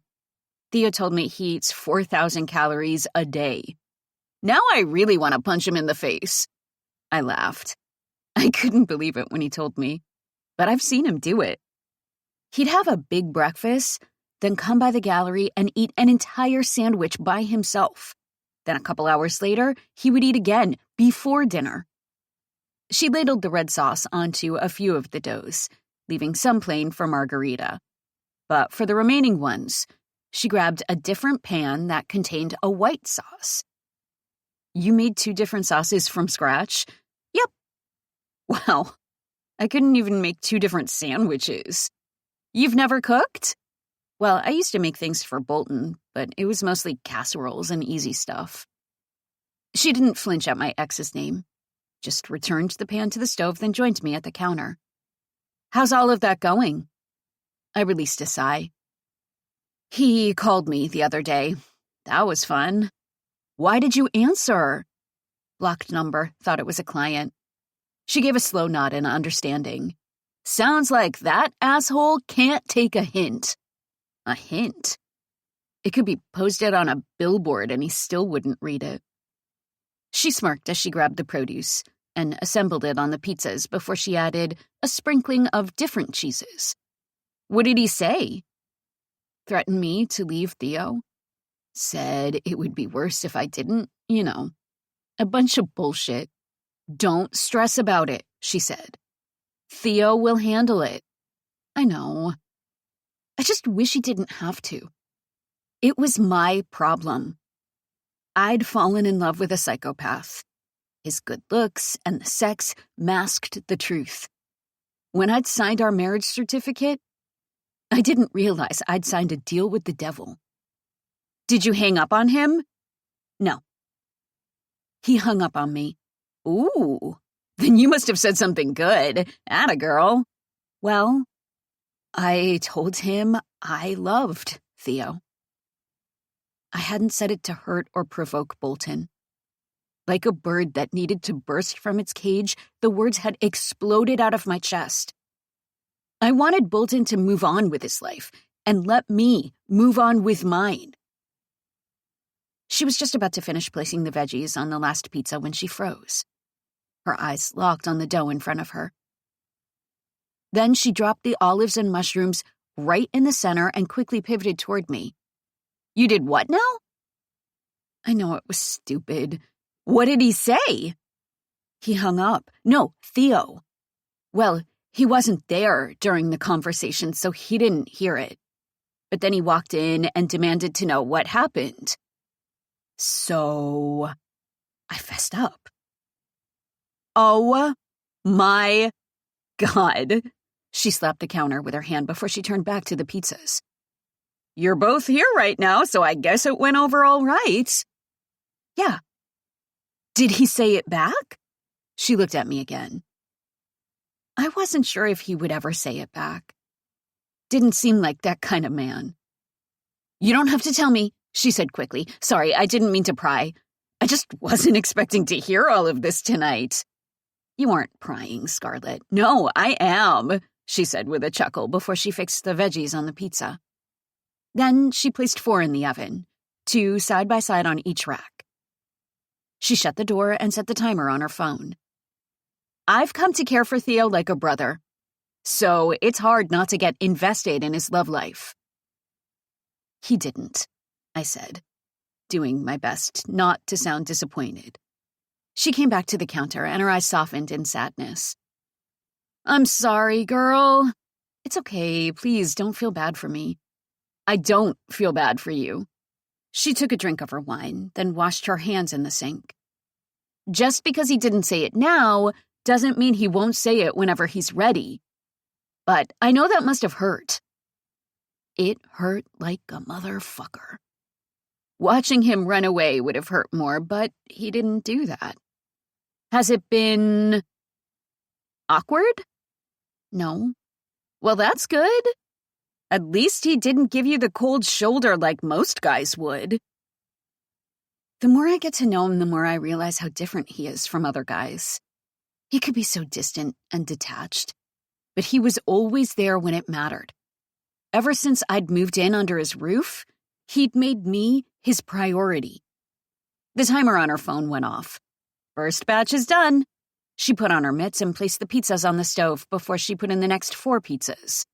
That's a lot of pizzas for 4 people. "Well, Axel will eat 3 by himself, and Theo probably will too." "You never have leftovers?" She chuckled. "I wish. Would make my life so much easier, but Axel eats everything I make the second I make it." "It's sweet that he loves your cooking. He's an easy man to please, honestly." She grabbed the pizza cutter from the drawer and started to slice the pizzas into halves, then quarters, then eighths. "In all ways." She waggled her eyebrows. I chuckled. "You're a lucky lady." "Oh, I know I am. But don't tell him that because it'll go straight to his head." "What will go straight to my head?" Axel entered the room with their daughter tucked into his arm, dead asleep. "Nothing," Scarlett said quickly. "The pizza will be ready in 10 minutes. "Why do you assume I'm here for the pizza?" He walked around the kitchen and approached her, effortlessly holding their daughter like she wasn't even there. "Because I know you." She grabbed her glass and took a drink. He came close and grabbed her ass right in front of me. "Maybe I came to see my baby." "Right." She tried to pull away. He tugged her in close and forced a hard kiss on her mouth. She didn't fight that. She even leaned into it. He pulled away, a smirk on his lips. "So 10 minutes? Because I see 4 pizzas right there." She rolled her eyes. "I knew it." "Theo wanted me to ask." "He did not." "He's full of shit, Scarlett." Theo came into the room like a shadow from the passing sun. Even if he hadn't said a word, I would have noticed his energy right away. Like a black panther that stalked its prey, he sauntered into the room. "Oh, I know he is." Her timer went off, so she grabbed the oven mitts again and removed the new batch of pizzas. Theo came to my side and looked at my glass of wine before he looked at me. I felt that thrill when our eyes locked. Felt that tension in all my muscles, including my heart. He took the glass and helped himself to a drink. When Scarlett's back was turned, Axel walked over to the pizzas on the counter and grabbed a slice. He took a bite, closed his eyes, and savored it. Shit's so good. Scarlett turned around and shot him dead with her eyes. Can you wait 2 seconds? Nope. He took another bite and finished it off. And stop cussing around the kids. She can barely lift her head, baby. You think she's gonna know I said shit? Theo? Scarlett turned to him beside me. You have my blessing to punch my husband in the face. Theo smirked and took another drink of the wine. I'm gonna put the little one down, Axel said. I think she's out. He carried his daughter out of the room and left the three of us alone together. Scarlett sliced up the pizzas on the stove. Theo turned his gaze back to me and stared. It felt like we were alone together, not in the presence of Scarlett as she finished making dinner. Why did you come? Does it bother you that I'm here? No, of course not, I said quickly. I love it when you're around. It was another case of word vomit, when I spoke my mind a little too freely. It didn't seem to bother him. I think it's best if I keep you close. I wanted to ask if he'd spoken to Bolton again, but I didn't want the answer. I'd rather bury my head in the sand, at least for the moment. Scarlett returned with the rest of the pizzas. Want to help me set the table? Of course. I stepped away from Theo and carried the pizzas to the dining table, along with the wine and the glasses.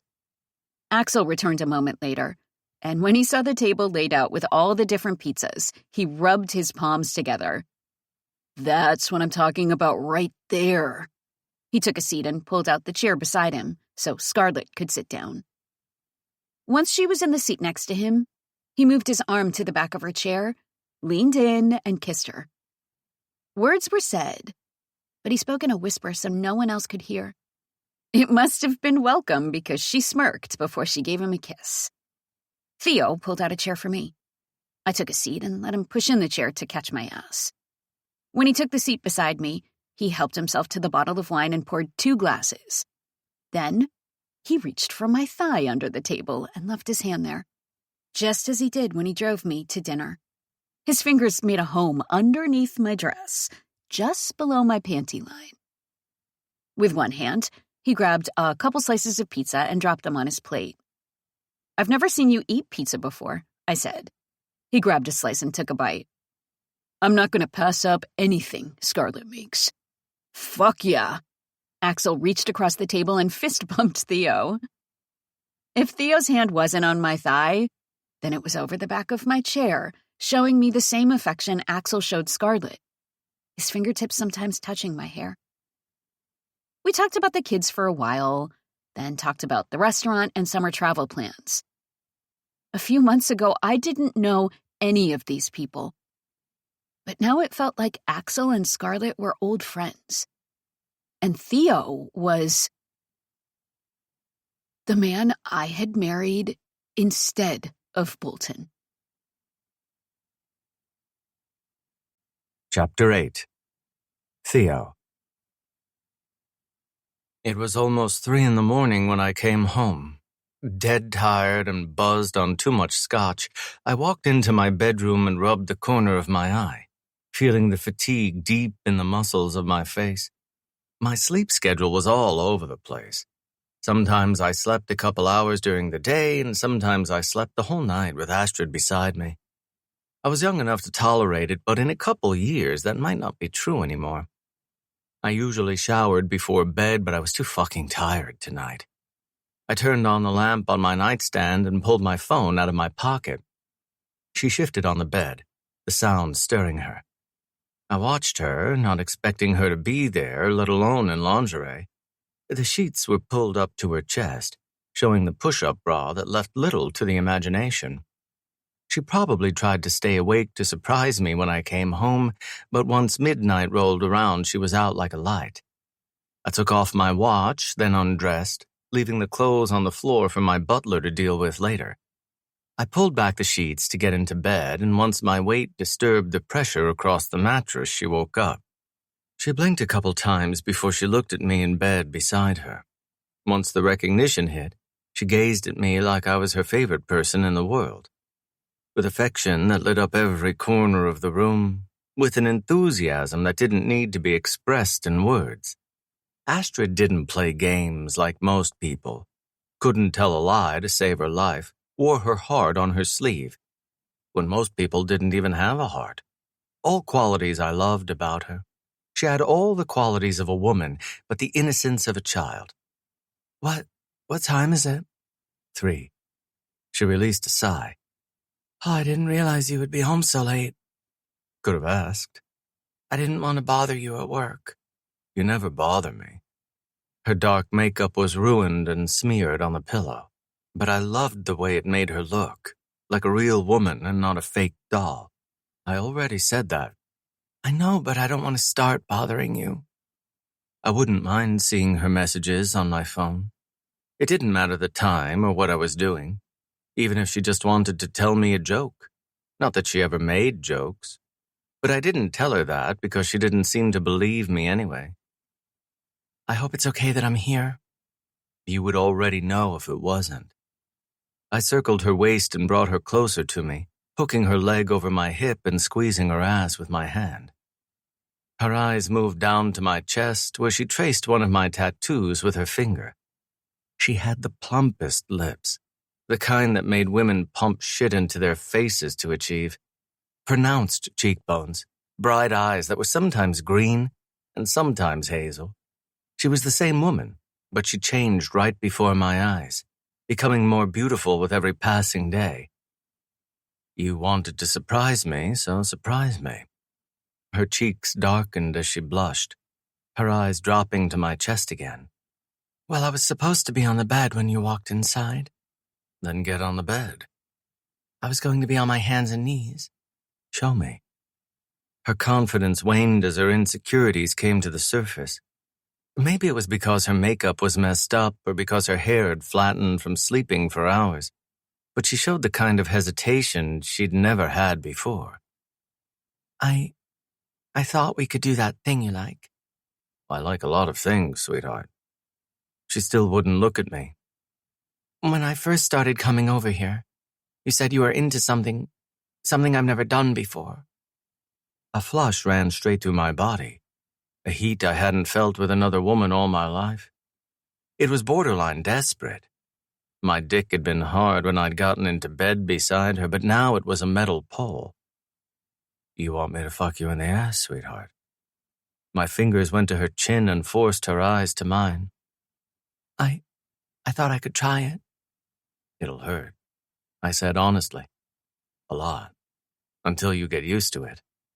I assumed. I've wanted to fuck you in the ass since the moment you were in my study in that little pencil skirt. Every time she turned around, my eyes went straight to her ass, which looked like a goddamn summer peach.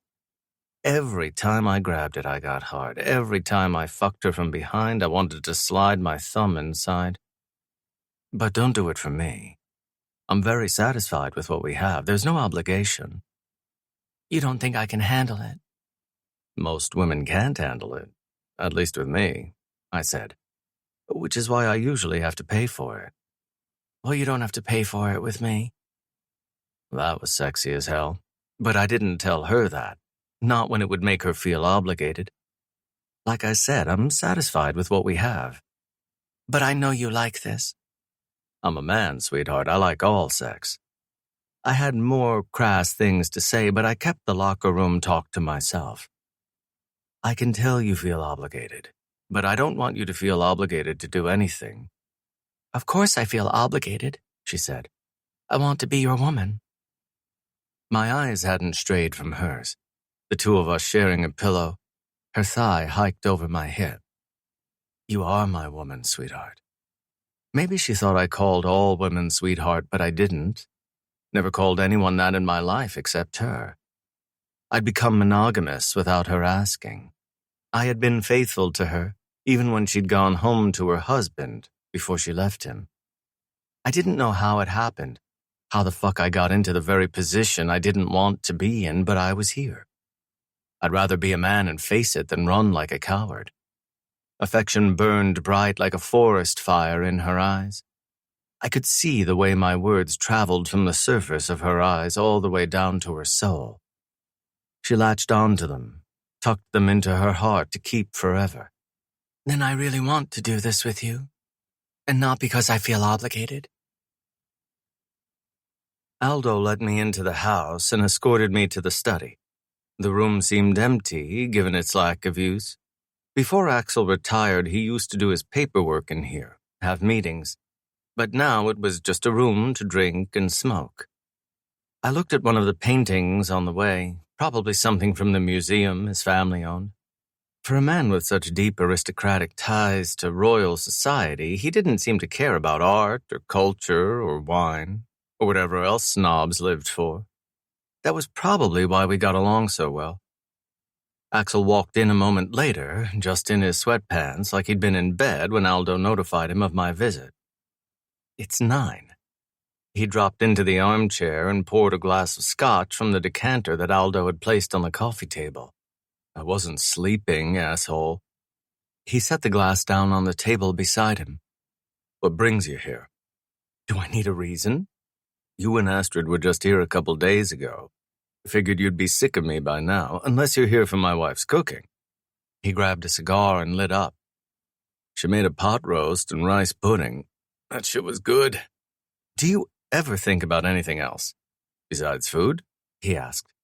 Other than my wife's tidbits and my children, no, not really. He puffed on the cigar and leaned his head back as he enjoyed the smoke in his mouth. He held it there a long time before he let it out as a slow puff. Oh, God, I miss these. I don't think I could give them up for anything. When you have something to live for, you can. He straightened his head again and let the cigar rest between his fingertips.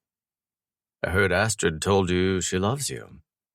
I wanted to sigh in annoyance, but I kept a straight face. And where did you hear that? Girls talk, man. Are you a girl? Asshole. Why am I hearing this from my wife instead of you? I grabbed my own cigar and lit up just to drain the clock, to find something to end this ridiculous conversation. I'm not doing this. Doing what? This, I grumbled. I feel like 2 girls at brunch. Damn, I love brunch. You can have a burger and pancakes. It's genius. I didn't say a word, but my eyes did all the talking. Oh, come on, Theo, you need to loosen up, man. I talked to you about Scarlet. But not because I pulled it out of you. Well, I think you need me to pull it out of you, he snapped. It's not good to keep everything bottled up inside. You know what happens when you do. The cap pops off and shit gets all over the walls. I let the cigar sit for a while, the smoke slowly drifting into my mouth. If you aren't here to talk about that, then what are you here to talk about? A favor. You need a favor from me, he asked. Come on, man, you don't even need to ask. What is it? Well, I do need to ask because it's quite the favor. There's no favor too big, Theo. You're really digging yourself a hole here, Axel. Shut up and tell me. I pulled the smoke into my mouth, let it swirl for a while, and then blew it out again. I'm leaving tomorrow for Rome. He gave a slight nod in understanding. You want me to come with you? No. His eyes narrowed in surprise. I trust my guys as much as I can, but I'll never trust them the way I trust you. There's no real way to know if Bolton has gotten to some of them, bribed them, or inspired them to stage a coup so someone else can take my place. I don't just pay my guys well, I give them a cut of the pie. That might encourage loyalty. Or greed. Well, exactly. Still not sure what that has to do with me. I've given my men no warning this is happening. Was going to spring it on them tomorrow, so there's less chance that Bolton will know about it. Astrid is safe in my villa, but she's not invulnerable. Bolton has gotten in there before, no reason he can't do it again. Axel gave another nod once he understood the request. I understand now. I would transfer her in secret. Wouldn't even tell my butler she's not at home. Anyone who wants her will assume that's where she is. Since you're retired and we rarely meet in public, this is the last place Bolton would look for her. He continued to stare at me, the cigar burning between his fingertips. You're the only person I can trust not to double-cross me. He wouldn't blink over money, he wouldn't want Astrid for himself. And if something happens to me, I know you'll be there. He stared at me so hard he didn't even blink. You can say no, Axel. I would completely understand. Why didn't you say it back? I stilled at the question, having no idea what he meant. She said she loved you and you didn't say it back. Why? If you don't want to do it, just say so. Don't change the subject. It is the same subject. He snapped. Theo, you would never ask me to do something like this unless this woman meant the fucking world to you. She tells you she loves you and you just sit there and say nothing back? He stabbed his cigar into the ashtray to put out the flame. You sound like a coward. I ground my teeth at the insult, dragging my fingers across my jawline as I paused to control my temper. I'm not a coward. Then tell her. Stay the fuck out of my relationship, Axel. I told Scarlett I loved her. Said it to her face like a fucking man. Said it even when I knew she wouldn't say it back. Astrid's got bigger balls than you do. I'd never wanted to hit him before, but now my knuckles wanted to knock his fucking teeth out. You were divorced, Axel. Not widowed. It was 10 years ago. I'll make sure to say the same to you when you watch Scarlett die, I snapped. When she's bald and can't get out of bed and she's already so dead she barely looks alive. When you bury her, and the second you turn your goddamn back, the gravediggers show up and cover her in 6 feet of dirt when her coffin is still warm from the sun. Stop. He abruptly left the couch and walked to the window, turning his back on me as he crossed his arms over his chest. It stops for you, but it never stops for me. I got to my feet, too angry to sit still. Don't tell me 10 years has been long enough to get over it when you don't get over shit like that. I've shot men between the eyes and stuffed them in oil drums, but she was innocent and good, and she didn't fucking deserve that. I smashed my cigar into the ashtray before I stormed out, eager to get the fuck out of that house and back to the garage. Losing my wife had been harder than losing Killian, not because I loved her more, but because I didn't have to watch him die. I didn't have to see it, listen to it, and want it to be over just so I didn't have to suffer anymore, even though I wasn't the one who'd had to die. Theo. I crossed the foyer and reached the elevator before I smashed my finger into the button so hard I almost snapped it in half. Theo. I kept my back to him and waited for the elevator. I didn't know why it wasn't on my floor since I'd just gotten out of it 20 minutes ago. I'm sorry. I need to be brave? I spun around and faced him, not the least bit deterred by the remorse in his eyes. I watched the woman I loved turn to fucking bones right before my eyes. Held her fucking hand and brought her flowers and talked to her like we had the rest of our lives, even when we only had days, but I'm a coward. I didn't feel the tears until they were heavy, until they overflowed like a river and streaked down my cheeks. Then I slammed both hands into my chest. But I'm a fucking coward? He held my stare with growing remorse, his blue eyes the most vulnerable I'd ever seen them. I didn't know you were carrying all of this. Because you don't have a clue what I lost. Be grateful every fucking day that you don't. Asshole. I sniffed and quickly wiped away the tears, bringing myself back to calm within my next breath. I am. He spoke with a quiet voice. You know I'll protect Astrid with my life, Theo. Maybe you aren't ready to say it, but I know how you feel about her. His eyes shifted back and forth between mine. I know she'll wait forever to hear you say it back. I turned back to the elevator because the doors finally opened. Do me a favor and keep this to yourself, if you're fucking capable of that. I stepped into the elevator and hit the button again, desperate to get the fuck out of there. Axel put his hand on the door to stop it from closing. Axel, I've never hit you before, so don't make me start now. His arm stayed on the door and he stared me down. I mean it. He finally released the door and stepped back. The door shut and the elevator began its slow descent to the garage. I focused on the metal door before I slammed my fist into it and dented it right in the center. I was the only one in the underground. The last bartender had tried to fuck me before she left, as if pussy would cure the blues. I ignored her and poured my own drinks. Didn't realize the time until Astrid texted me, "Are you okay?" It was almost 11 in the morning. I'd been out all night and had no idea the day had already started because there were no windows down here. I didn't go home because I didn't want to deal with her. I didn't want to deal with her now. I ignored her, my mind fuzzy from the lack of sleep and the quantity of booze. I'd been awake for over a day and I'd probably collapse on the bar top at some point. She called me next. I ignored it. I felt like an asshole for doing it, but I knew she was okay. It was in her best interest not to talk to me because I would just ruin her whole fucking day. Would say shit I didn't mean, sabotage the first good thing I'd had in my life for a long time. Minutes passed and my phone was quiet. Then I got a text from Axel. "Call Astrid." I sighed in annoyance, irritated that she'd run to Scarlet in a panic. "And tell me you're all right." "Fuck off." "Thank you." I took a deep breath and let it out slowly before I texted Astrid. "I'll be home in a couple hours." Her dots immediately appeared. "You're okay?" "Yes." "Now leave me the fuck alone." She must have sensed my mood even over text because she didn't message me again. I couldn't drive, and I couldn't ask my guys for help.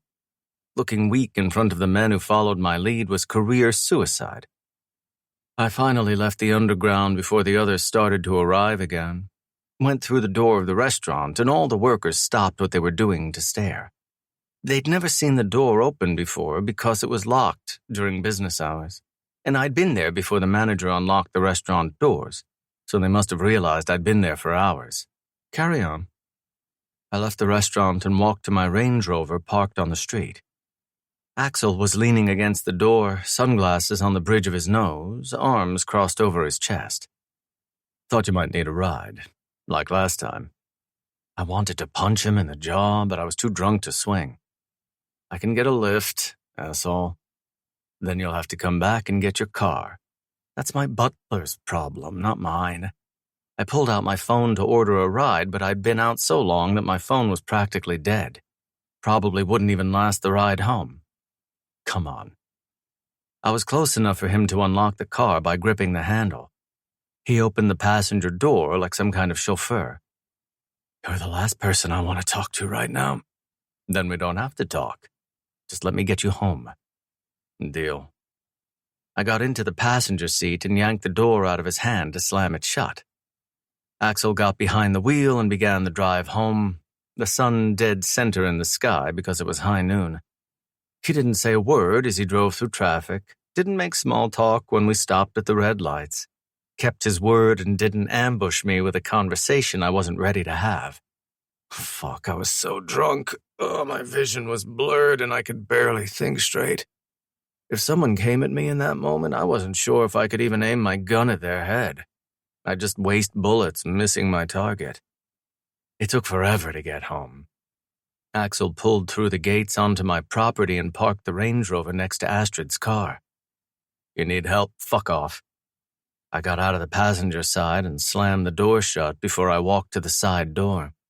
The world was spinning, and a migraine was coming.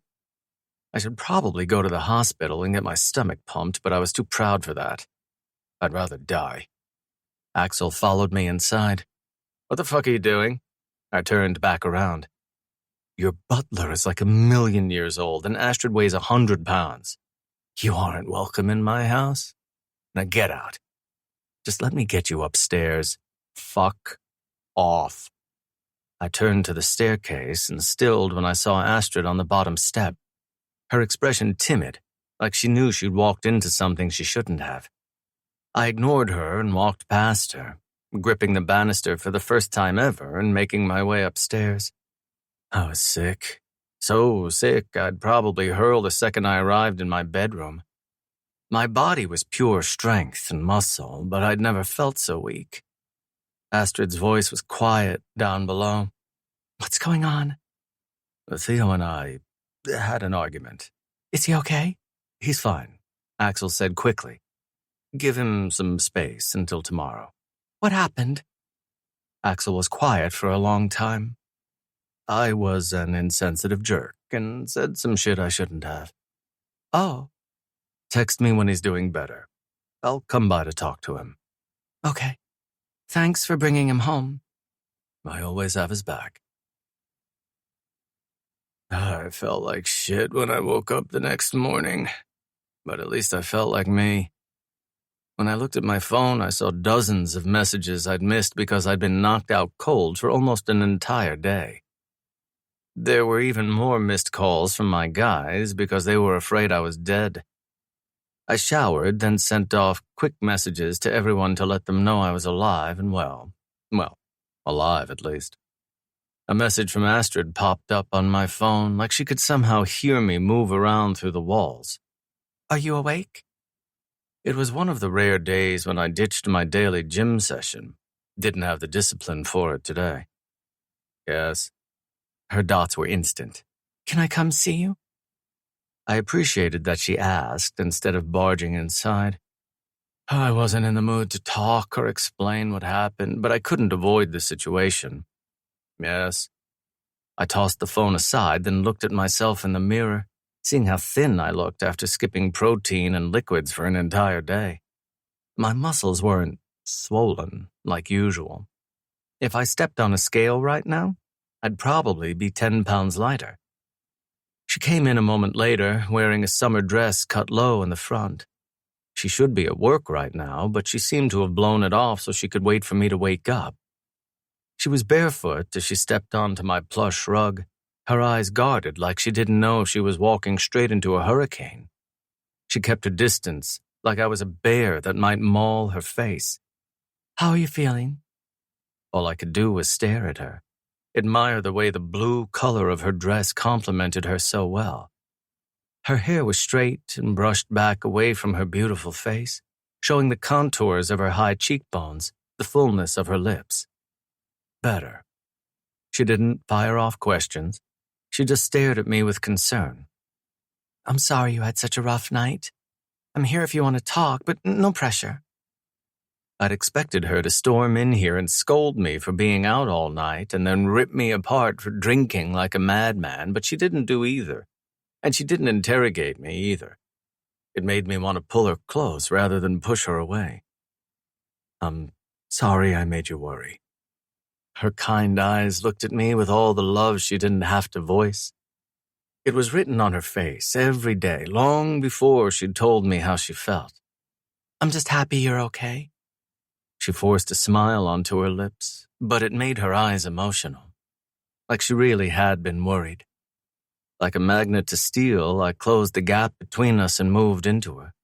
My arm slid across the small of her back, and I pulled her to me, my other hand automatically sliding into her hair as my lips rested against her hairline. She physically sank into me, and she released a sigh of relief. I held her like that for a long time, her touch chasing away all my sorrow like a sheepdog that chased away the wolves.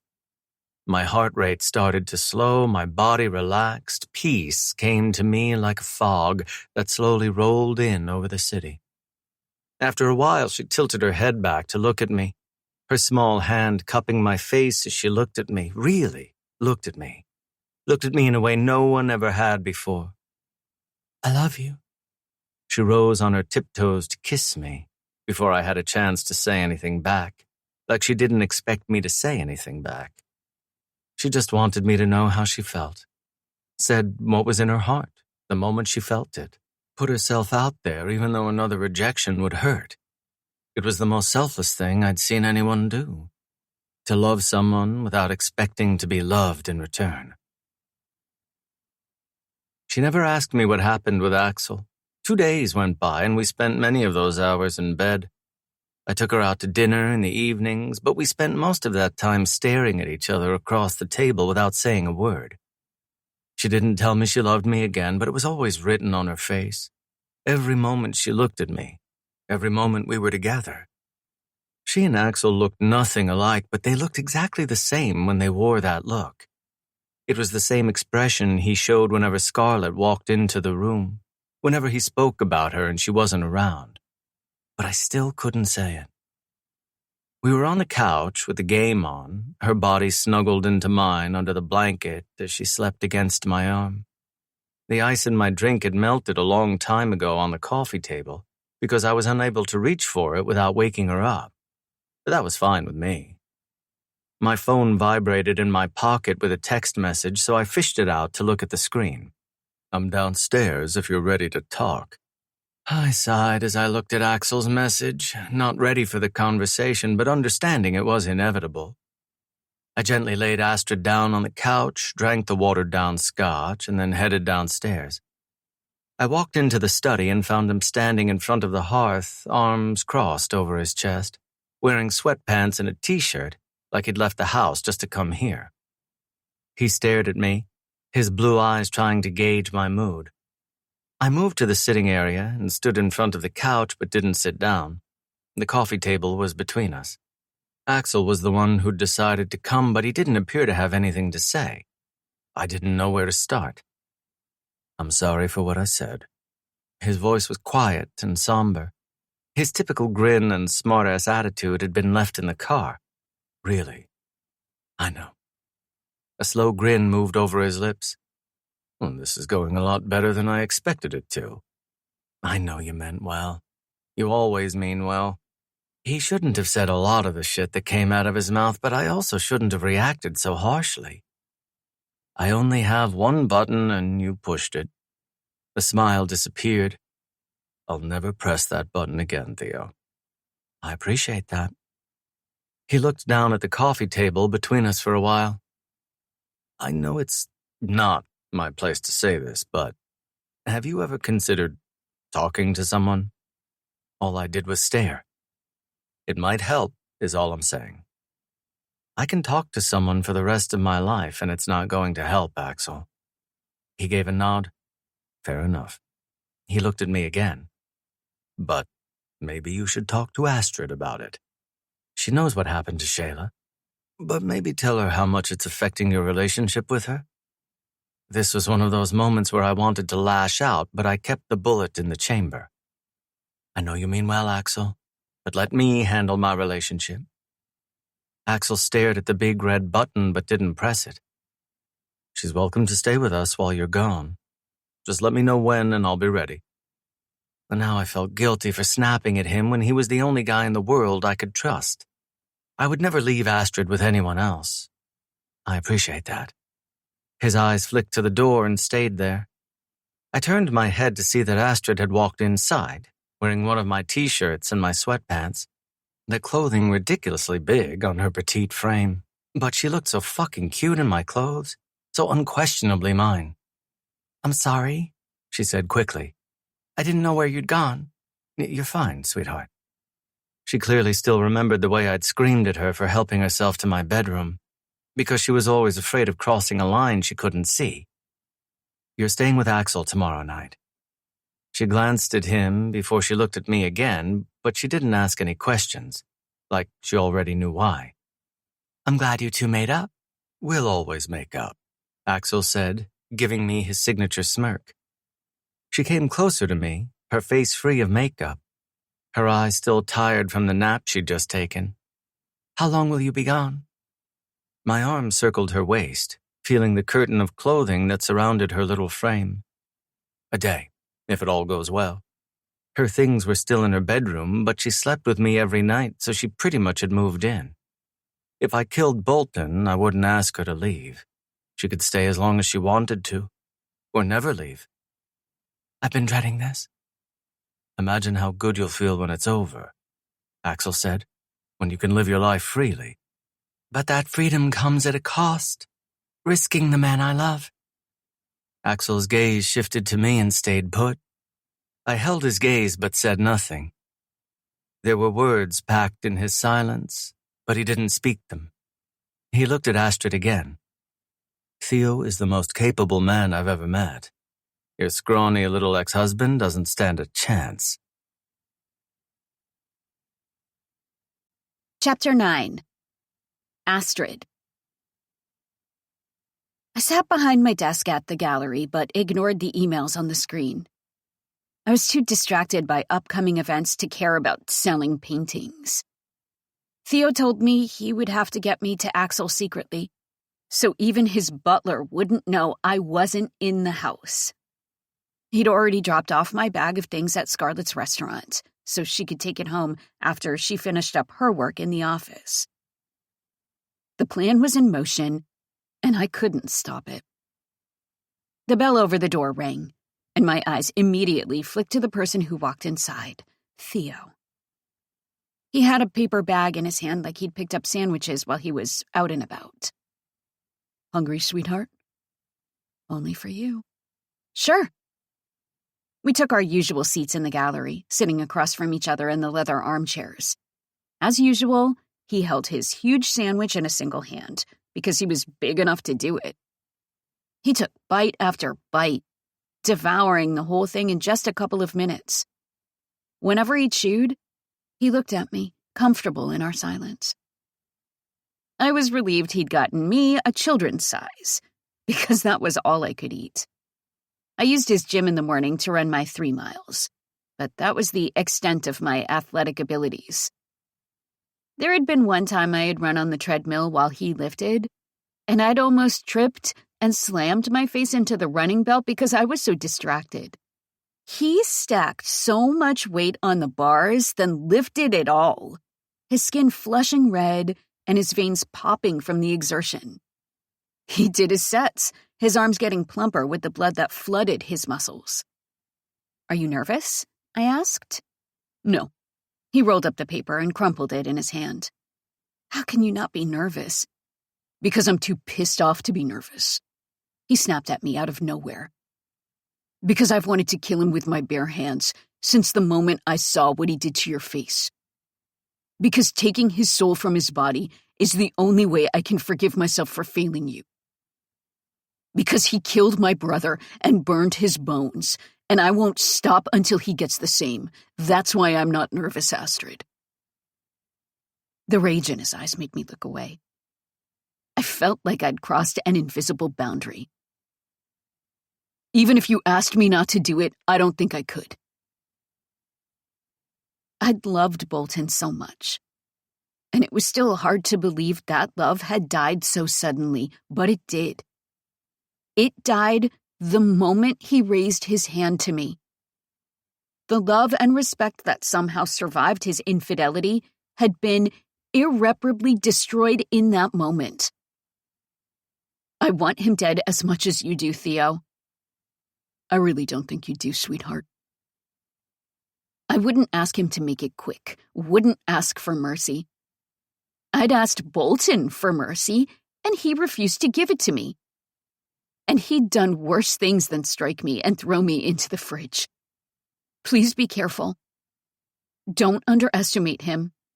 I know he's not as big as you are, but he's smart. One of the smartest men I've ever met. Trust me, I don't underestimate him. If he hurt his own wife, then he's capable of anything.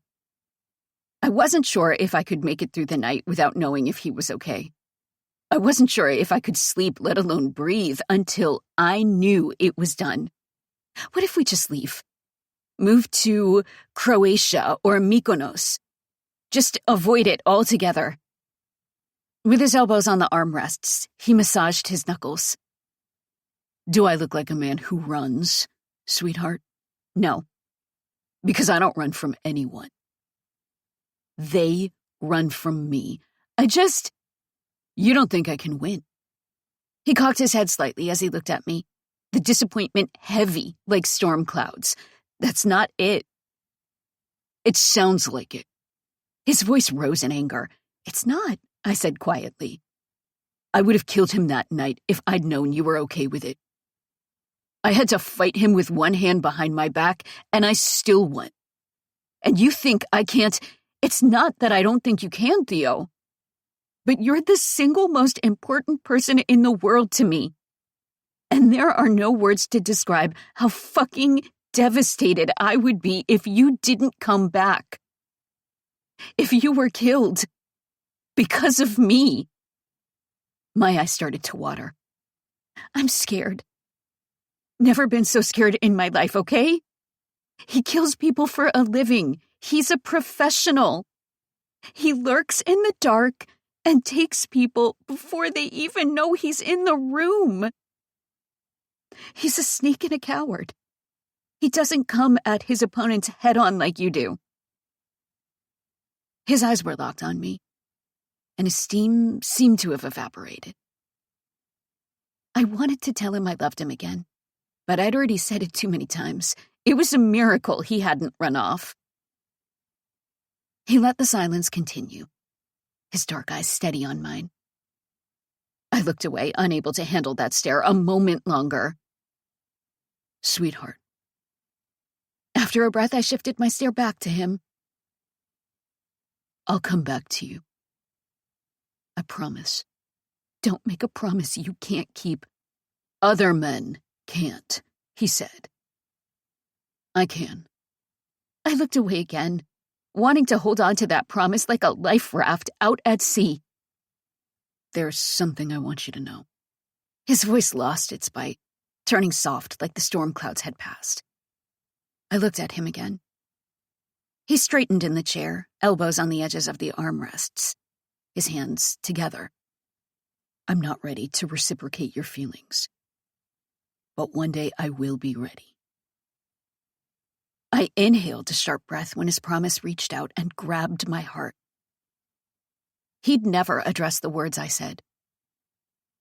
Continued to blanket me with his affection, but sidestep the depth of my feelings. I'm still stuck in the past in a lot of ways. Shayla. But just because I don't say it. His eyes shifted away, and he stared at a painting for a while.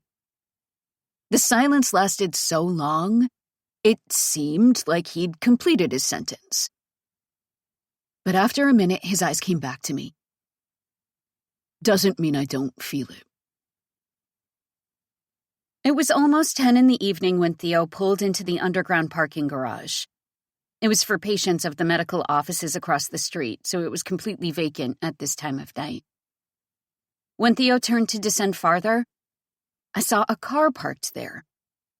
An old black car. Theo rolled down my window as he pulled up beside it. Axel was in the driver's seat, wearing a black baseball cap with his arm hanging out the window. Where did you get that piece of shit? Theo asked. Bought it from a guy for 1,500 euros?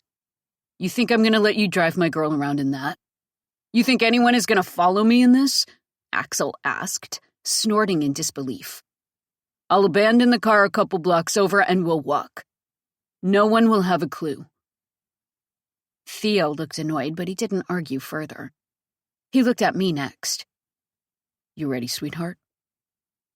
Was I ready to leave him and potentially never see him again? No.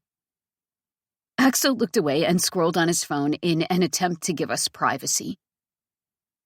Theo continued to stare at me. We need to make this quick, just in case someone's watching. I'm just supposed to say good luck and leave you? I asked incredulously. He continued his hard stare. I don't like this either. I'm scared. Axel will protect you. It's not me that I'm worried about, I snapped. I don't want you to die because of me.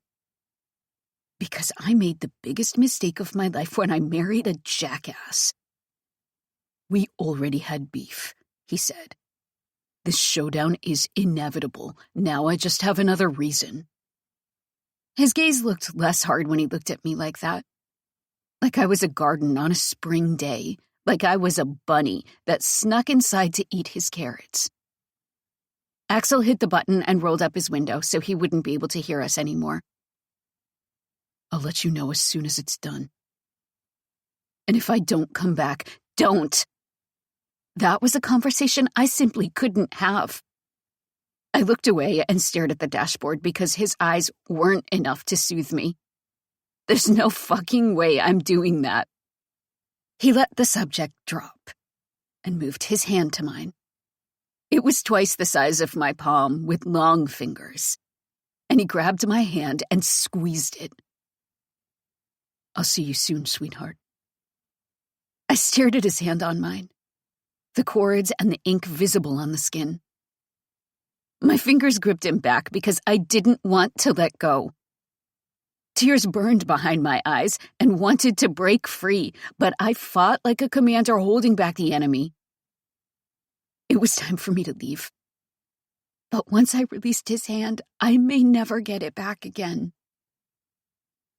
He brought my hand to his lips and kissed it. The coarse hair from his scruff sharp enough to scratch me, the way it scratched the insides of my thighs.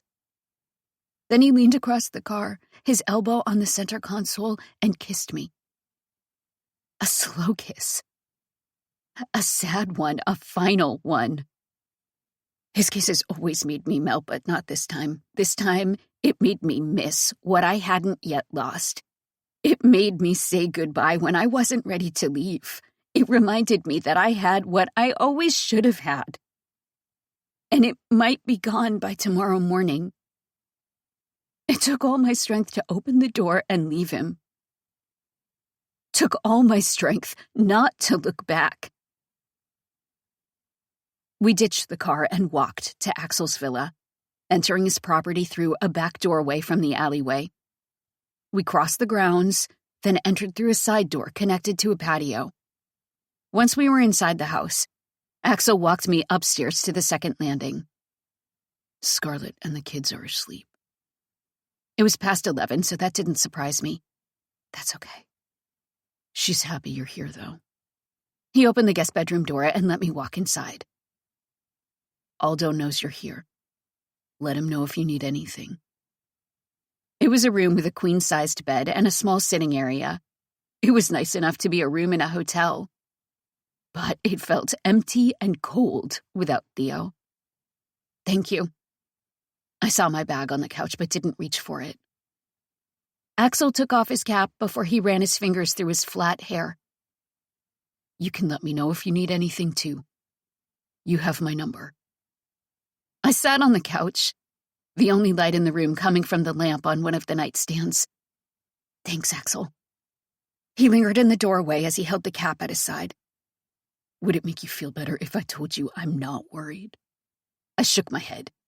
"You haven't seen what Theo's capable of. He wouldn't be the Skull King if he weren't the most ruthless son of a bitch there ever was. But I won't tell you the details. Because I want you to still like him." "I don't like him," I said. "I love that man. With all my heart." The tears that I'd suppressed in front of Theo came out and streaked down my cheeks like rivers from a hot spring. If I lose him, I don't know what I'll do.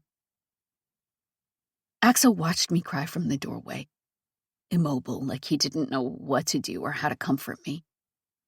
He eventually came forward and tossed his hat on the coffee table. He was about to take the seat beside me when he chose the armchair instead. "I told Theo I would take care of you. Just the way he would take care of my wife if something happened to me." I gave a loud sniff as I tried to suck everything back in. I don't care what happens to me. Whether Bolton took me again, or I ran to another country to start over, it didn't make a difference. I just can't live without him. Even if Theo killed Bolton and I was a free woman, I wouldn't want anyone else. I wouldn't want to start over. I wouldn't want to go on dates with men who looked like boys in comparison. He lost his wife, and my husband was a fucking mistake. We're supposed to be together. I didn't believe in destiny or soulmates or any of that stuff, but I believed in us. Axel dropped his gaze, like he didn't know what to say. He remained that way for a long time before he looked at me again. "He'll come back, Astrid. I know he will." "How?" He was quiet for a while, staring at me as he tried to find the words. "He knows you'll be at risk if he loses. And he's not going to let that happen." Chapter 10. Theo. I called Octavio the second I dropped off Astrid. I didn't have time to mourn the separation, didn't have time to worry about her. Now she was Axel's responsibility, and I trusted he would care for her the way I would care for Scarlett, if our situations were reversed. I gathered my closest guys and told them to prepare, without telling them the location or the target, because I was paranoid. If Bolton knew I was coming, it would make my life difficult. It would decrease my odds of victory. He must have known I would torture his colleagues until I got the information I wanted, so there was always a chance that the Carson tip-off was just a setup. I was prepared for any scenario. We took 2 Hummers out of the city and made the drive to Rome. A commute during the day would take hours with traffic, but in the middle of the night, with no cars on the road, it took us no time at all. I hadn't spent a lot of time in Rome, but it reminded me of Florence, with the cathedrals and ancient buildings with the walls full of history that no one remembered. I'd already pulled Carson's information myself, so no one would know I had that intel.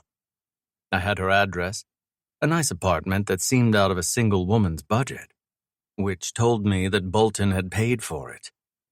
It was more than an affair. He was a fucking sugar daddy, putting his mistress in a beautiful apartment so she would keep her mouth shut and not blow up his marriage. Despicable. I stared at the building from the street, seeing that all the windows were dark because the lights were out. It was a single building with 2 luxury apartments, and she occupied the one that faced the street, which meant it was easy to see. Octavio was behind the wheel, smoking his cigar with the window cracked as we remained parked at the curb. "How do you want to play this? Just blow the place to hell or sweep it?" "There's a woman in there." "So?" Octavio asked. "Adultery isn't a crime, so she doesn't deserve to be blown to hell." "The Pope will tell you otherwise." I continued. "I'm not even sure if he's inside. Should have had me stake it earlier. I didn't trust anyone right now. Let's move." Astrid had told me Bolton was a night owl and usually went to bed at 2 a.m. It was 3:30 now, so he should be out for the night. We left the cars and crossed the street. No cars were on the road, just a couple parked along the side of the street. As far as I could tell, there was no security posted on the block. That could mean 2 things. Either Bolton actually wasn't there, or he wanted to give the illusion that he wasn't. We were about to find out which. It was a private building, so each apartment had its own entrance. Carson's door was equipped with a keycard lock and a passcode. Security that was too advanced for someone who lived an ordinary life. I stepped outside and let Tyson handle it, my tech guy who could hack anyone he wanted to. He pulled his equipment from his bag and began the process of breaking into the system, tricking it into thinking it had received the keycard and the passcode, and then a couple minutes later the door clicked as it opened. I went first, pistol in my hand with the bulletproof vest secured around my chest and torso. I'd been shot a couple times, and it was always a bitch to dig out the bullet and sew up the wound. Ink could hide scars, but not erase them. It was a 3-story apartment, and the downstairs was the foyer, the sitting room, the kitchen, and the grand dining room. A wine glass was on the kitchen counter, a drop of white wine sitting at the bottom. The smell of dinner was in the air, like someone had cooked in the kitchen in the last few hours. I did a sweep downstairs, and my guys did the same, checking closets and pantries in complete silence. My experience as a cop had taught me skills that criminals didn't have. I'd passed that knowledge on to my guys, and we were able to move and communicate without saying a word. I took my time as I headed upstairs, knowing too much weight on a single plank could make it scream like the scratch of a record. The walls were covered in black wallpaper with white lilies, and a glass chandelier hung from the ceiling over the stairs. It was an elegant place, a property worth millions. Just when my head crested the next floor, something was tossed down the stairs. I hesitated. Bomb! I sprinted up the stairs just before it went off, releasing a cloud of gas that leaked toward the kitchen and crept to the floor I had just reached. It all happened fast, seeing his dark outline in the parlor, a rifle in his hands and a gas mask on his face. He aimed the rifle and pulled the trigger. I sprinted across the room, then rolled until I was covered by the wall of the next room. Bullets sprayed the walls and the house. Even though I was used to the sound, the gunshots were still harsh on the ears. He stopped shooting when I was out of sight. I got up and kept moving, heading down the hallway and rounding the corner before he could shoot me in the back. I knew I could kick out a window and climb around to sneak behind Bolton, but my plan was thwarted when I saw the woman down the hallway, wearing a gas mask just like Bolton. In her hand was another smoke grenade, and she taunted me with it before she rolled it toward me. If I ran back, I'd be pumped full of lead. If I ran forward, I would die in the poison gas. That left me one choice. The bomb exploded in the hallway, and smoke immediately filled the space. I took a deep breath before I stuffed my gun into the back of my jeans, then I ran for it. Ran for the last place she'd been before she disappeared in the haze. It was dark, and the smoke was thick, but when I hit something that moved, I knew I'd found her. My heart pumped harder in my chest from the lack of oxygen and the exertion in my muscles, so I knew time was limited before my lungs forced me to breathe. I found her on the floor as she tried to crawl away from me, her scream muffled by her mask. She kicked me when I tried to grab her ankles, then bullets sprayed from behind me. Bolton pulled that trigger without giving a damn that his side piece could be there. I tossed her in an open doorway that must lead to a spare bedroom. She fought me with all she had, showing a surprising amount of strength for someone so petite. But she knew she was fighting for her life. She threw her fists at my face, then grabbed her knife and tried to slice it across my throat. I would normally punch her in the face to knock her out, but if I cracked the mask, I was done for. I slammed my fist down into her stomach so hard she gave a scream mixed with a painful gasp. But I didn't care. I yanked the mask off her face and left her there. Left her there to inhale the poison gas and die a painful death. I grabbed a chair and threw it against the window. The glass shattered, and the chair went flying. I cut both of my hands as I grabbed onto the ledge and hoisted myself up to breathe the clean air. I shook out the mask to make sure there was no gas inside before I put it on. I slipped it over my head before I took my first breath. Nothing burned, so I was safe. I dropped back to my feet and grabbed my pistol from my back pocket. I was trapped in the room, but unless Bolton had ammunition on him, he would run out of bullets for his rifle soon. He probably had a handgun too, but that wouldn't be enough to stop me. Not unless he'd already hit me in the first place. Is that it? Bolton said from the hallway. This is the infamous Skull King? No wonder your brother died a pussy. I crept to the door and glanced at Carson's dead body. Her skin was already pale and yellow, and froth had dripped from her mouth. Her eyes were open wide and fixed on the ceiling. This was a woman who'd claimed she loved Bolton, and he did her dirty just the way he did to his wife. It was tempting to reply, but I knew he wanted to know exactly where I was. I was a sitting duck in this bedroom and had to get out. The smoke was still heavy in the hallway, making visibility non-existent. I hoped my guys had run for it and had been spared the painful death Bolton just gave his girlfriend. When I poked my head down the hallway, I couldn't see anything. If I couldn't see anything, then neither could he. I moved into the hallway and ran for it, and the second he heard my footsteps, he opened fire. I made it to the next room, another sitting room attached to a study. There wasn't as much smoke in here, so it was easier to see. That meant Bolton would have a greater chance of hitting his target. A stone fireplace was against the wall, and I hid myself against the side of it, using the reflection of the windows across the room to see him. He didn't make his entrance for a while. He must have spotted Carson's dead body left on the floor when he passed. I felt no remorse. I may not be the perfect husband, but I've never killed a woman. Something that you can't say, Theo. I still felt nothing. It was either her or me, and I wasn't going to get killed just to be a gentleman. she'd given her heart to the wrong man, and that was the reason she was dead. He entered the room with his rifle in his hands. "Stop running like a rat searching for a hole in the wall. Face me like a man."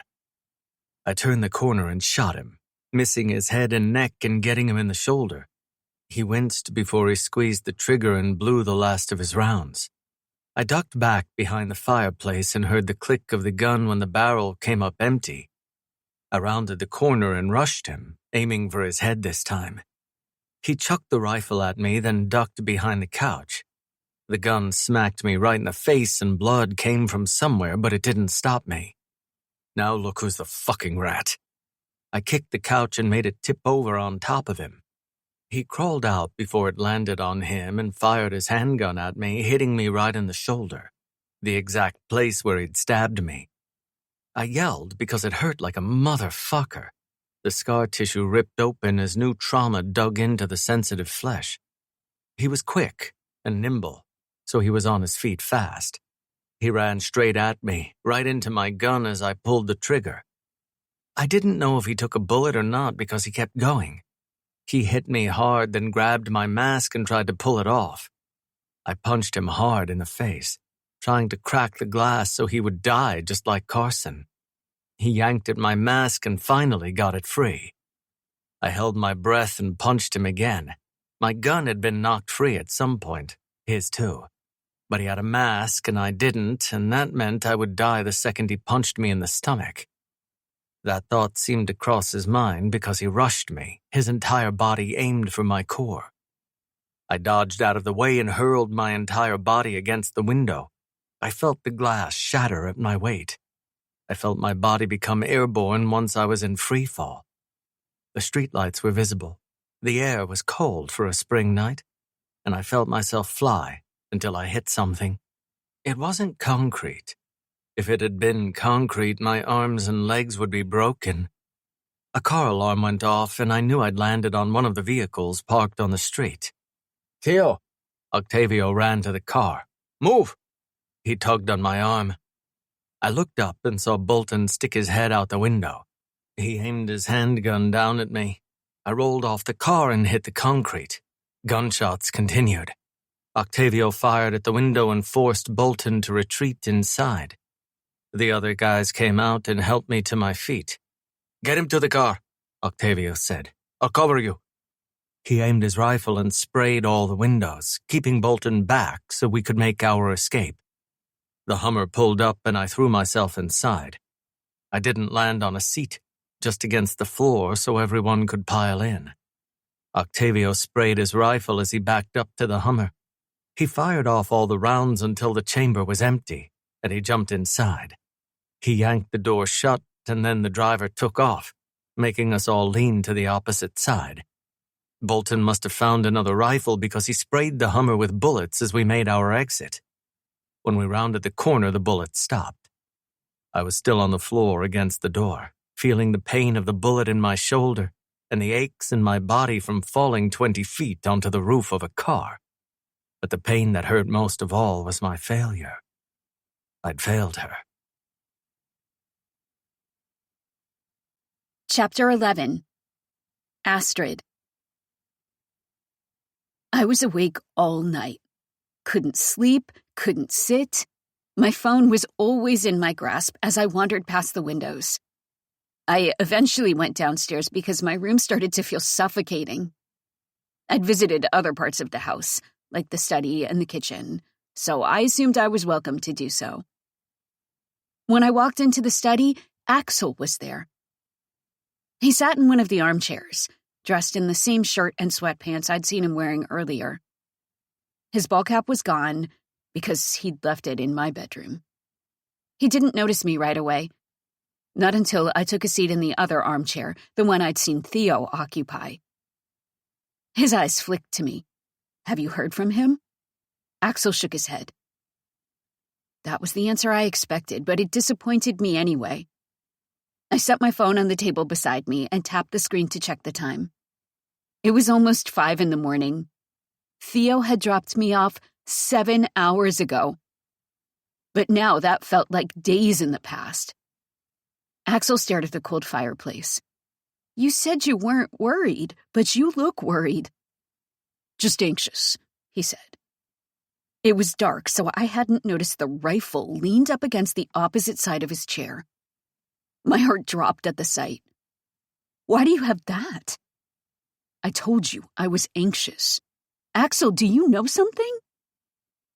He kept his eyes on the fireplace. Sheer, raw panic burst inside me. Axel! He continued to ignore me. Did something happen to Theo? I haven't heard from Theo or heard anything about him. Then why are you on guard with that gun? He finally turned to look at me. Because Theo synced my phone with his alarm system. I can see all the activity in the computer log. His gate opened around 3 a.m, and then the front door. I don't understand. It wasn't Theo. He would have told me if he was on his way back from Rome. A profound sense of doom hit me. So I think Bolton called his guys once he spotted Theo. And I think his butler is the one who let them in. Another burst of panic exploded inside me. Otherwise, the alarm would have been tripped. It was deactivated by a keypad password, meaning it wasn't hacked. There's only one person besides Theo who has that code. There was only one other person in the house where I slept. And he'd been bribed by Bolton. Theo told me that Bolton got into the house, wore a bulletproof vest so Theo wouldn't shoot him. He never figured out how he did it. Axel took a slow breath, then released it as a sigh. They know you aren't there. Whatever is going on between Bolton and Theo is probably happening as we speak. So I'm not sure what their next move will be. If they'll continue to look for you or wait for further instruction. I looked at the gun again. You think they'll come here? I doubt it. I've never been one of the Skull Kings. I don't have any public affiliation with Theo. Anyone who has seen us together probably doesn't understand the depth of the relationship. But you're sitting here with a rifle. I've got a wife and 2 kids sleeping upstairs. I have to be cautious. So until Theo is back and this shit is over, I'm not moving. I'd give anything to know what was happening with Theo at that moment. If he was standing over Bolton's dead body. If he was on his way home. If all of this was over. Then, my phone lit up with a text message. Oh my God, Theo texted me. I swiped on his name to read the message. Axel straightened in his chair. I read the message out loud. On my way back. Axel released a loud sigh, like he'd been a lot more stressed than he claimed. He grabbed his phone and started typing, probably telling Theo everything he'd discovered about the house and his butler. I didn't care about any of that. I was just happy that Theo was alive and on his way home. I'm so relieved. I took my first breath, allowed myself to relax in the chair, allowed myself to be tired. Axel continued to type on his phone, like he and Theo were having an in-depth conversation. Bolton got away. All the relief I just felt was viciously taken from me. Carson's dead. He said he didn't have a choice. Is he okay? Axel typed on his phone. I waited for my answer. He's okay. A bullet in the shoulder and some bruises. He was shot? He'll be fine, Axel said quickly. It's just the shoulder. Just the shoulder? He has a medic with him. Already took out the bullet and patched him up. Oh my God. I dragged my hands down my face. Astrid, he'll be fine. Calm down. Tell me to calm down again and see what happens. He seemed to finish up the conversation because he put his phone aside. He wants you to stay here until he handles the house and the butler. I wanted him to come straight here. Straight to me. Okay. He's dispatched his guys to the house. So they should get there first. He sat back in the armchair and relaxed. He sat there for a while before he grabbed the rifle and removed the rounds from the chamber. Thank you for letting me stay here. I knew Axel had a lot to lose, but he still accommodated me out of love for his best friend. Or brother, whatever they were. I know he would die for Scarlett and my babies. Theo claimed he struggled to love, but I saw the way he loved Axel so effortlessly. The way he wore his heart on his sleeve, the way I did for him. I could be angry about that, or I could be patient. I could wait until he was ready to love me the same way. Yeah, he would. Chapter 12. Theo. When I showed up at the house, the guys had already searched it from top to bottom. The only evidence that someone had been there were a couple doors left open, like my closet door, all the guest bedrooms. Pantries had been searched, everything that could hide a person was opened, because they were looking for Astrid. My shoulder was wrapped tight by the doctor I had on staff. He was always around, kept several miles away with his own security, in case one of us needed medical attention. The bullet itself wasn't a threat to my life, but the loss of blood could have been. Now the scar from Bolton's knife had been ripped open once more. Another round of ink could only cover so much. I stood in my foyer and looked at the stairs. Where is he? Nico crossed his arms over his chest. Looks like he left with Bolton's guys. My own butler had stabbed me in the back.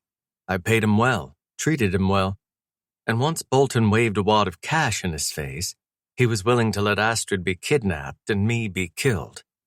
Find him. We will, Nico said confidently. And don't kill him, I said. That honor is reserved for me. Nico nodded, then stepped away. I continued to look at the stairs. Bolton thought he'd blindsided me by waiting for me to leave the house before hitting my home, but the joke was on him, because I wasn't stupid enough to leave Astrid there. But the joke was on me too, because I'd assumed I'd be able to kill him, and I didn't. I should run straight to Astrid so she could see that I was okay, but a part of me didn't want to face her. Didn't want to face her disappointment. When I texted her, I barely said a few words to her because I didn't want to open up the conversation. Should have called instead of texting, but I wasn't man enough to do it. My phone rang in my pocket, and when I looked at the screen, I saw it was a blocked number. Expected it to be Astrid, but it was Bolton.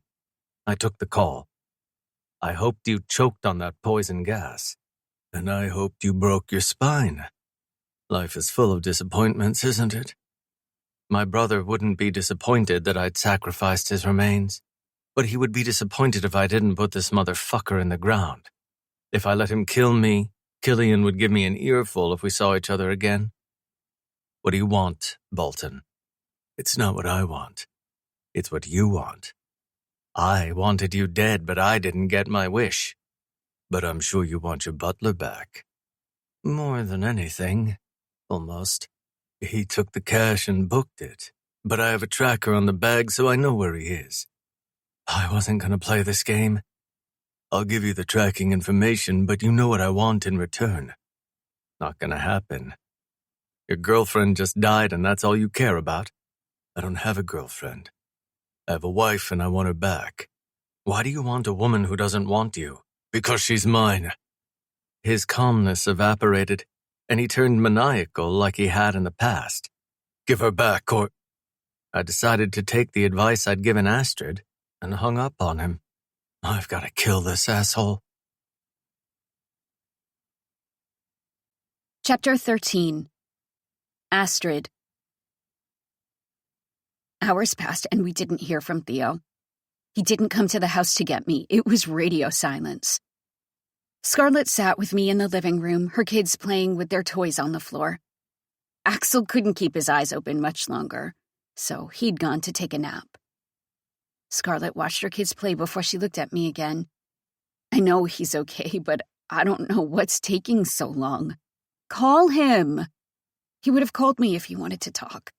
Anytime I called Axel, he always had time to talk to me. You know he's okay, so call him. I was a bit disappointed that he hadn't called. All I'd gotten was a quick text and nothing else. I left the couch and stepped out of the room to make the call.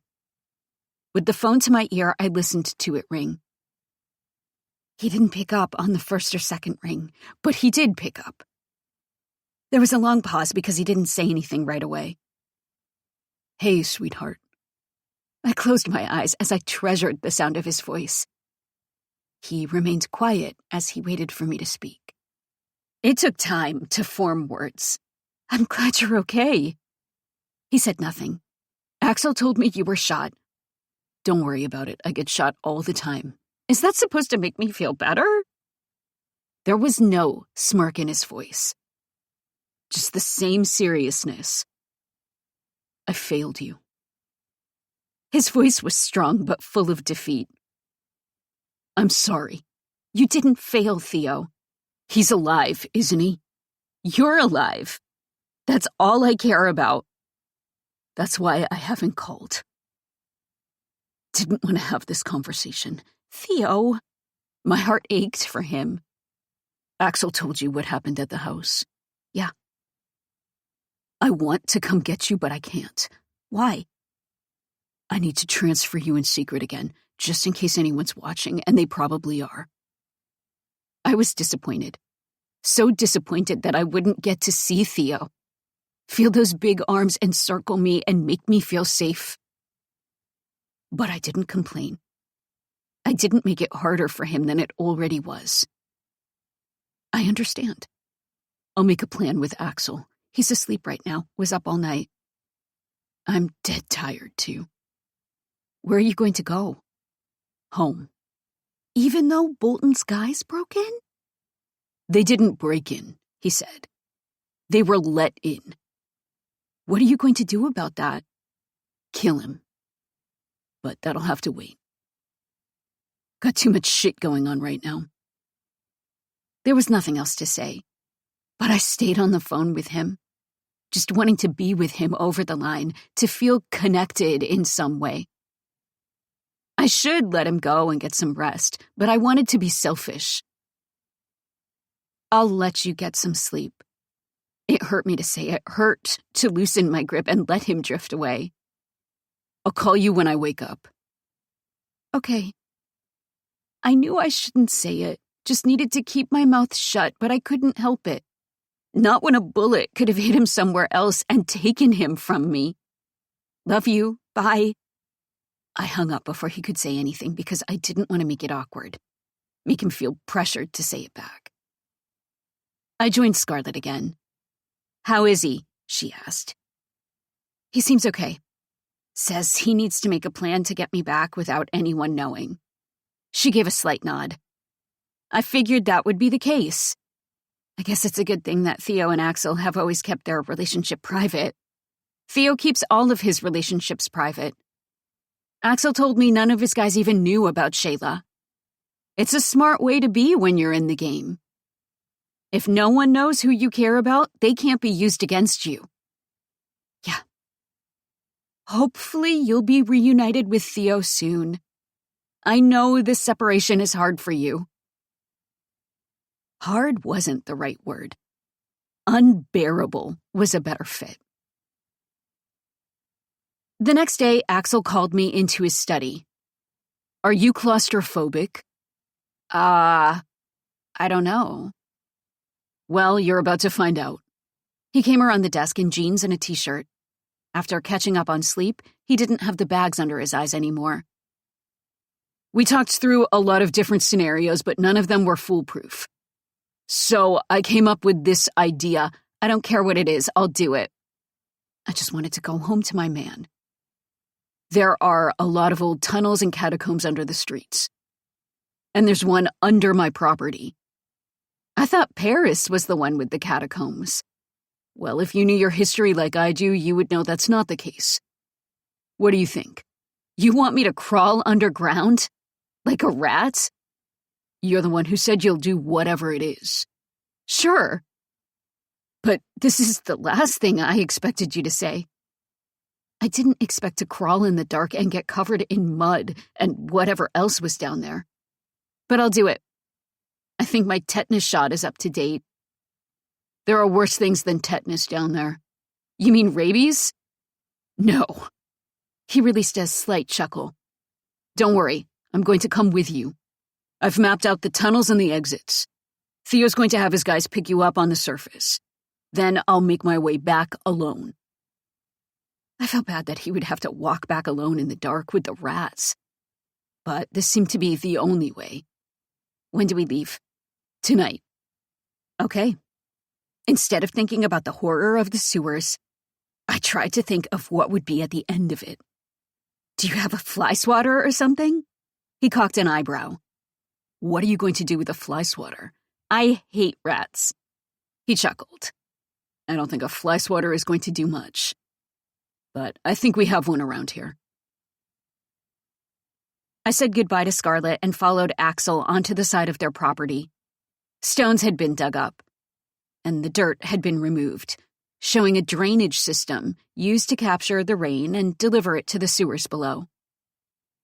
I stared at the hole and felt a tremor of terror. He handed me a flashlight. Don't turn it on until we get down there. I couldn't believe I was about to do this. About to descend into the fucking sewers. Axel watched the unease on my face. I appreciate the fact that you're willing to do this. If Bolton doesn't figure out the connection between us, that means my family is safe. He guilt-tripped me big time, reminding me what was at stake if I chickened out. Let's do this. He grabbed onto the ladder and climbed down, disappearing into the darkness within just a couple feet. I squatted down and waited for him to tell me to follow. All right, it's clear. I took a deep breath before I climbed down and became swallowed by the darkness. Running water that sounded like a waterfall was audible a moment later. The stench came next. I knew where the ladder ended because Axel had his flashlight on. I stepped onto the concrete bank beside him. He handed me his flashlight, then turned on another. You good? Yeah. He took the lead, a rifle slung across his shoulder, a handgun stuffed into the back of his jeans. My flashlight scanned the ground, making sure there were no rats in the corners. The water in the center rushed by, full of waste from the city. The smell was so bad I had to breathe through my mouth instead of my nose. How far is the walk? About 2 miles. That was a short walk on the surface, but down here, with the smell and the rats, it felt like a marathon. Axel checked his map before he walked to the ladder that was mounted on the wall and led to the surface. This is it. Thank fucking God. I'd seen a couple rats on the way and felt squeamish ever since. Wait here. He climbed up first and reached the panel at the top. It had a wheel in the center that he had to turn, taking his hands off the rungs to twist it. It took several attempts before he got the wheel to turn and the door to unlock. It sprung open and revealed the night air above. I couldn't wait to get out of here. He poked his head out and talked to someone. Yeah, I've got her. Hold on. He climbed back down and landed on the concrete beside me. Octavio and the guys are up there. They'll take you to Theo. Once I climbed up that ladder, it would be over. Thank you for everything. I really appreciate it. A boyish smile came onto his lips. It's no big deal. Well, it's a big deal to me. He clapped me on the shoulder before he stepped away. Go home. I've got to scrub the smell of shit off my arms so my wife will open for business tonight. Yeah, I've got to do the same. Knowing Theo, he won't care. I climbed up the ladder, and the smell of the night hit me. Clean and cool. A welcome breeze hit my face. When I reached the top, one of the guys grabbed me and helped me to my feet. Then he made a face, like he could smell what I'd been smelling for the last hour. I've got her. He spoke into a comms unit in his ear. We're headed back now. We pulled behind the gates, and I walked inside the place I considered home. Theo was waiting for me. He stood there in his black sweatpants and nothing else. a bandage wrapped around his right shoulder. He looked the same except for the bruising down his right arm and torso. It was noticeable, even against the dark ink. His eyes ate me up like I was his favorite dinner. I wanted to run into his arms and kiss him hard on the mouth, but I refrained. When I didn't come to him, he came to me. His eyes still steady. I smell. It was such an awkward thing to say, but I didn't want him to step into the cloud and recoil. Let me take a shower first. I don't care. His hand slid into my hair and he kissed me. Kissed me like I hadn't just climbed out of a sewer. His arms circled my waist and he pulled me closer, kissing me like we'd been apart for weeks rather than days. When he ended the kiss, he rested his forehead against mine.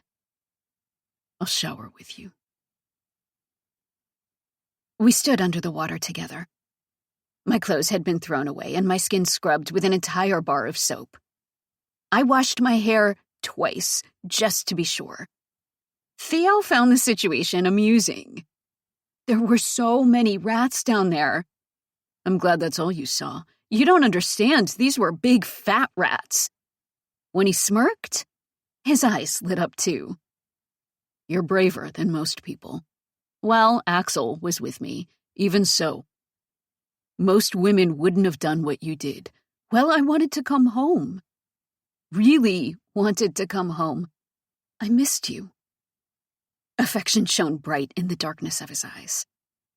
I missed you too. My eyes drifted down his body, seeing the bruising that couldn't be ignored. What happened? He didn't glance to check the area, like he knew exactly what I was referring to. I fell. You fell. Bolton released poisonous gas into the building. So I had to jump. Jump where? Out the window. Oh my God. I landed on the roof of a car. Got lucky because if I'd hit the concrete, I probably would have broken a couple things. My hands automatically went to my face, and I closed my eyes as I tried to get the horrible image out of my head. Sweetheart. His hands gripped my wrists and gently pulled them from my face. I'm fine. You don't look fine. I've had worse, believe me. Still not making me feel better. He smirked again before he released me. In a couple weeks it'll fade and we'll forget about it.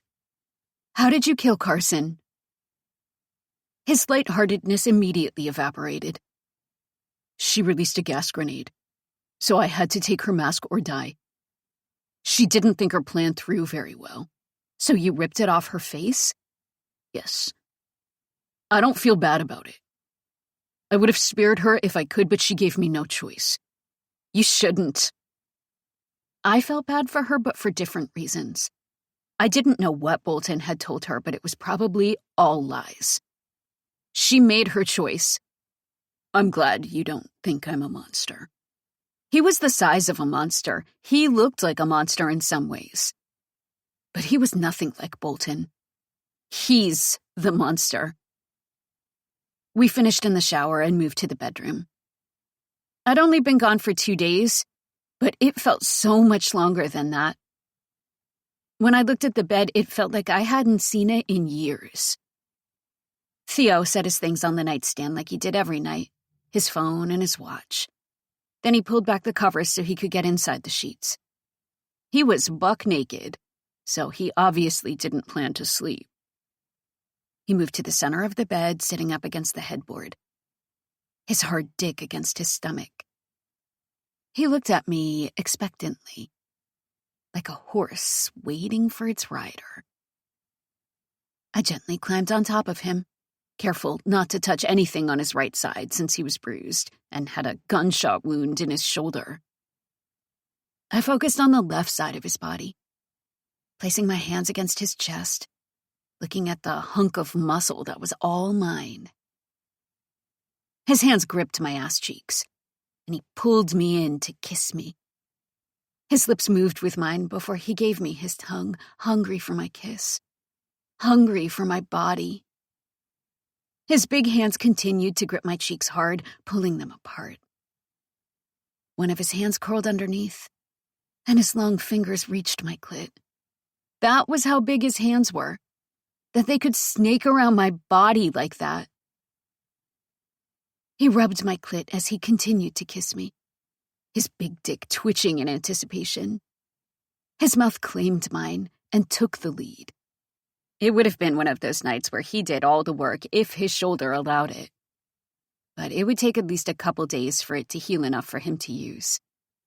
His hand lifted me to where he wanted me, and he pointed his thick head at my entrance. Then he tugged me down and forced me to sheath him, to squeeze him.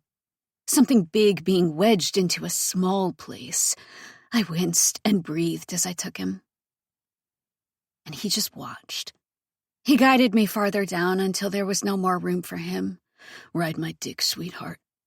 His arms curled underneath my thighs like he'd done in the past, ready to support me so I could keep bouncing up and down his length without having to stop.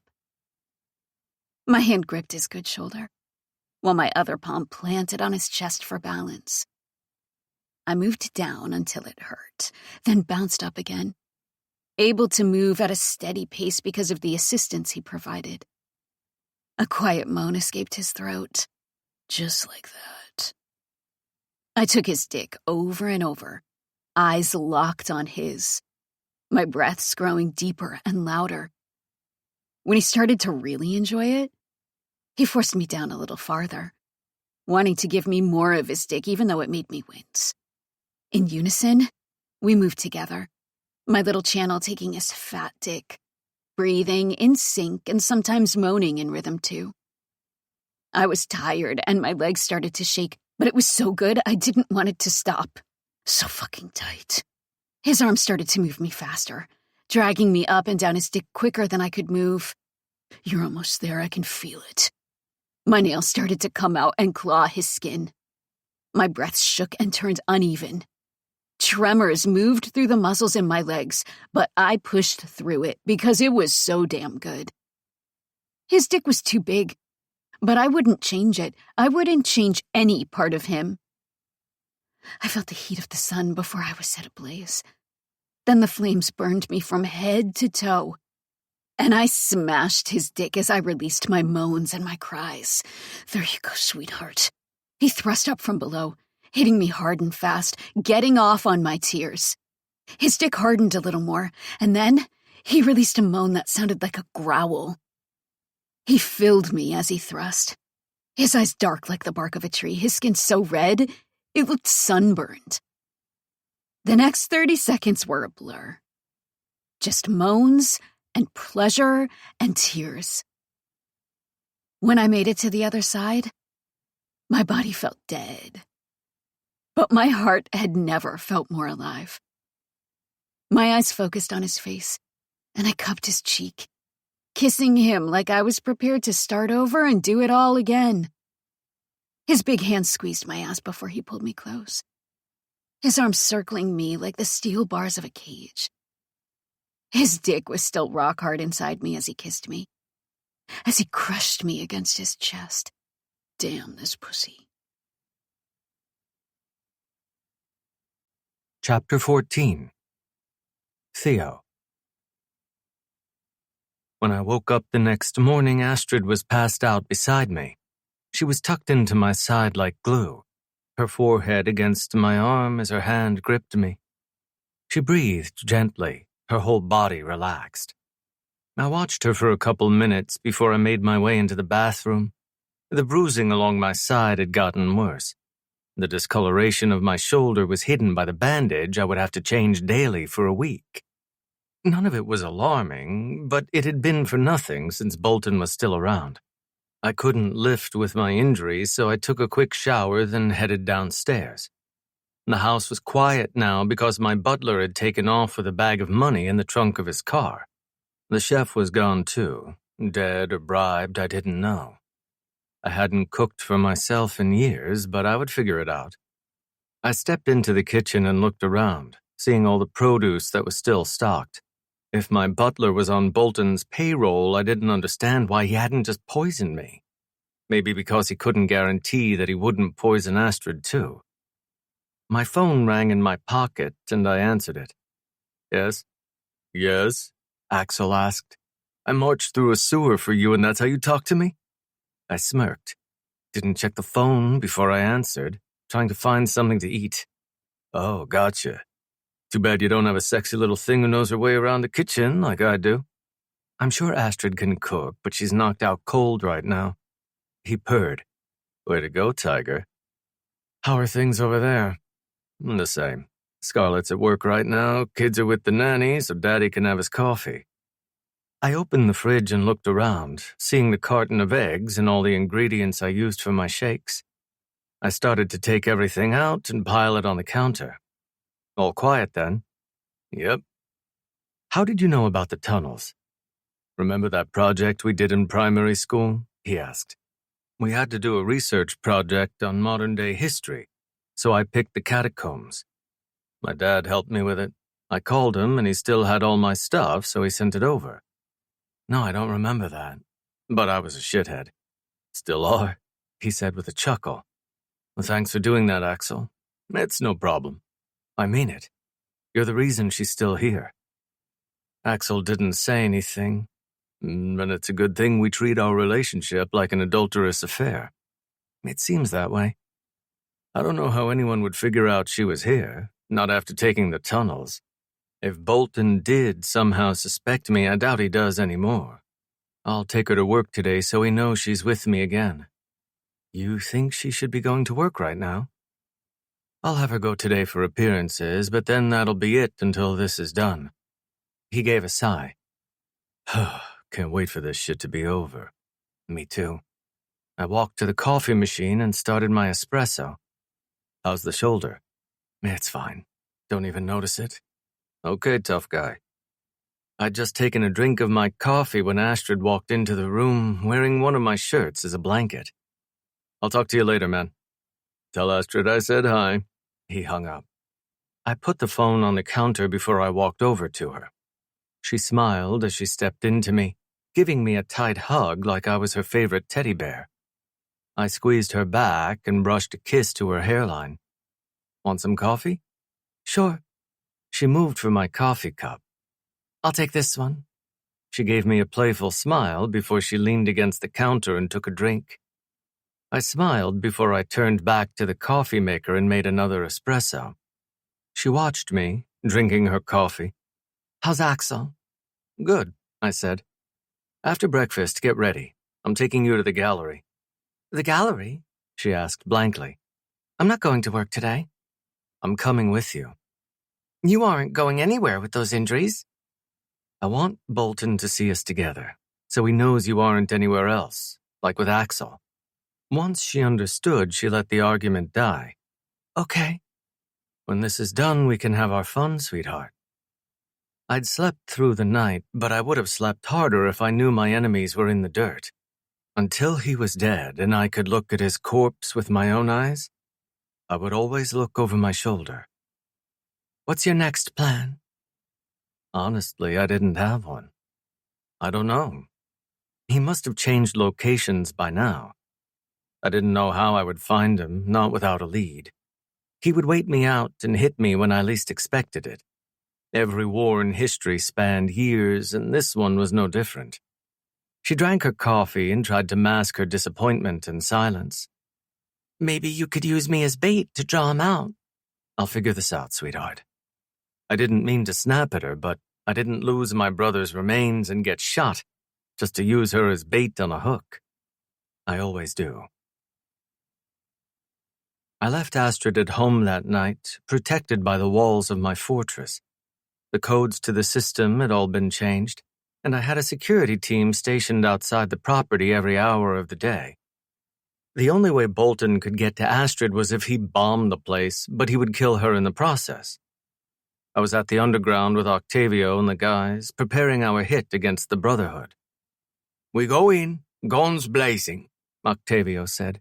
Hit the entire network and force them to give up Bolton. I wasn't convinced anyone knew where he was. And if no one talks, someone knows something, Octavio said. The leader of the Brotherhood doesn't just let his position go. He's in communication with someone.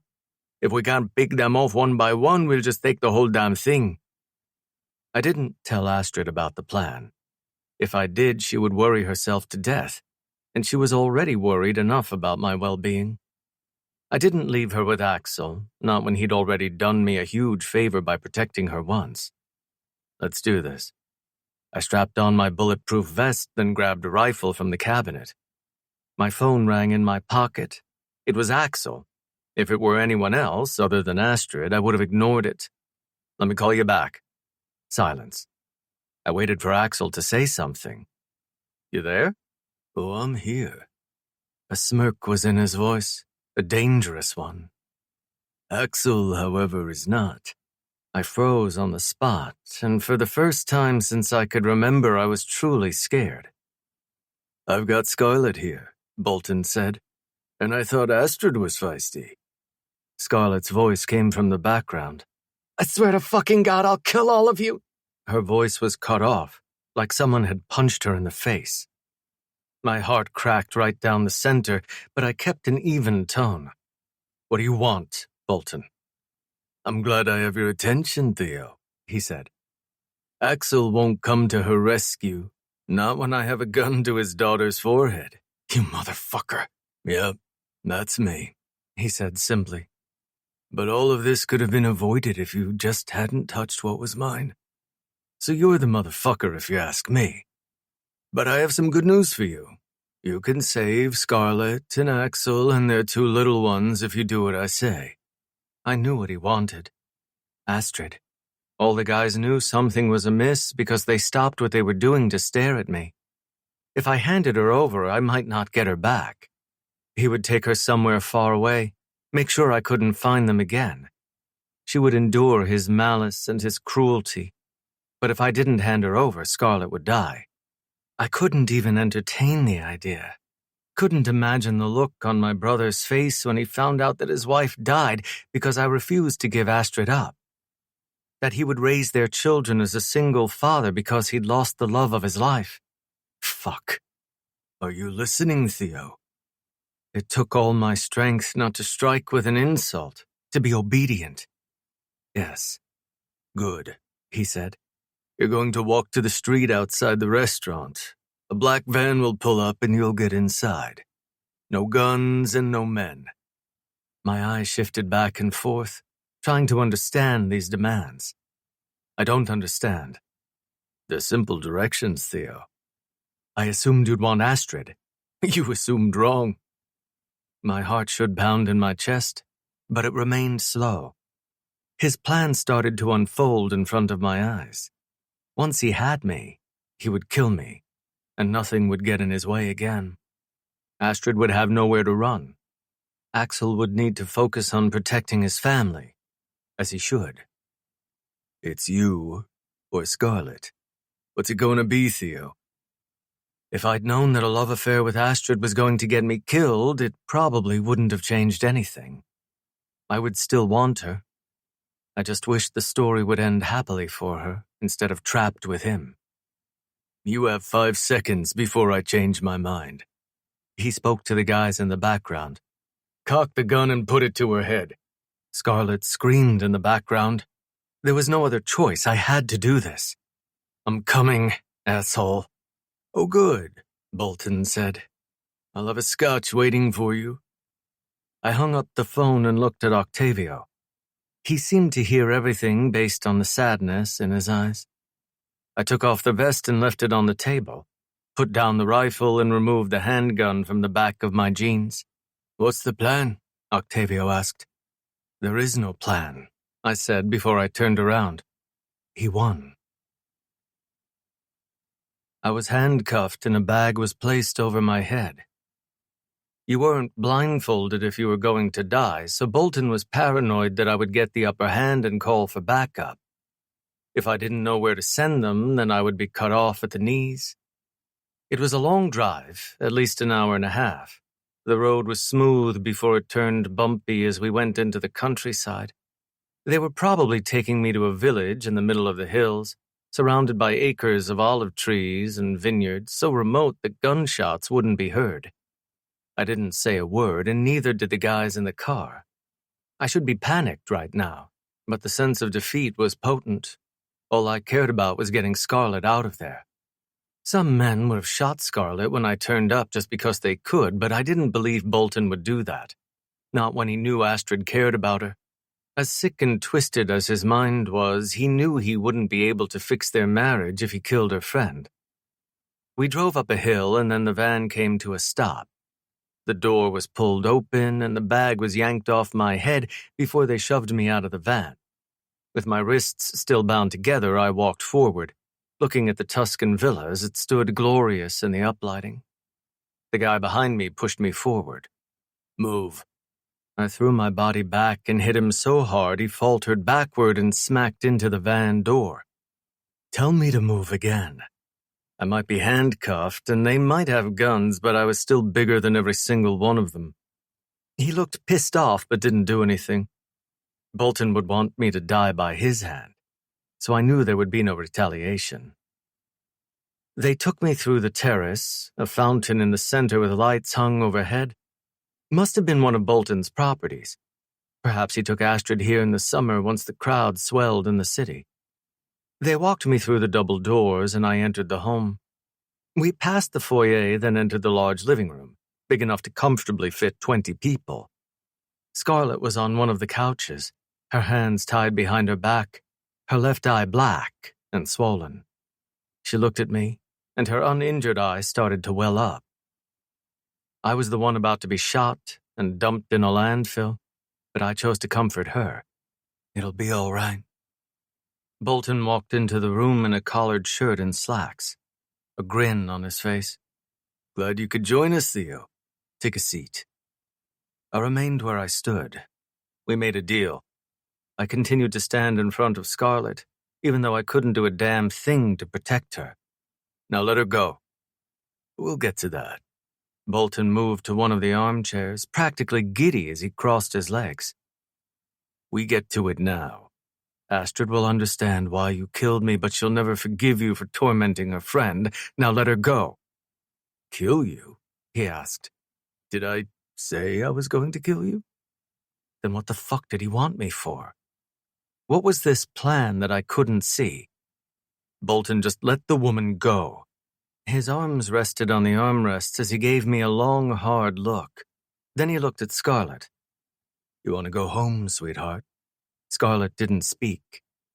I didn't want to think about what had happened to make her so quiet.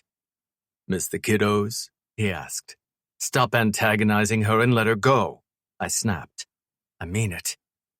He rolled his eyes before he gestured to one of his men. Take her home. But keep that gun on Axel until we're finished here. You have me, I said. No gun needs to be on Axel or his family. I'm not stupid, Theo, he said. I know he'll come to your rescue the second he can. His priority is his family, I said.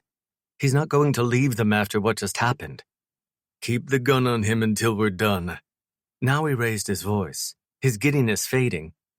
One of the guys walked to Scarlett and yanked her hard to her feet. I slammed my body into his and sent him into the couch. She can walk, asshole. Theo. Scarlett spoke to me quietly, like she didn't want anyone to hear. It's okay. The guy got back to his feet, took her by the arm and guided her out, much gentler this time. Her eyes remained on me as she was let out. I love you. My heart stung bad. Love you too. I watched her go with a pain in my heart, then I forced myself to look at Bolton again. He remained in the chair, his elbow propped, his legs crossed. That was touching. I tested the handcuffs that bound my wrists. They were as tight as they could be, so I couldn't snap them or twist. Couldn't pop my shoulder out of the socket to move my wrists over my head. Sit. He gestured to the seat beside him. I continued to stand. He rested his chin on his knuckles, his blue eyes still on me. Now what? Impatient, aren't we? Astrid could wake up at any moment and realize I wasn't there. I wouldn't respond to her texts or phone calls. She wouldn't be able to get a hold of Axel or Scarlett either. Then she would panic. What's your plan, Bolton? If you're going to kill me, let's just get it done. He continued to stare at me, milking every second. You got a death wish, Theo? Yes, but not for me. He smirked before he got to his feet. I'm curious. He crossed his arms over his chest and looked at me. I wanted to throw my shoulder into his chest and knock him backward, but that wouldn't get me anywhere in the long term. I waited for him to finish his thought. Last time we spoke, she said. He paused, like his next words were truly painful to say. That she loved you. Because she did. If I were born blind, I'd still be able to feel her love in the air around her, hear it in the sound of her voice. But did she mean it? Yes. We're about to find out. Chapter 15. Astrid. I was dead asleep when my phone started to ring on the nightstand. I fumbled for it in the dark, wanting to turn it off before it woke up Theo. I finally found the button and rejected the call so the ringing would stop. The screen was still lit up, but my vision was blurry, so I couldn't read it. I immediately checked the bed beside me and hoped Theo was still asleep. He wasn't there. His phone was gone from his nightstand, which meant he wasn't in the bathroom. I panicked and grabbed my phone, wondering if he'd been the one who called. I fumbled with my phone, and it started to ring again. It was Bolton. I sat upright and searched the darkness for Theo, hoping he would appear from the shadows and tell me what to do, but he wasn't there. And something told me that wasn't a coincidence. I took the call and put the phone to my ear, the light from the screen bright against the side of my face. All I did was breathe because I couldn't speak, the sleep still heavy in my eyes, my mind still fuzzy. Sorry to wake you, baby. I wanted to hear Theo's voice, not his. Not the voice of the man who'd ruined my life. What do you want, Bolton? My voice came out stronger than I expected it to. A fire sparked inside me and masked the terror. You're the one who wants something. And I have it. My heart dropped like a stone from a cliff. Bolton spoke to someone in the background. Anything you want to say to your girlfriend? My hand went to my mouth to silence my gasp. Tears started to bubble behind my eyes because I was scared. Really fucking scared. Theo's voice was audible in the background. Don't do it, sweetheart. He spoke calmly like he wasn't in pain. Like there wasn't a knife to his throat or a gun to his temple. Don't fucking do it. Bolton came back to the phone. Come back to me and I'll let him go. Don't come back, and he dies. He's full of shit, Astrid. Theo released a muffled breath as if he'd been punched in the stomach. Bolton's movements were audible, like he took himself to another room. What's it going to be, baby? If I went back, I would be a prisoner once again. Life would be unbearable, and I'd probably take my own life just to get out of it. But I'd die without Theo. Die if something happened to him because of me. I suspected Bolton might kill Theo right in front of me once I arrived. So I had to provide a reason for him not to. Okay. Bolton was quiet, like he hadn't heard what I'd said. Where?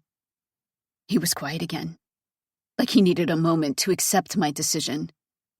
My guys will pick you up outside. Wait at the curb. He hung up. I walked past Theo's security and willingly got into the dark van that pulled up to the street. After they patted me down, I sat in the back seat alone while the guy sat in the front seats. We drove in silence. The radio wasn't even on. It was a long drive, over an hour. We left Florence and headed into the countryside. I wanted to call Axel again.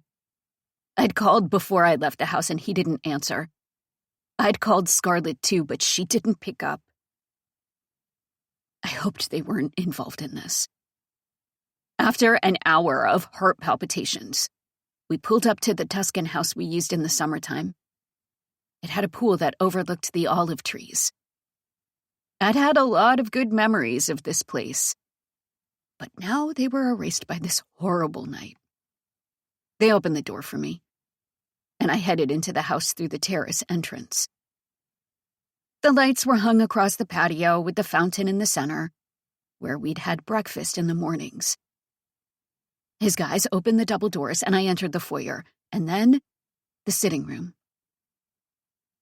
My eyes went to Theo first, who stood there with his wrists secured behind his back.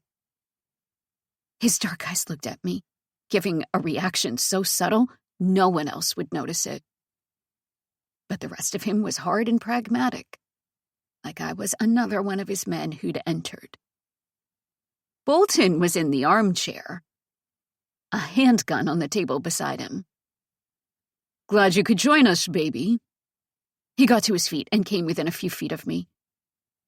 Looking into his blue eyes, I could honestly say I'd never hated anyone as much as I hated this man. That if I had a gun in my hand, I would shoot him between the eyes without a single pause. He turned away, moving toward the table where he'd left his gun. The guys against the wall behind Bolton watched Theo, all of them holding handguns so they could shoot him if he tried to do anything. I didn't know the man I married when I'd married him, but I knew him now. I knew exactly what he was about to do when he turned away. Grab that gun and shoot Theo right between the eyes for me to watch. "I missed you." It took all my strength to say the words like I meant them, to ignore the way they made me physically sick, but I did it because I had to. Bolton paused before he turned back to me, like he expected me to say those words to Theo instead of him. But I only stared at Bolton, and I had no idea what Theo's reaction was. "I wish none of this had happened," I said. "I wish we could go back in time and just redo everything." Bolton stared into my eyes with a hard gaze, his thoughts difficult to decipher. "I want to try again." The bile rose from my stomach up my throat. I already felt trapped, already felt suffocated. "You do?" he asked, his voice sharp like he didn't quite believe me. "I do. But only if you let Theo go." His mouth hardened at my request, the disappointment hot like flames in his eyes. "If I let him go?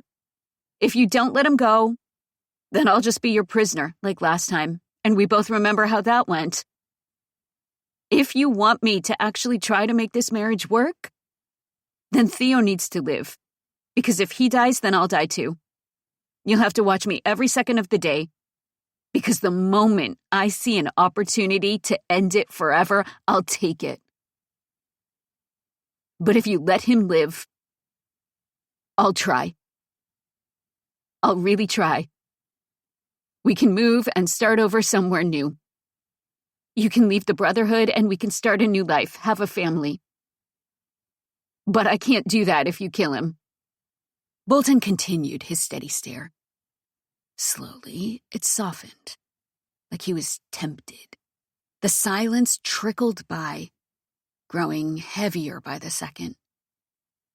I didn't mean a word I said, but I needed to make it so genuine that even Theo believed it, because that was the only way he would walk out of here alive.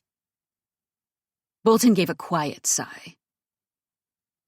"You'll try." "Yes." "Then prove it." The hope I felt immediately dwindled. "Prove it right now." "How?" "Kiss me. And kiss me like you fucking mean it."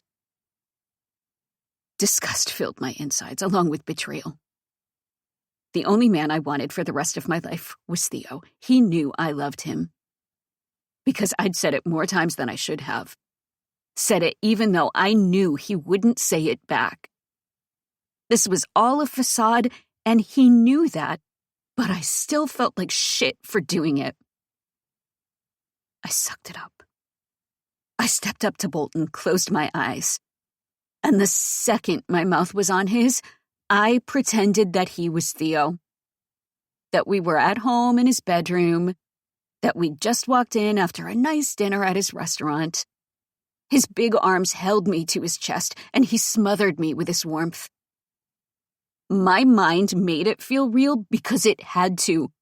Otherwise, I wouldn't be able to give the performance of a lifetime. I pulled away first. And when my eyes opened, I saw the man I hated. All the heat I'd felt for the man behind me was gone at the sight of Bolton. But I knew I'd done my job because he looked at me the way he had before. Like he loved me. "Wait 2 hours, then drop him off," Bolton said to his men. Oh my God. I did it. Bolton turned to look at Theo. Theo had turned the other way so he didn't have to watch the horror show. He kept his eyes averted. "I took Scarlet as a sign of mercy." Theo's eyes flicked back to him. "But if you try to come after Astrid again, I'll take the kids." He stepped toward me and grabbed my hand. I let him. And it was the hardest thing I'd ever had to do. My eyes met Theo's. His met mine. The look only lasted a second, but it was the most painful second of my life. I hoped he would forgive me for what I'd done. Would understand it was a sacrifice I had to make to keep him alive. This situation was always going to end this way. With me stuck with Bolton. So I'd rather it end with Theo alive instead of dead. Chapter 16. Theo. The van pulled up to a random street and they threw the door open. I was shoved outside, my handcuffs were removed, and then they pushed me to the ground before they got back into the van and took off. I didn't fight because I had nothing to fight for. I sat on the curb with my arms on my knees, a camp of homeless people across the road, sleeping in their tents. I was in the glow of the streetlight. A car parked a few feet away from me. I should jump to my feet and get to work, but my hands were still tied behind my back, even if the cuffs had been removed. I sat there for an hour before I got to my feet and walked. My phone had been left with Octavio, because I didn't want Bolton to have information he shouldn't. Instead of waving down a taxi, I walked across town until I approached Axel's house. The gates to his property were gone. Just gone. They hadn't been knocked down or dented in. It seemed like a crane had removed the doors from their hinges and literally moved them elsewhere. I walked onto his property and quickly realized no one was around. Bolton's men had been called off after he'd gotten what he wanted. I just hoped he kept his word. When I went to the front door, I saw that it had been kicked in. Half of it was off the hinges completely. I let myself inside and stepped into the foyer. "Axel?" I raised my voice and called up the stairs. "Axel?" "We're in here." Axel appeared out of the study in his sweatpants and nothing else. His face trained like he'd been so stressed he'd broken all the blood vessels in his face. His eyes were red and puffy, as if he'd cried more in the last few hours than he had in his entire life. He looked infinitely more heartbroken than the night he'd let Scarlet believe he cheated on her. "Scarlet is here?" I asked as I walked to him. "Yeah." He swayed on the spot, looking like a ghost of who he used to be. "She told me you came for her." If Axel was going to thank me, I wasn't going to accept it. "How is she?" "She's okay." He sniffed and his eyes started to water. "But I'm not okay." Tears exploded from his eyes and cascaded down his cheeks. "They took her, but I couldn't stop them. I had to protect our babies." My hand went to his shoulder. She's okay, Axel. They pointed a gun at my daughter's head. He continued to sob. I had to let them take Scarlett. You did the right thing. I let them take my wife. You did exactly what Scarlett wanted you to do. I cupped the back of his head. And she's home now and your babies are safe. It's over, okay? It's over. Breathe. Just breathe. He bowed his head and tried to shut down the tears, but a few continued to flow. You have no idea how sorry I am about all this. I felt my own eyes water because I felt like shit. I was the reason this had happened. I was the reason Axel had almost lost his wife and almost knew how it felt to be a widower. I'm so fucking sorry. It's not your fault. He sniffled. We both know it's my fault. Because I asked you to watch Astrid. Bolton must have figured it out. Axel had come with me to get Astrid out of the house that burned down. Bolton must have made the connection then. Astrid always said how smart he was. But it's over now. Everyone is safe. You killed him then. He quickly dragged his forearm across his eyes to catch whatever moisture was left behind. The guilt was like a knife between the ribs. I wanted to lie. Lie so fucking bad? No. He sniffed again, then composed himself. He didn't seem to register what I'd said until seconds later. What do you mean, no? No. I repeated the answer and felt the same pain all over again. Then what happened? What about Astrid? She chose him. He cocked his head, his eyes shifting back and forth. What the fuck are you saying right now? That woman loves you. I couldn't tell him the truth. It would just make him feel like shit. When I'd come here, I'd intended to tell him the truth, but seeing his devastation and knowing they'd really put a gun to his daughter's head made me realize that Bolton would actually make good on his threat, and Axel had been through enough. She chose him. I don't know what else to say. Axel continued to look at me like I was crazy. I don't understand. When I showed up there to spare Scarlett, Astrid came and they talked and she decided she wanted to give their marriage another try. I knew Astrid had put on the performance of a lifetime to keep me alive. She was smart enough to know that Bolton would kill me even when she showed up. I didn't watch her kiss him because it was too hard. Tried to block out the sound of her voice when she spoke to him. Watching her walk out that door and doing nothing to stop it was the hardest thing I'd had to do. Except for this. Axel was still bewildered. That doesn't make any sense. Can I see Scarlett? I didn't want to talk about Astrid anymore. She was probably on a plane by now, going to Greece or Croatia or Norway. He turned to the study and walked inside. I followed and found Scarlett holding her son in her arms, who was asleep. Her daughter was sleeping on the couch beside her, tucked under a blanket. Judging by the puffiness of her eyes, she'd been crying. A lot. I took a seat in the armchair and looked at her. She looked back at me, her left eye now swollen shut. I bowed my head because I couldn't look at her. It was too fucking painful. It's okay, she whispered. I'm okay. My eyes remained on the floor. Theo? I sighed before I looked at her. We're safe, she said. And it's over. I looked at Axel in the other chair. He wasn't looking directly at Scarlett either, like he physically couldn't. Yes, it was over. But the memory of this night would haunt us forever. Axel and I didn't speak for a couple of weeks. I assumed he wanted to spend time with his family and recover from the tragedy that had struck them. Astrid's belongings were still in the bedroom down the hall.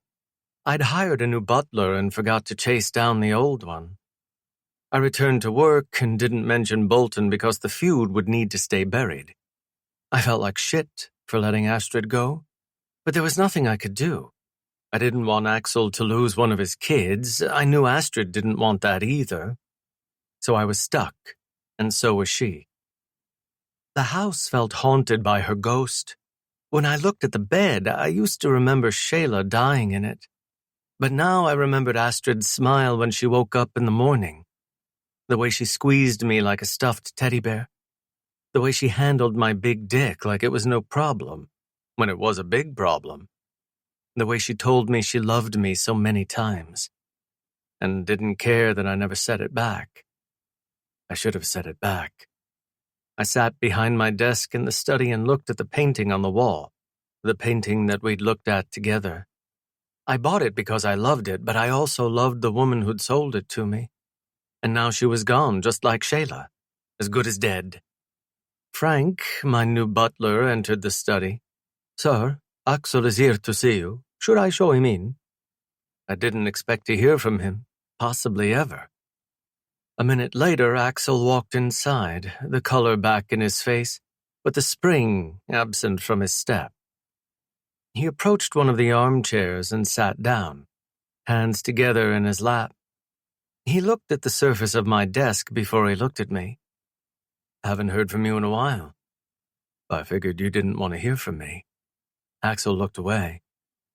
"I wouldn't blame you if you wanted me out of your life, Axel." "Well, I don't." He looked at me again, and neither does Scarlett. I expected him to tell me we needed to part ways, that they'd decided to relocate to Paris or something, start over. Didn't expect there to be a friendship between us at all. "You know this is all my fault, Axel. I shouldn't have asked you." "It's my fault because I could have said no," he said. "We can play this game all day long. It's not going to change anything." It took a couple weeks for me to be able to let Scarlett even leave the room, but I'm in a better place now. "How is she?" "She's doing well. Bounces back a lot quicker than I do. But she didn't have to see, the gun against his daughter's head." "Yeah." His eyes moved down. "I'll never get over that." "I don't blame you." He stared down at his hands for a while. "How are you?" "Me?" I asked incredulously. "Who gives a fuck about me?" "I do." He lifted his head and met my gaze. "What happened with Astrid?" "I already told you." And it made no sense. He straightened in his chair. "She looked me in the face and told me how much she loves you, that she'd die if you died. You're gonna bullshit me right now and say she just decided to be with that freak? After everything you've been through, your story is complete bullshit, Theo. So what the fuck actually happened?" I sank into my chair and looked away. He continued to stare me down with those furious blue eyes. "Theo, it's best if you don't know." "Okay, now you're just making it worse. Trust me on this, Axel." He stared for a long time, like he was contemplating the advice. But in the end, he ignored it.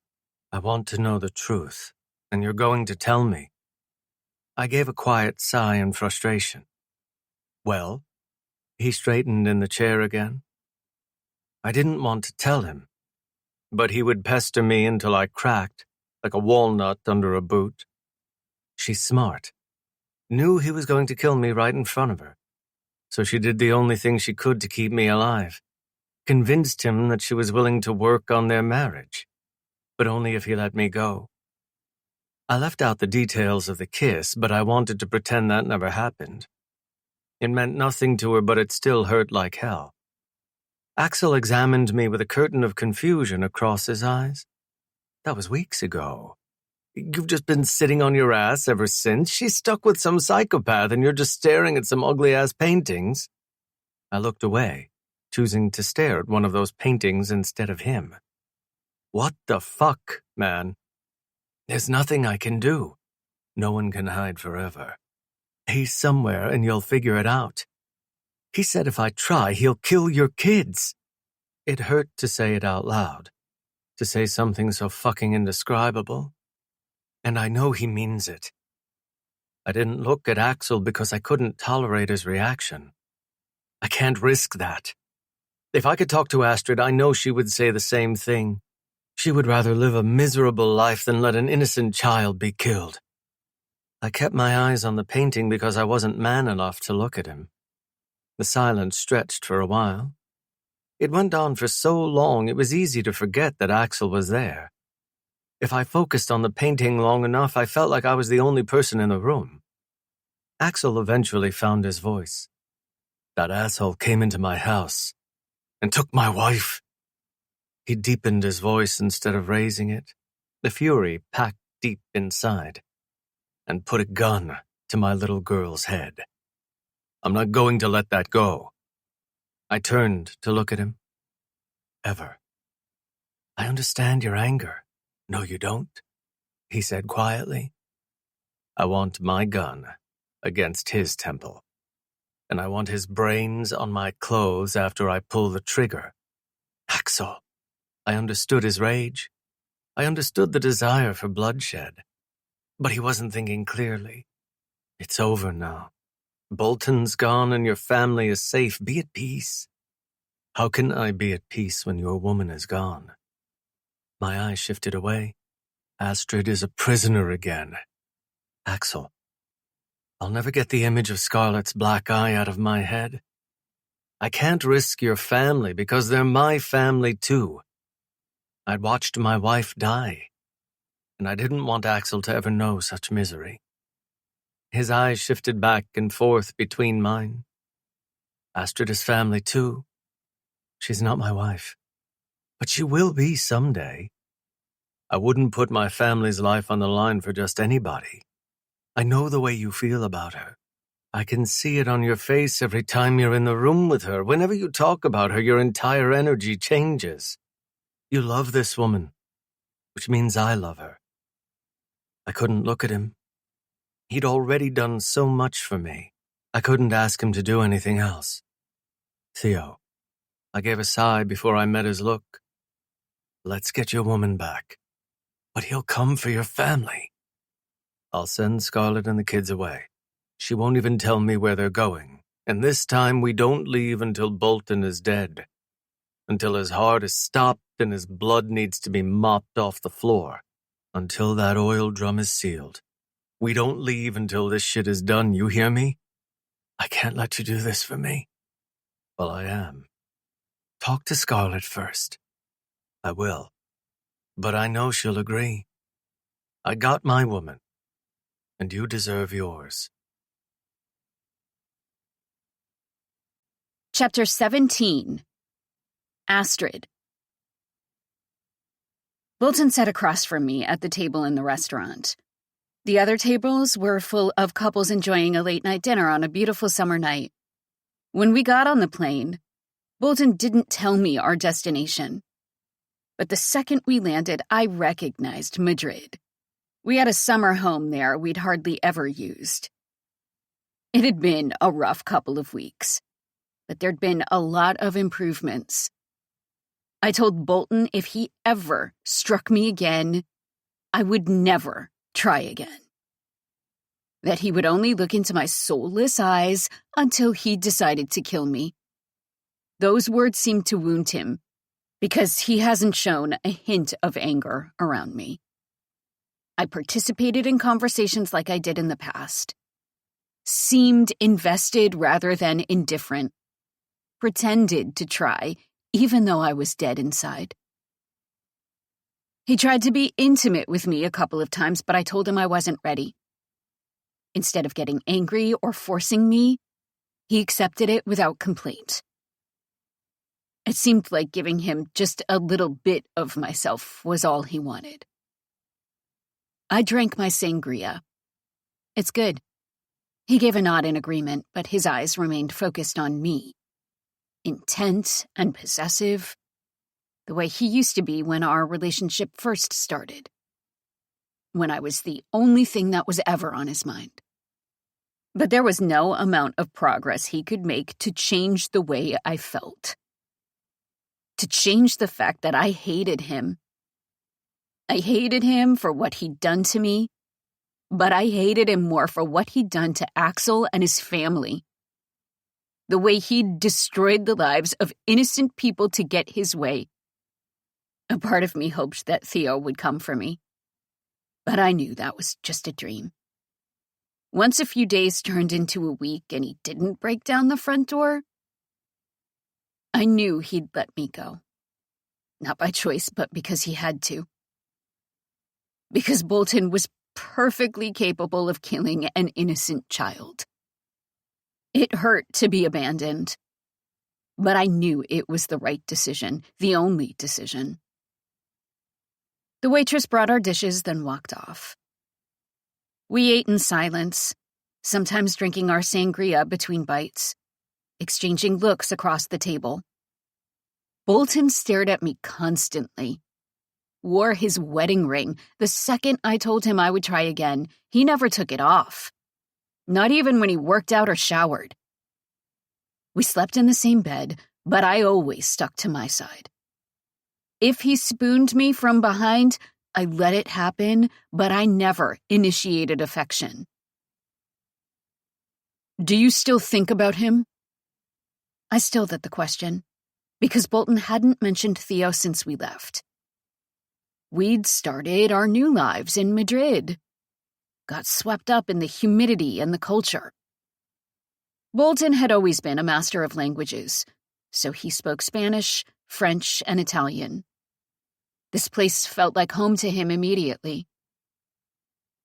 I looked at him across the table. He took a drink of his sangria as he waited for an answer.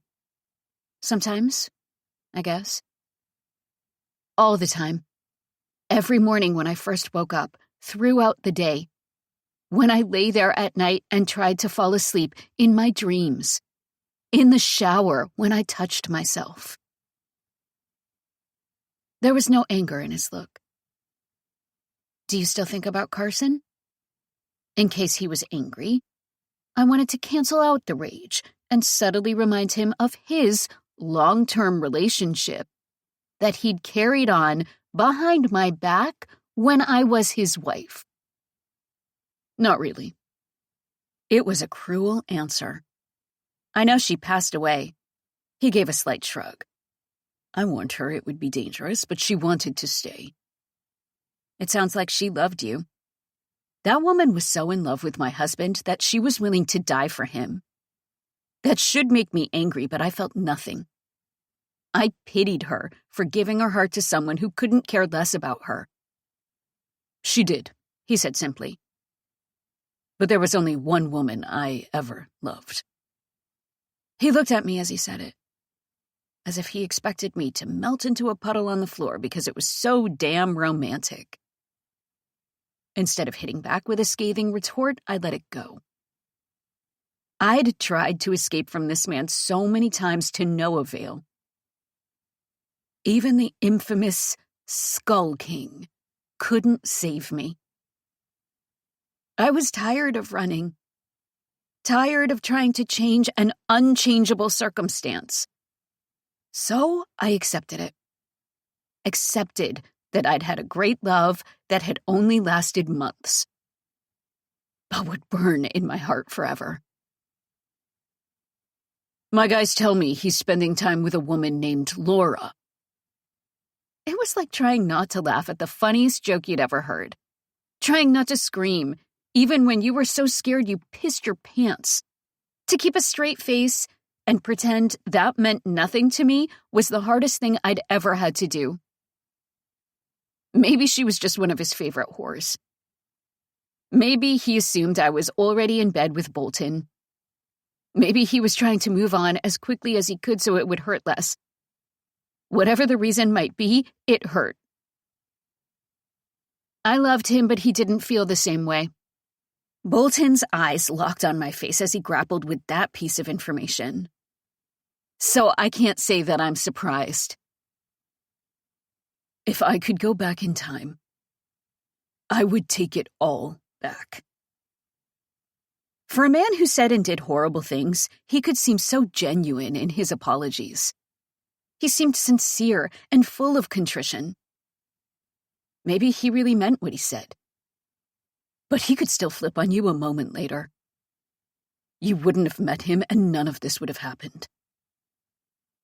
I kept the pot of water at a simmer instead of a boil by validating his words, accepting his apologies when he gave them, even though they were bald-faced lies. But it seemed to work. Seemed to sheathe his anger. I know. At some point I would run out of time and would have to get on my back and consummate the marriage. That would be a lot harder than accepting his apologies and making small talk over dinner. I wasn't sure how I would do it. We watched TV on the couch together, enjoying a bottle of wine as we snuggled close. His arm was around my shoulders, and I placed my hand on my thigh. Whenever this happened, I would think about Theo and the way we used to do this very same thing on his couch. Now I wondered if he was doing it with Laura. When I got tired and started to fall asleep against his shoulder, he turned off the TV and scooped me into his arms. The house in Madrid was a 2-story palace on several acres of land. It was behind an iron gate with its own pond with swans that would stop by for a visit. He carried me upstairs and set me on my side of the bed before he moved to his. He dropped his sweatpants and got into bed beside me before he tucked me in. He'd never tucked me in before. He came close to me, our heads on the same pillow, his warm flesh against mine. I love you, baby. He pressed a kiss to my forehead before he grew still. I kept my eyes closed and pretended to be asleep just to avoid the situation. I hadn't said it back to him, and he hadn't pressured me to say it, but I knew that was inevitable too. There were only 2 options for me: confirm or take my life. I woke up in the middle of the night for no reason at all. Maybe it was a bad dream that disappeared so quickly I couldn't recall it. Or maybe my body was just on alert, even when I was dead asleep. I left the bedroom and headed downstairs. We had a large terrace out there, a fire pit surrounded by couches, underneath the tall trees that were sprinkled across the property. Bolton still had his security with him, even though he'd retired from his career. I turned on the gas and started the fire before I opened a bottle of wine. Instead of drinking out of a glass like a lady, I drank straight from the bottle because fuck it. Who gave a shit at this point? I sat in front of the fire and drank alone. And cried. Cried because Theo had replaced me so quickly. Chose to move on rather than mourn what we had. He'd left me to my fate and got back to his reality like there'd never been a disturbance. From an outside point of view, it would be easy to believe that my life hadn't changed at all, that I'd never met Theo, that our lives had never crossed. A part of me wished I never had. I'd worshipped that man the moment he was mine. Gave him my heart even though he never gave me his. And now he was with someone else, forgetting about me with every thrust between her legs. It was awkward to drink and cry at the same time, but I made it work.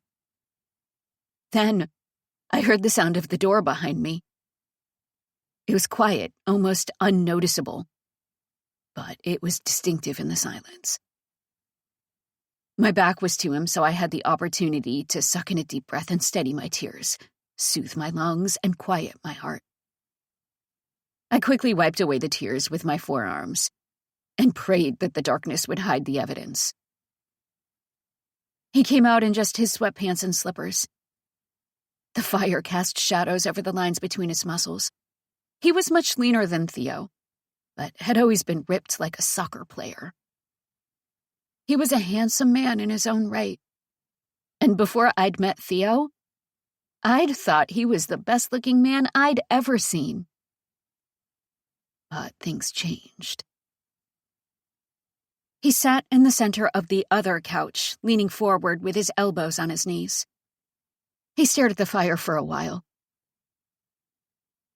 I could tell something was amiss. He would have sat beside me if everything was okay between us. He would look at me, talk to me. But he continued to stare at the fire like I wasn't even there. I drank from the bottle to swallow the tears. You still love him.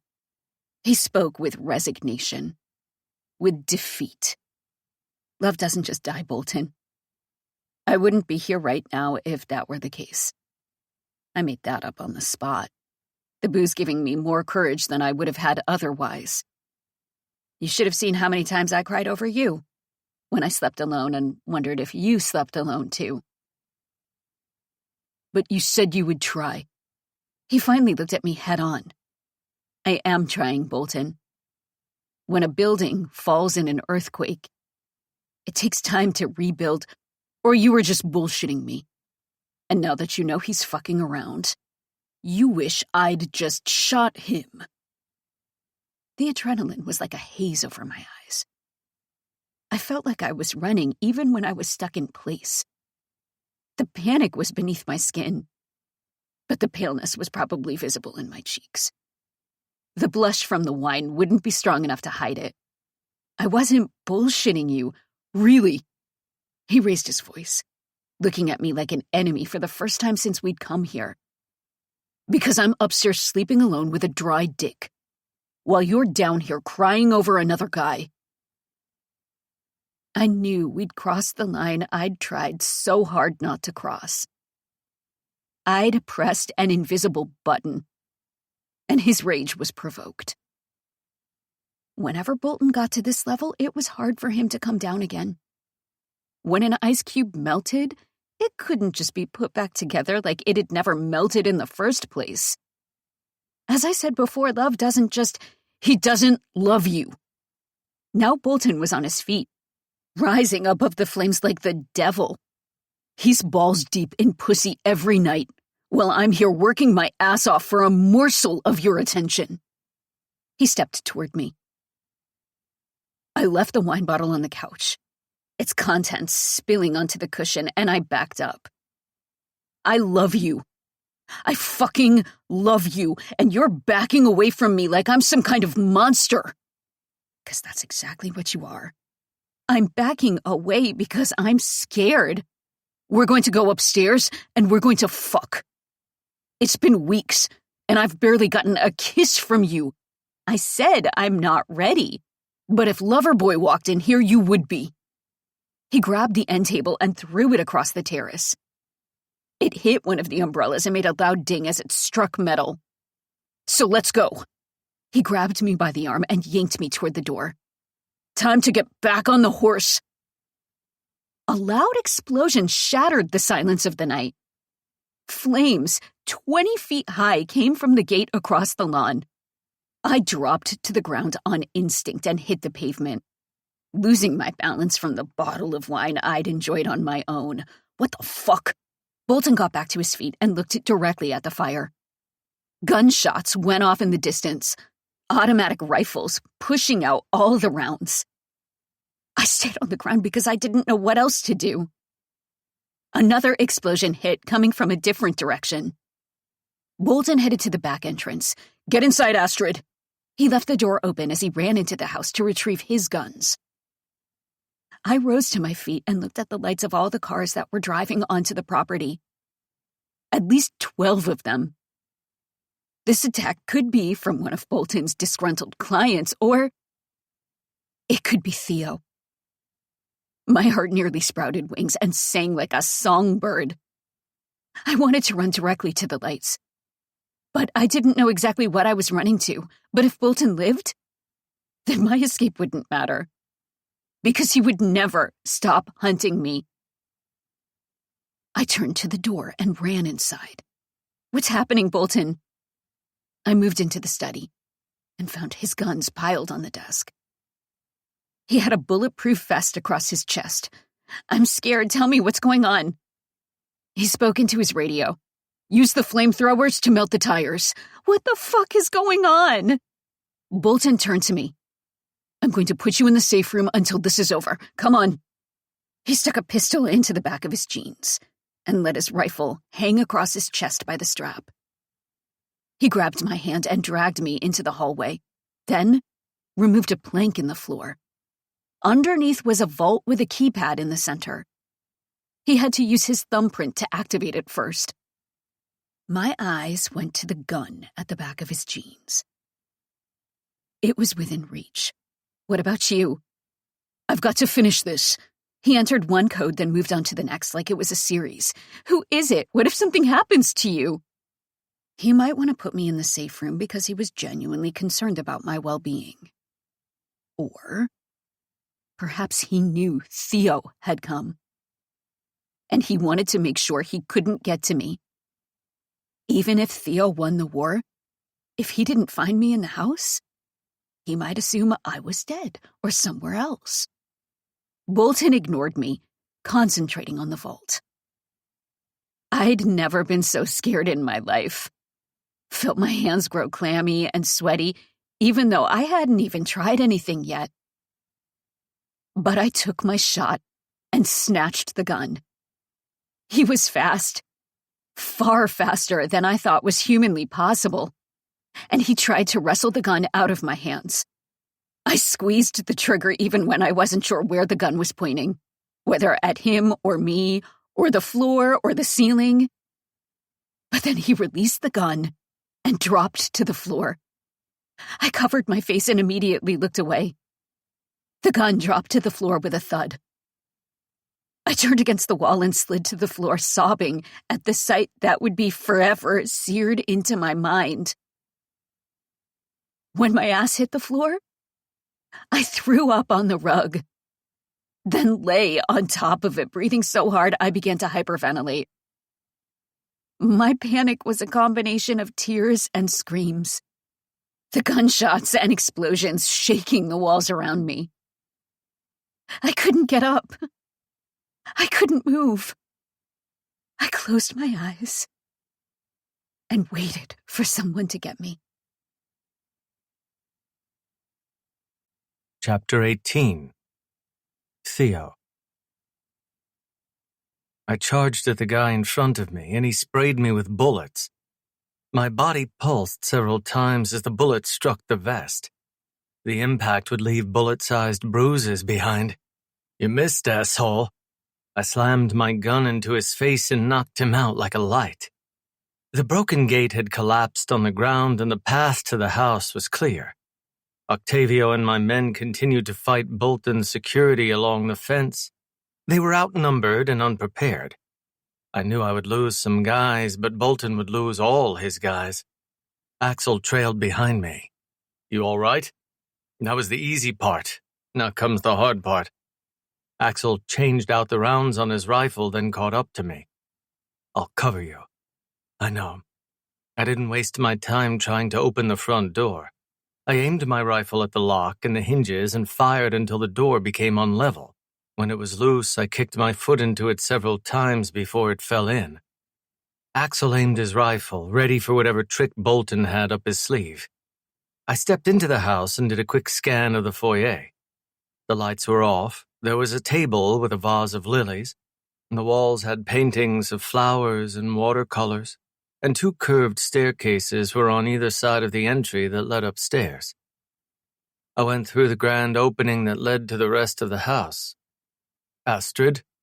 Bolton would know where I was, so there was no use in hiding it. I moved through the kitchen and used it for cover as I checked the living room and the hallway. Axel was quiet behind me, my second pair of eyes constantly scanning. I moved to the hallway. "Astrid?" I called her name and prayed I would hear her say mine back. But the house was quiet. "The only way he could have gotten out of here is by chopper," Axel said. "And we both know that didn't happen. Must be a safe room. Let's clear the house before we search." I moved into the hallway, my gun held at the ready, because that asshole could jump out at any moment. When I turned the corner, I spotted a mass on the floor down the hall, so I dodged back behind the corner for cover. Axel moved to the opposite wall and readied his gun, prepared to shoot if someone came around. I poked my head and looked again. Two bodies were lying there. One of them was Astrid. "Astrid!" I came around the corner and moved over the thick rug that muffled my footsteps. Axel must have found the switch on the wall because he flicked it on and revealed the horror show. A huge pool of blood was soaking into the rug, and it came from Bolton. He'd been shot in the face. His nose and right eye were missing.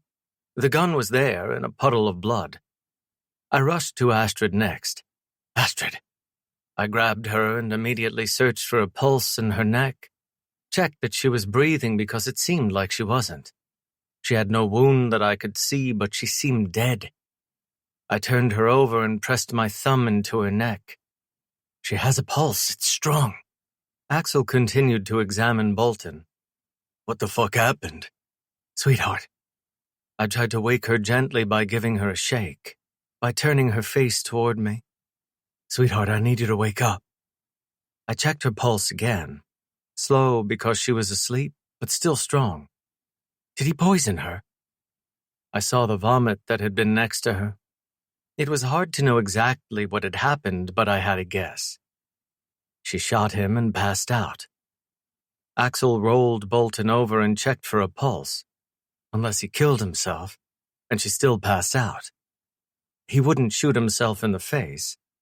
I scooped my arms underneath her and lifted her to my chest. You're sure he's dead? Yeah, he's fucking dead. Bring him too. What's your plan, oil drum? We'll figure it out later. I cradled her to my chest and walked out with her. By the time I left through the front door, the gunshots had stopped. Bolton's men who had survived seemed to have surrendered. I looked down at her, dead asleep like she was in my bed beside me every night, almost peaceful. Whatever happened had obviously scarred her, but I couldn't help but feel a surge of pride. I didn't have to kill him, because she already had.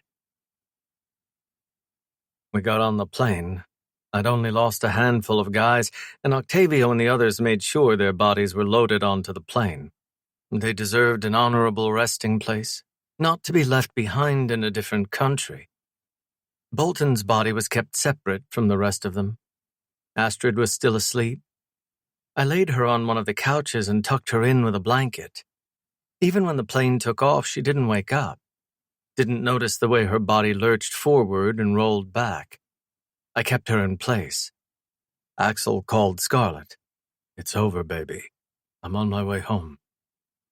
I'd seen Bolton's dead body with my own eyes, but I still couldn't believe it was over. I never got my brother's remains, but a feeling of peace came over me anyway. I'd never been able to save Killian, but I'd been able to save Astrid, and I did. Axel listened to Scarlett over the phone. Yeah, he's dead. Yes, I'm sure. He listened to her again.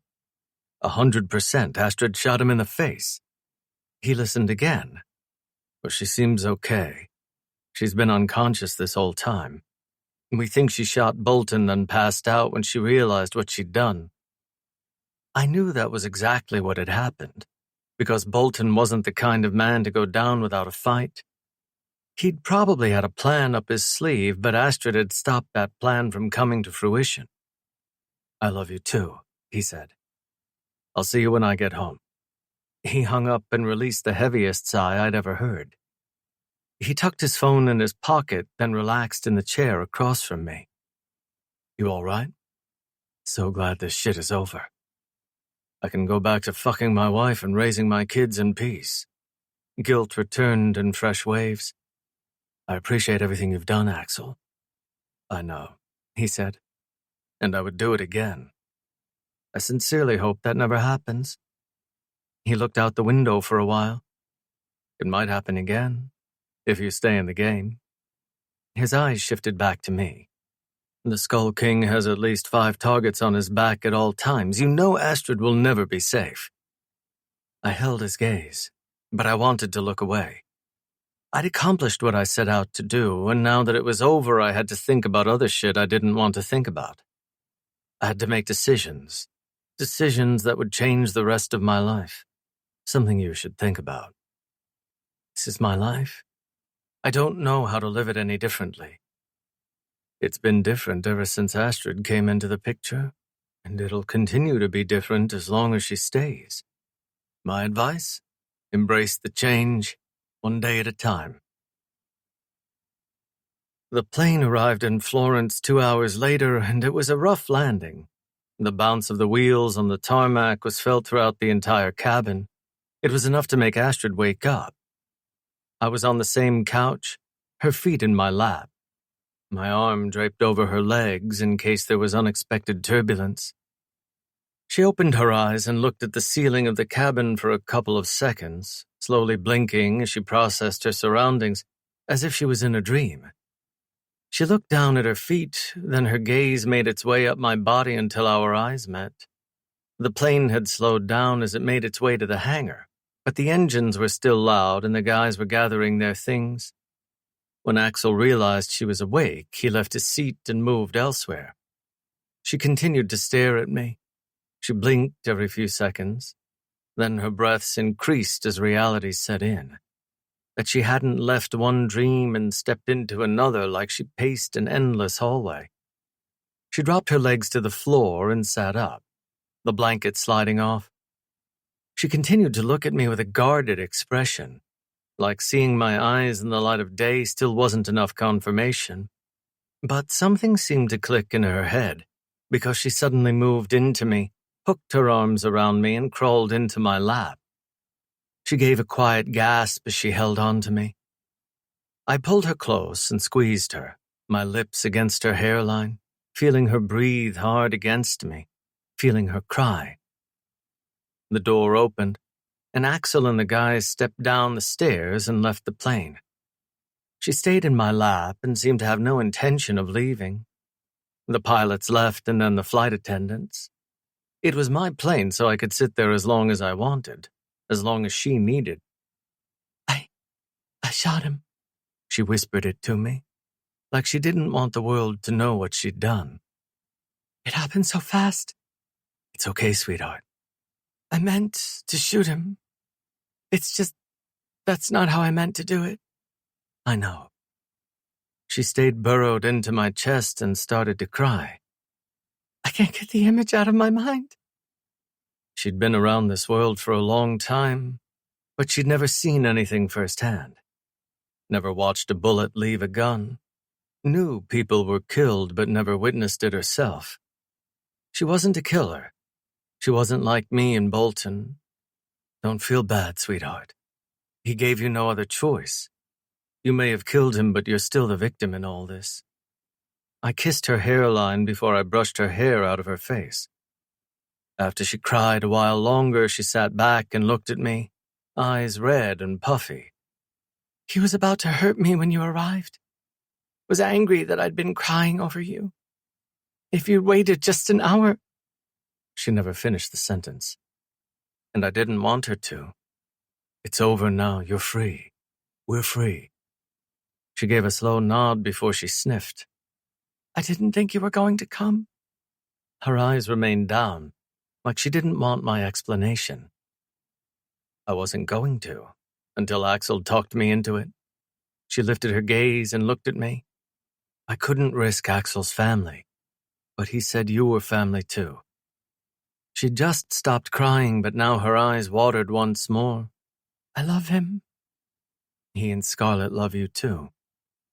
She sniffled again before she wiped her tears with her forearms. Dawn had arrived an hour ago, and the sun shone directly in her face, making her eyes sparkle like a flowing river in the light.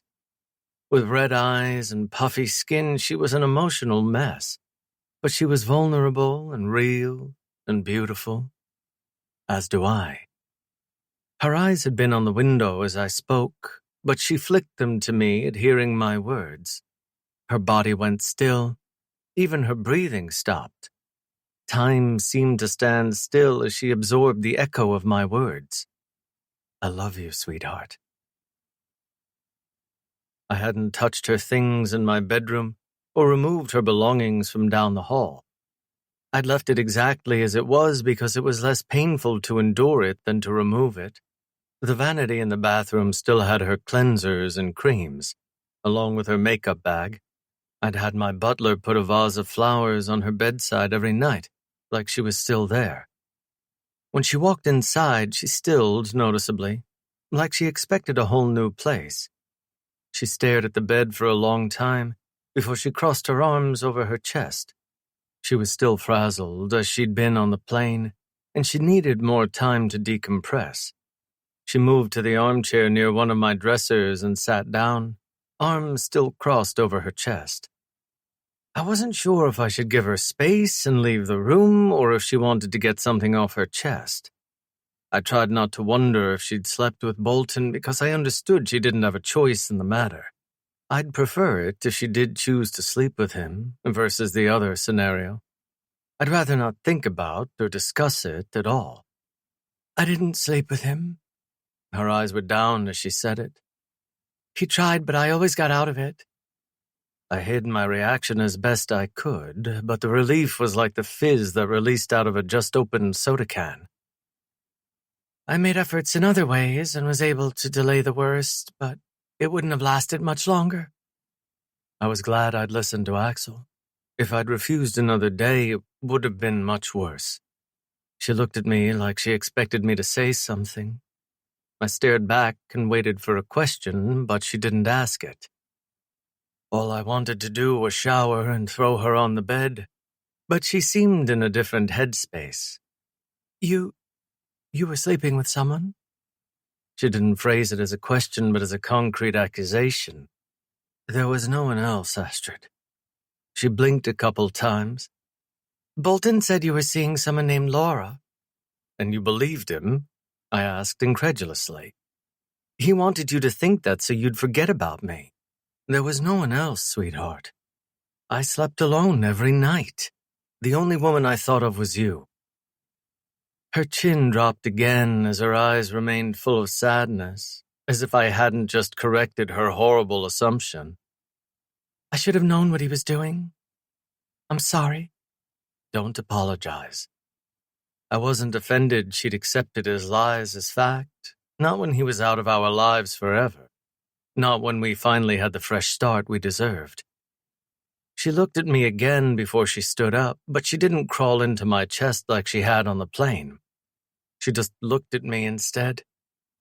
Now that he's gone, I can claim his assets and get my own place. I should throw away all of his money, but after the shit he put me through, I feel entitled to it.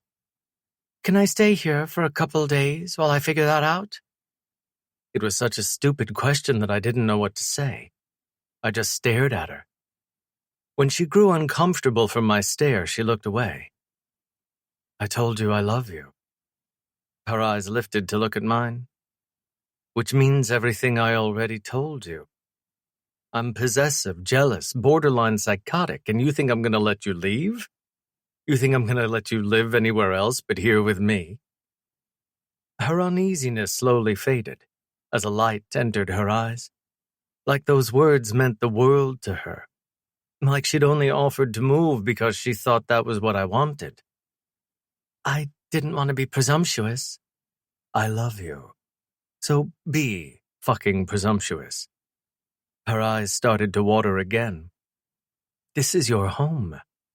I walked up to her and cupped her face with my hands. I'm your home. 2 tears fell and I swiped them away with my thumbs, looking at the first woman who'd made me feel something in years. Her hands gripped my forearms before she looked at me. I love you. Without an ounce of hesitation in my heart, I said it back. I love you too. There'd been several times I'd felt it but didn't say it. Kept it bottled up inside until it dissipated.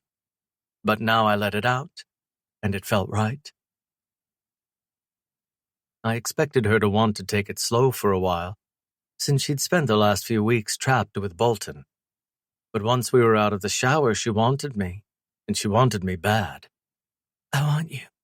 She whispered it in the sexiest way, moving to her back on the bed, her head on my pillow, asking me to conquer her body with mine. I moved on top of her, kissing her lips and moving up her stomach before I sucked each of those nipples into my mouth. I kissed her chest and neck, fisted her hair before I kissed her on the mouth and felt her moan against my lips. I'd felt the desire of every woman I'd ever had, but Astrid's desperation was different. Her longing was deep and full of ache. When she grabbed me, she held on like she didn't want to let me go.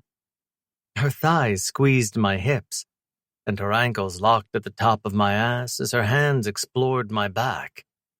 She kissed me like she needed me more than she ever had. and she continued to whisper the sexiest words I'd ever heard. I want you. My desire had disappeared when she'd left. It was ironic to be accused of fucking other women when I had no libido at all. My dick hadn't been hard once, not even when I woke up in the morning. But now that I could feel her soft flesh against mine, feel how wet her sex was, I was so fucking hard I thought I might die. I pushed inside her and she moaned the whole way through. There was no wince or clench of her body, she just wanted my dick, all of it.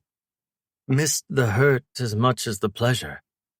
Fuck, I missed this pussy. My memory was shit because I couldn't remember it feeling like this, like a jar of warm honey that coated me down to the balls. Yes. Her heels tugged on my ass, wanting more than she could take because it was her job to handle all of me. Every night, for the rest of her life. In every hole on her body, with the same enthusiasm she showed me now. I rocked into her slow and easy, knowing neither one of us needed much to get off.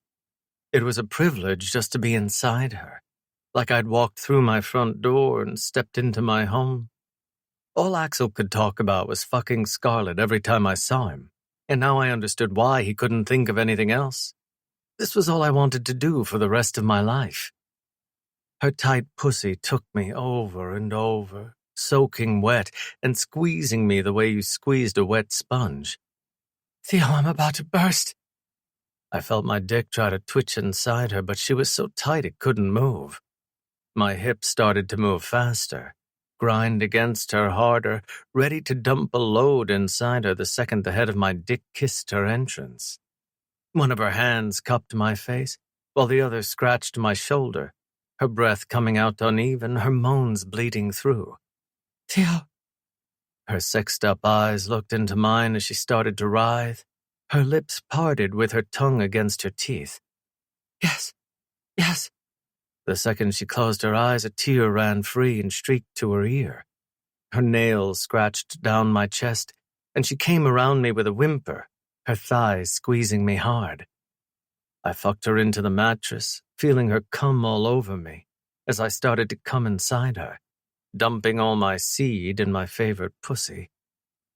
I pushed myself farther in than I should, but she didn't wince in pain, because she was so high from the pleasure I gave her. I love you. Her body started to soften when she finished, but she squeezed my hips with her thighs like she didn't want to leave me. Fuck, I love you. I finished, but my dick was still rock hard, still ready to please my woman. I love you too, sweetheart. I started to rock again, and she was already moaning like she was ready for another load, as soon as she'd gotten the first. Chapter 19. Astrid. Theo opened the car door for me, and I hopped inside. I watched him walk around the Range Rover, built with the same strength as the bulletproof vehicle he drove around town. After he started the engine and left his property, he moved his hand to my thigh so casually, like it was the most natural thing in the world. The moment felt like a dream. The two of us together out in the open, free of the past and optimistic about the future. It was the first time I'd really felt like his, and he felt like mine. My fingers moved between his, and I locked our fingers together. He continued to drive with one hand on the wheel, calm when we sat in traffic, like he wasn't in a rush. He didn't tell me where we were headed, just ordered me to get in the car. We could be going to lunch or going on a trip. It could be anything. He left the outskirts of the city and drove a short distance into the countryside. I knew where he was headed when I saw the stone spires through the iron fence, when I felt the solemn quiet through the windows. He pulled through the gates, then drove down the dirt road until he parked off to the side. A cemetery. The same cemetery where my parents were buried. He got out of the car first, and it took me a moment before I had the courage to follow. When he came around to my side, he grabbed my hand and walked me up the path. to where a fresh gravestone sat. I could tell it was new because the engraving was so clear. I read his name in the stone along with his birth date and his death day. Bolton Matthias. Sorrow burned as it traveled down my throat. Remorse, regret, relief, all of it at the same time. Theo gave my hand a gentle squeeze. In case you ever want to visit. I continued to stare at the tombstone. Noticed the way the dirt looked newly compacted, like he'd just been buried in the last few days. You did this. I want you to have the closure I've never had. My relationship with Bolton had been glorious at the start. Spontaneous and romantic. And despite the way it ended, I knew he'd loved me deeply at one point, and I him. But it was hard to feel the loss after everything he'd done. The way he hurt me. The way he'd ripped my life apart. But I suppose there would always be a part of me that cared for him. Theo, I don't know what to say. I never know what to say either. He turned to me and kissed my hairline before he headed back to the Range Rover. Take all the time you need. I felt cold when he was gone, even as I stood in the hot sun. I'd never forget the way Bolton's blood splattered on me and the walls. The way my finger squeezed the trigger like my life depended on it. The way a chunk of his face flew off and hit the wall with a loud smack. It would haunt me for the rest of my life. I hated what I'd done. But I hated him more for making me do it. I'm sorry. Theo had been home with me for a couple days.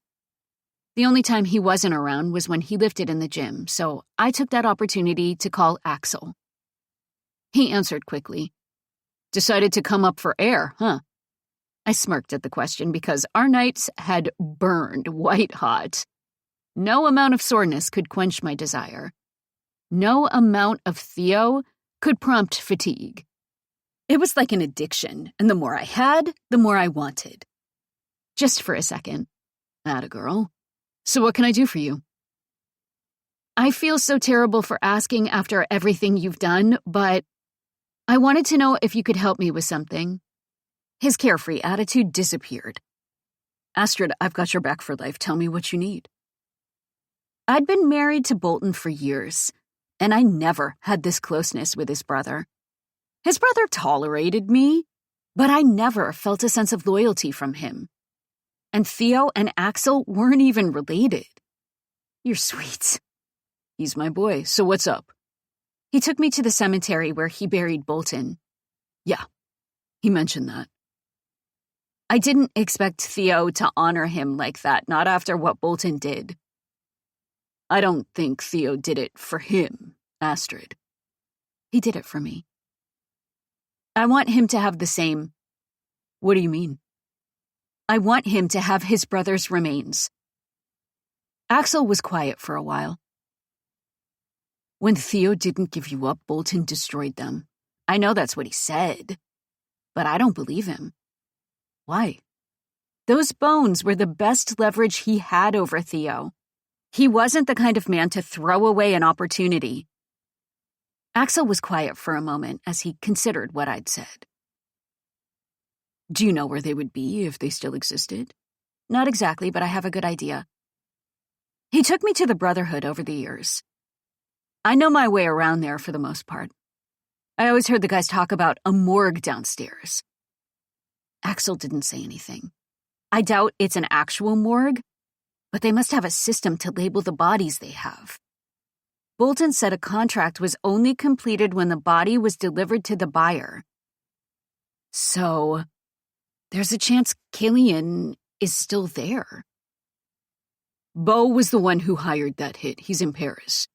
But Bolton said he was still in possession of the bones, unless he was lying. So you want me to go in there and check? No. I want you to come with me.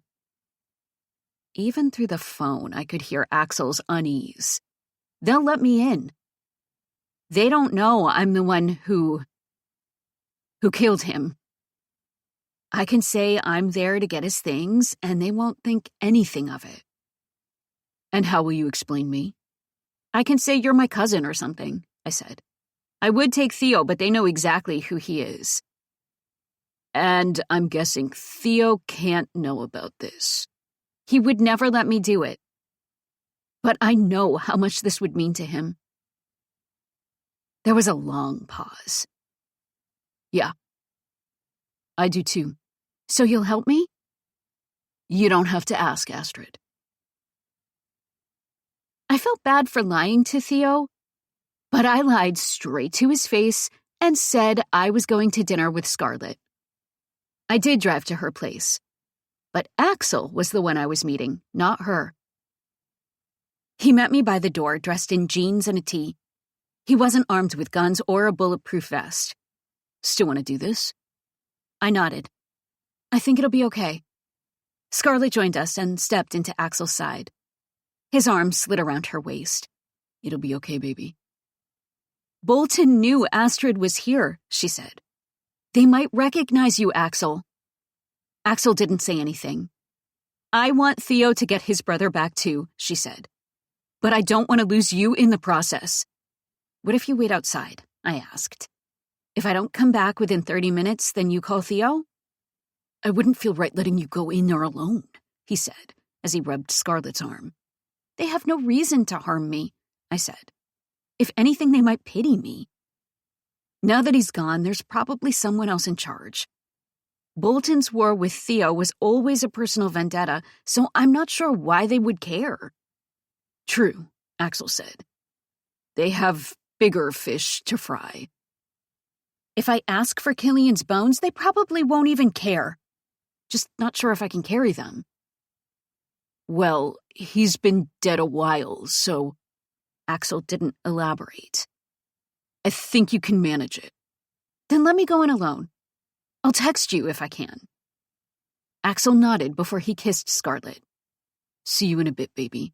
Be careful. She looked at Axel, then at me. Both of you. Axel parked at the curb and killed the engine. You sure about this? I nodded. Just because he buried Bolton doesn't make you obligated to do this. I know, but I want to. Theo deserves peace. You already give him peace, Astrid. I looked out the window at the sidewalk. Give me 30 minutes. He gave a nod. I left the car, then approached the club. People were gathered outside and the music was loud. They had no idea what lay underneath. I moved to the front, and no one stopped me from entering the hallway and going down the stairs to the basement entry. The two bouncers were there, and they recognized me without saying a word. One of them opened the door for me, and I entered the Brotherhood, the underground bar with the topless waitresses. It was a night like any other, and the men didn't seem to mourn their former leader. The guys drank from the pints and laughed uproariously at the tables. Music played overhead. I expected to be interrogated or noticed, but they were so busy among themselves that no one even glanced at me. Guess Axel could have joined me. I crossed the room and entered the hallway that broke in two different directions. To the right were the bathrooms and the gun room, and the private rooms where the guys fucked the waitresses and their whores. I'd never been to the left, so I went that way, exploring the hallways until I found the stairs. There were a couple guys smoking in the hallway, and they looked me up and down when I came close. I think you're lost, baby. One guy leaned against the wall and let the cigar smoke leave his mouth. I don't think I am. I turned to the stairs and started to go down. Behind me, I heard the guys talking to each other. That's Bolton's wife, one of the guys said. It is, the other whispered. Why is she here? I didn't hear what else was said, because I'd reached the bottom of the stairs and descended farther underground.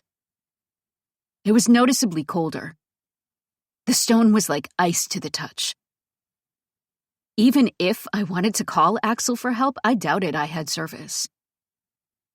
I found a triage room, as far as I could tell, with the medical supplies on the counters and the medicines stored in the fridge.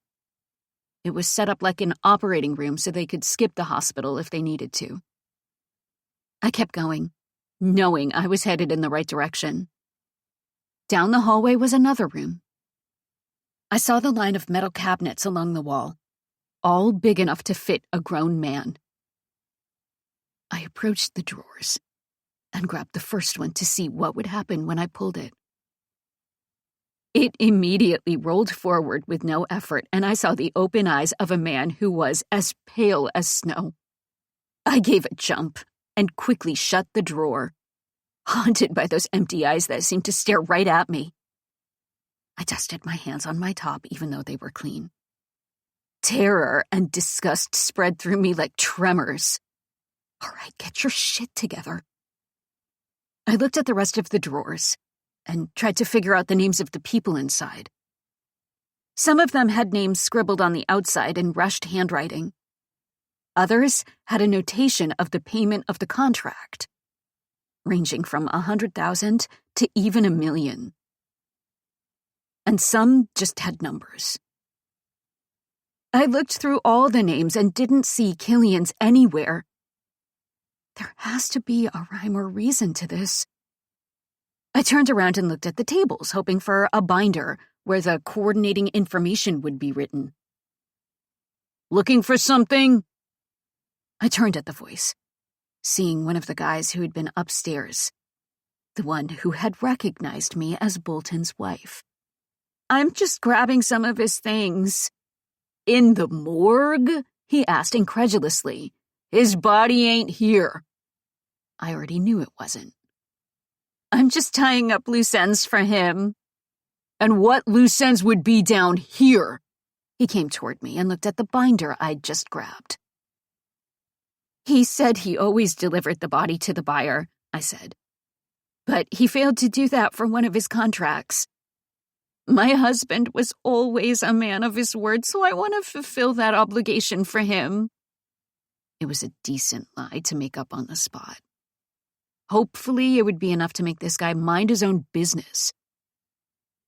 He seemed to buy it because he didn't look suspicious. "Who are you looking for?" "Killian Bianchi." He gave a slight nod in acknowledgement before he looked at the rose on the wall. "And who's the buyer?" It seemed like a test. A test I was about to pass. "Bo." Recognition moved across his face before he approached the cabinets. "This is him." He tapped the drawer that had 500,000 written on it. He opened the drawer, which was at eye level for him. "You want a hand?" Sure." He grabbed a leather duffel bag and unzipped it before he put on a pair of blue gloves. Then he reached inside and removed bones, surrounded by clothes that were too baggy. Because the body had decomposed. I'd seen enough, so I quickly looked away. He put all the bones and clothes inside, then placed the boots on top. He zipped it up, then carried it to the table. There was a distinct thud when he set it down, like it was quite heavy. I suddenly felt sick because I remembered that Theo was a twin. So it would be like carrying Theo out of there. "Sorry for your loss," he said it without remorse. Like he didn't care for Bolton, or he was just a sociopath. "Thanks." I looked at the bag on the table. "You want me to carry it out for you?" he asked. "No," I said quickly. "I've got it." I took the bag before I provoked the guy's anger. He seemed unpredictable. Nice one moment, then on edge the next. I forced myself to overcome the disdain I felt and grabbed the bag. It was heavy, really heavy. But I didn't complain or look encumbered. I just walked out, focused on the exit, and hoped I'd never have to walk out of there again. Axel was already outside the vehicle when I rounded the corner. He'd been leaning against the truck, his phone in his grip. When he spotted me in the bag, he hustled toward me. "Holy shit, you got it." He relieved me of the bag and set it on the ground. "Turn on your flashlight." I pulled out my phone and pointed the light at the bag. He opened it and looked inside. "How you know it's him?" "The brand of clothes, his pant size, stuff like that." He reached inside and examined one of the boots before he continued to look. Then he pulled out a black watch. He paused to study it like he recognized it. "Yeah, this is him." He returned the watch and zipped up the bag. "How are you sure? It's just a black watch." He put the bag in the back of the truck. "Just trust me." Axel followed me to Theo's house after I picked up my car, and we walked in together. He carried the duffel bag at his side, then gently placed it on the rug in the foyer. I texted Theo and asked him to meet me downstairs. My heart was beating so fast. I knew he would be pissed off when he learned what I'd done. But I hoped he would let it go when he realized he finally had what he'd wanted all along. Theo appeared at the top of the stairs in nothing but his sweatpants. He descended the stairs quickly but leisurely, taking 2 steps at a time until he reached the bottom. His eyes shifted back and forth between us as the anger moved over his face. "What is this?" Axel stepped back so I could take the lead. Theo's eyes shifted to me, then looked down at the bag. "Don't be mad, okay?" Theo stared at the bag, and his breath started to deepen. Like he already knew. I went to the Brotherhood and found Killian.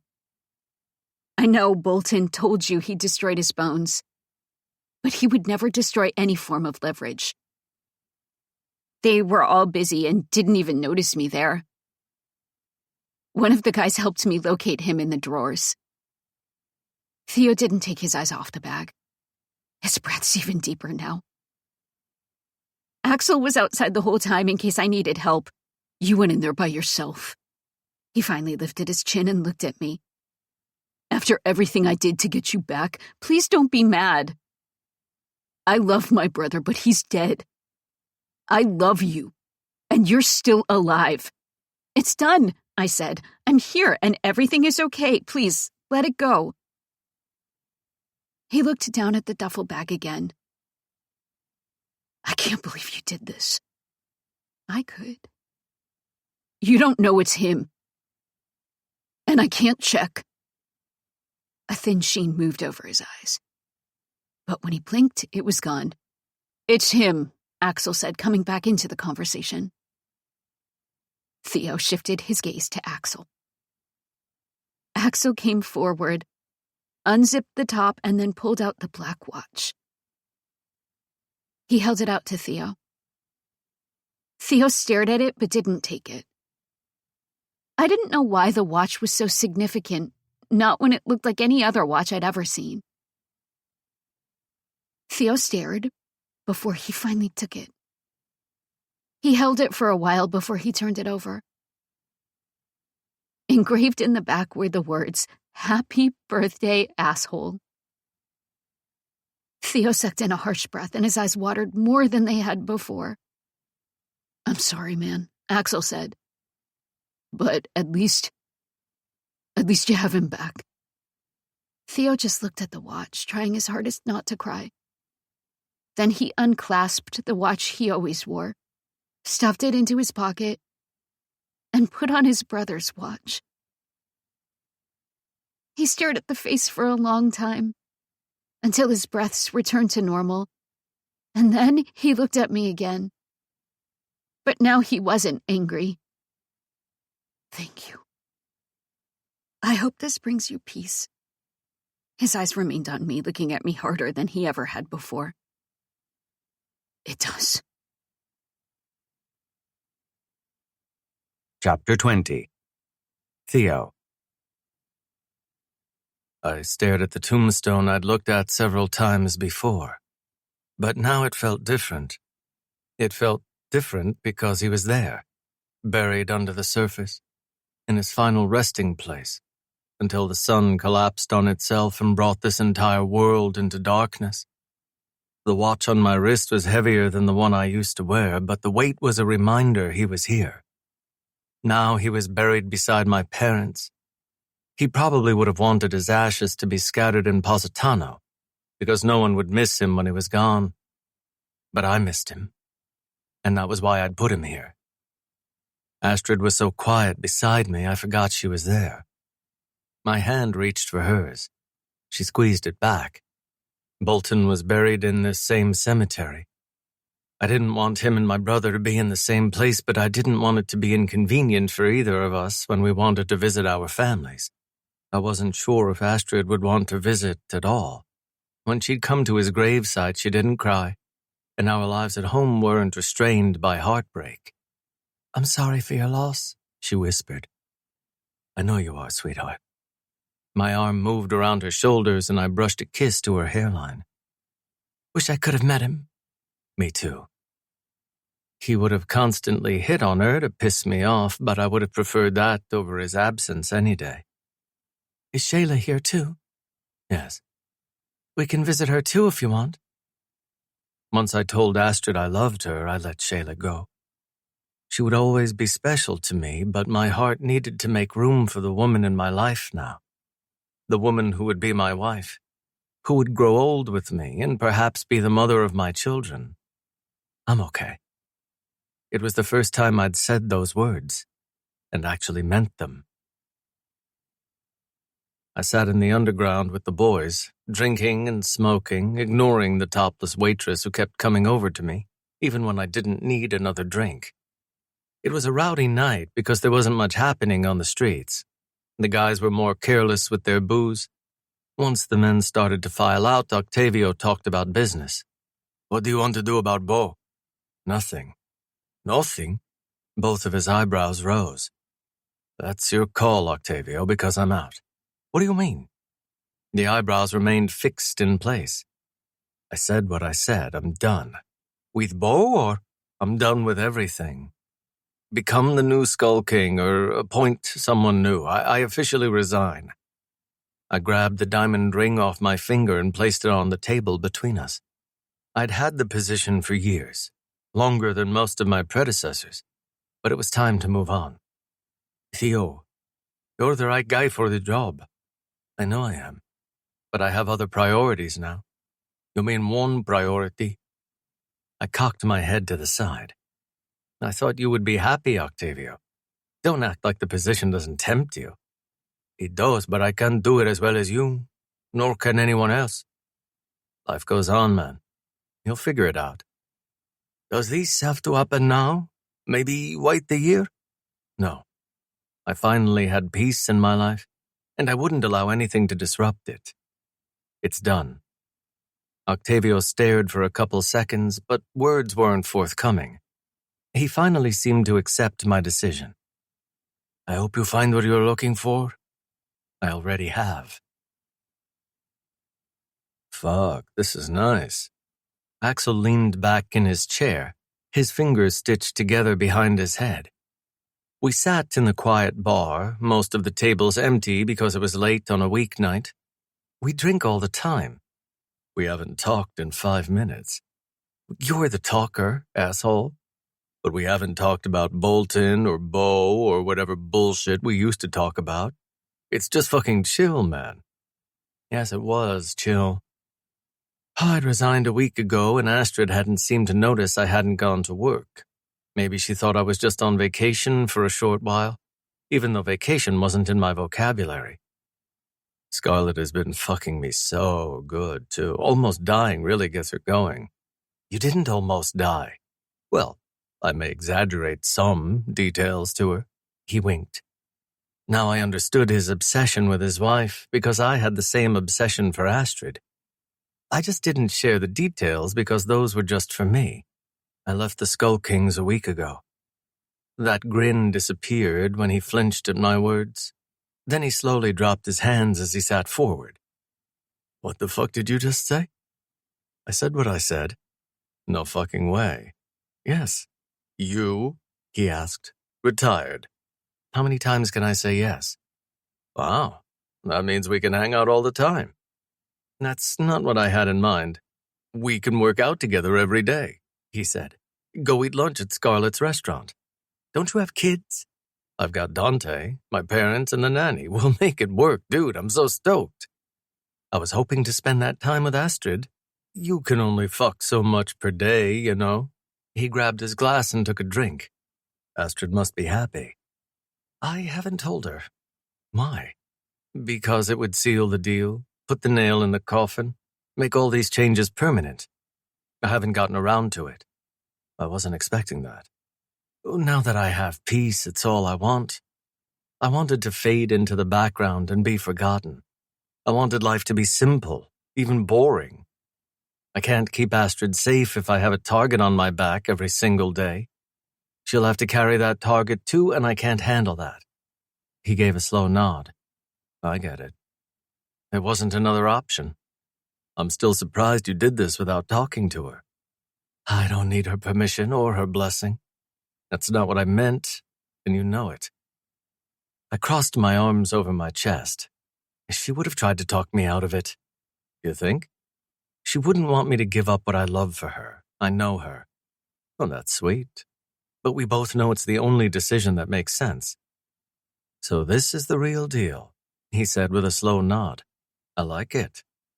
I was still fucking scared. Never been as scared of anything in my life. But I was already doing it, so maybe it wasn't as scary as I thought. She's gonna jump your bones when you tell her, he grinned. She's gonna jump my bones anyway, I said. She always does. We had dinner together at the dining table. Frank had hired a new personal chef who knew his way around the kitchen. Instead of being confined to our bedroom like we were most nights, we ate together in the dining room. How was work? I asked. It was quiet, she said. I don't think a single person came in. What do you do when that happens? I read, or look at pictures of you on my phone. I didn't know you had so many pictures. Oh, I snapped them when you aren't looking. She smiled, then dropped her eyes down to her pasta, where she spun it on her fork. A nice little snack. Her smile continued, the color coming into her cheeks. Once her pasta was secure on her fork, she placed the noodles in her mouth. It was hard not to smirk. Sometimes, when you're in the gym, I crack the door and snap a photo. Yes, I'm a pervert, and I don't even care. My smile spread wide and couldn't be contained. We continued to eat our dinner and exchange looks across the table. The last few weeks had been the best in our relationship because our obstacles were defeated. Now it was just easy. I couldn't compare my relationship with Shayla to this because even though she had been my wife, this relationship with Astrid had more substance. It lasted longer, and we'd survived more things together. When do you think you'll go back to work? The subject had been broached. It was time. Not that I want you to go back by any means. It's been fun having you at home. I'm not going back. For how long? Ever. I set my fork down and locked my stare with hers. She clearly didn't understand, judging by the confusion on her face. She remained bewildered for seconds, her eyebrows up, her lips pressed tightly together like she tried to complete long division in her head. I don't understand. That season of my life is over. It's time for something new. Instead of looking pleased by the decision, she remained perplexed. You've never given any indication that you wanted to retire. I said nothing of retirement, I said. I'll find something else at some point. Theo. She pressed her lips tightly together as she found the words to speak. I really hope you aren't doing this for me, because I would never want you to give up what you love. I would never ask that of you. I am doing it for you. Theo. There is no other option, Astrid. Men are always going to want me dead, so you're always going to be a pawn in this cruel game. I have to choose, and I choose you. Her argument died in her throat as the emotion flushed into her face. I know you would always protect me. Maybe. Maybe not. I'm not going to find out. I'm touched by this, but it's done. I'd already resigned my position. There might be a new Skull King by now. Or maybe they were fighting among themselves because everyone wanted the job. It wasn't my problem, so I didn't care about their politics. She was quiet for a long time, just staring at me wordlessly. I'm ready to move on with my life, sweetheart. I felt the sincerity in my chest as I said those words, felt the cage door open and the dove fly free. I'd tried so hard not to change my life, but change was what I'd needed the entire time. She remained quiet, just staring at me. What will you do now? Take it easy. But eventually I'll probably start a new business. Don't you own a couple of restaurants? Their sole purpose is to wash my money. I'd like to do something that has purpose. Like what? She asked. I don't know. Maybe we can run our own art gallery. We? She asked, a smile moving onto her lips. Yes, I said. We. Affection moved into her gaze as she stared at me across the table, the love swirling in her eyes like clouds. A lot of women had looked at me in particular ways, but they'd never looked at me the way she did, not even Shayla. So if you're on vacation for a while, maybe we should take a trip. Where would you like to go? Somewhere warm, near the ocean, with a bed. I smirked. I'll take you wherever you want to go, sweetheart. Epilogue 1. Astrid. 1 year later. I looked at the headstones under which my parents were laid to rest. My mother on the bottom, my father on top. And then I placed the 2 bouquets of flowers in the stone vases. They were close to an oak tree, so there was shade on that beautiful warm day. There were days when the loss didn't bother me, and there were others when it brought me to tears. Today, it was somewhere in between. I'd lived with Theo for the past year, and there had been more joy in that 1 year than I'd known my entire life. Even on my best day with Bolton, it didn't come close to what we had. The peace that we'd built together. Theo hadn't asked me to marry him, but I wasn't in a rush. Whenever he was ready, he would ask. And I would say yes. I know you both would love him. They would love him despite his past. Love him despite the blood on his hands. Because he was a reformed man. A man who had walked away from everything for me. And I think he would love you, too. When I came home, Theo wasn't around, so I assumed he was still at the office. I texted him, "You think you'll be at work late tonight?" I loved that I could text him whenever I wanted, and always got an answer. Occasionally, he didn't respond quickly because he was in a meeting. But that was an hour's delay at the most. And he never seemed annoyed by my questions. Like he was more than happy to answer them. Leaving now, actually. Oh, okay. See you then. Want to go out tonight? Sure. Have a place in mind? Scarlett's restaurant is always a good bet. I was hoping you'd say that. Why? He never answered. He drove with his hand on my thigh because nothing had changed in the last 12 months. His touch was always subtle, but always possessive. Except when he grabbed my ass the way he plucked a peach from a tree. We walked into the restaurant, and Theo seemed to have made reservations in advance because he didn't demand a table. We were taken to our table, and he pulled out the chair for me before he dropped into the chair across from me. Instead of ordering an old-fashioned or a scotch, he ordered a bottle of wine for the table. He looked at the menu in his hands, his head tilted downward slightly to read the specials.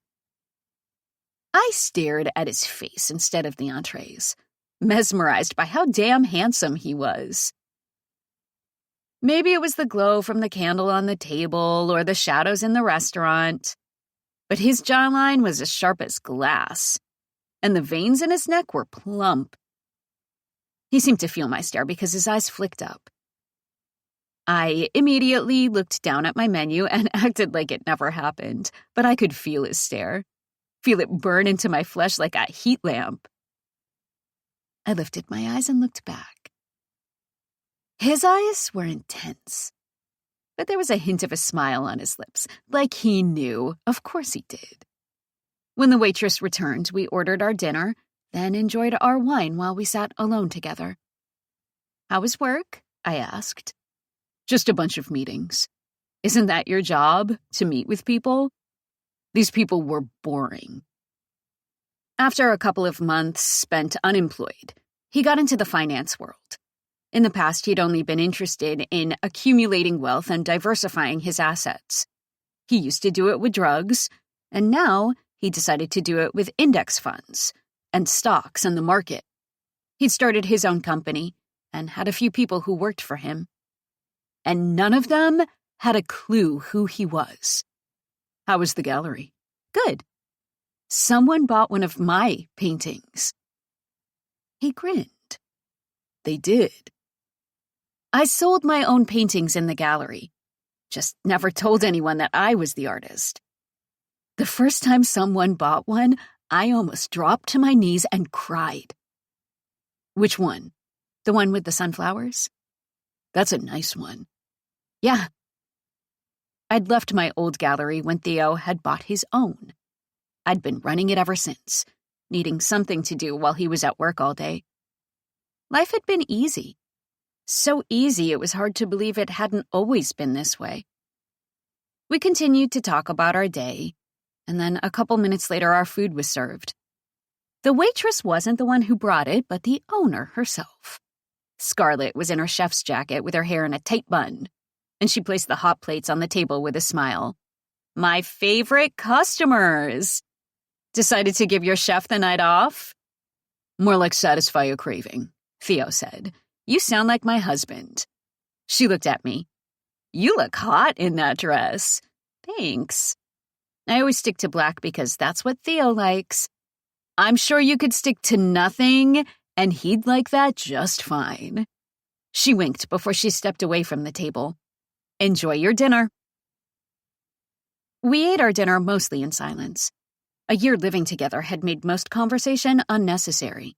We'd learned everything about each other, and there was nothing new to uncover.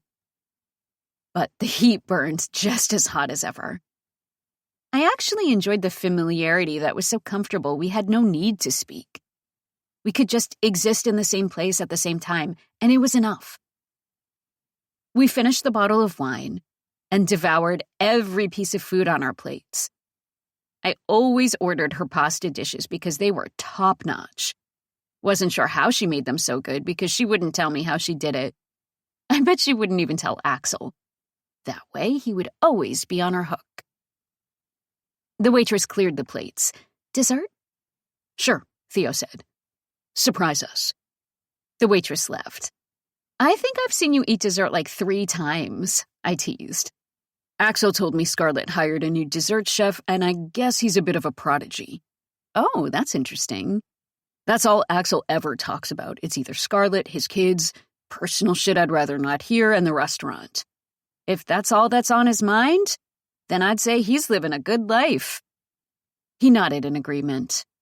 "I'd say so." "Do you talk about me?" I asked. "Of course I do." "I mean, the personal stuff?" His eyes narrowed slightly as a smirk moved over his lips. "No. It's okay if you do." "I don't." "Why not?" "I just think some things are better left unsaid." "So you've never talked about women with him?" "Occasionally. Usually the whores I fooled around with." "So why them and not me?" "You sound offended." "I guess I am a little offended." "You're offended that I mentioned the women who meant nothing to me while I respect the woman I love?" "I think it's kind of cute that Axel brags about Scarlett so much." "Just because I don't tell him how I fuck you doesn't mean I don't love you, Astrid." "I know. I don't think Axel is being disrespectful. He's just bragging about how happy he is." "I show my love for you in other ways," he said. "I guess I'm just old-fashioned." "Okay. Would it make you mad if I told Scarlett details?" "No." "Really?" I asked. "Really." "Good to know." Because I've kinda already told her every little thing. Or should I say every big thing? He smirked and almost chuckled. That's fine. It's not disrespectful to tell her how big your dick is.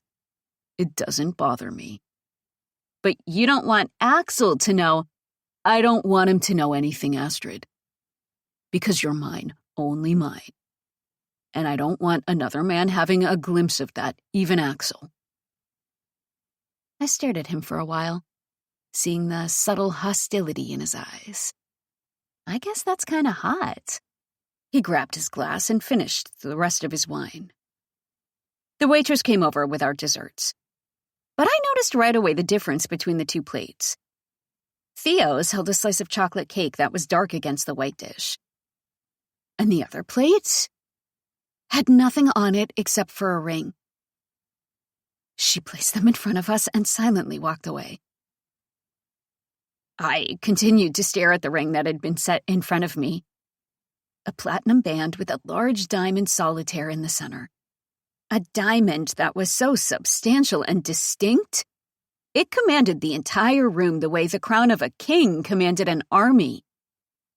Heat rushed through me. And then the adrenaline came next. My eyes stayed on the ring that was meant for me to take. Because I was frozen to the spot. I'd hoped Theo would ask me to marry him at some point. But I'd expected the question to come in another year or so. He didn't seem like the kind of man in a rush to get married. If he never asked me, I wouldn't leave him. Because being his girlfriend was better than being nothing. I finally had the courage to look at him. He stared back, his earlier smile gone. I waited for him to ask. Waited for him to confirm that this wasn't some kind of unfortunate mix-up. But he continued his hard stare. My hands rested on the table, but still didn't touch the ring. Is this for me? Yes. I waited for him to ask, but he still didn't. I looked at the ring again. I'm not going to ask you to be my wife. I immediately looked at him again. I'd rather tell you. Epilogue 2. Theo. I adjusted the cufflinks on my wrist, my eyes staring at the scar I had underneath. I remembered how I got each one, and this one had happened in a knife fight. Some asshole had tried to slash my wrists. Without those scars, it would be easy to forget the life I used to live. Now it was phone calls and meetings and numbers. Sometimes it felt like bullshit, but I would lose my mind if I stayed home all day, or golfed, or whatever the fuck retired pricks did. Damn, you look like a hot piece of ass, man. Axel came up to me in his suit and tie. Thanks. He clapped me on the shoulder. Never thought this day would come. Me neither. I adjusted the other set of cufflinks, then slid my hands into my pockets. Axel's eyes shifted back and forth between mine. You don't seem happy. Too stressed to be happy? It's not, Astrid. Well, then what is it?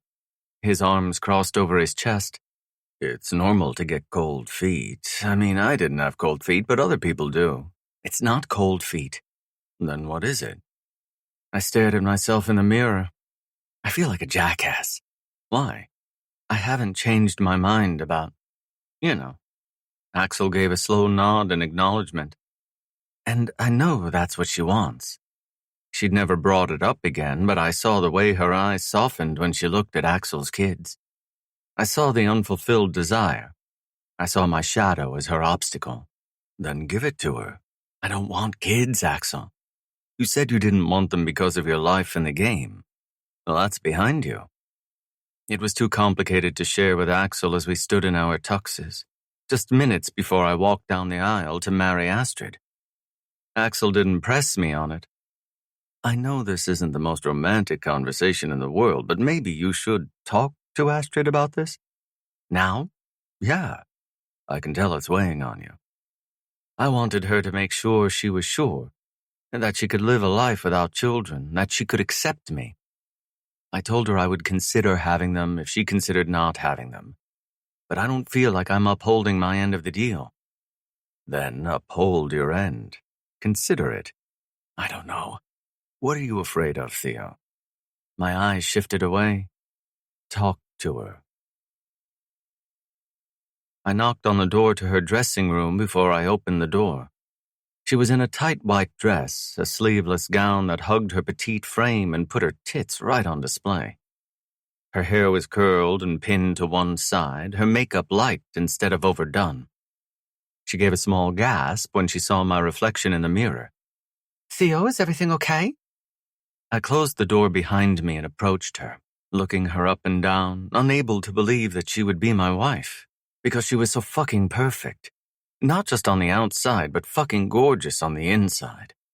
Her goodness shone in her eyes like stars in the heavens.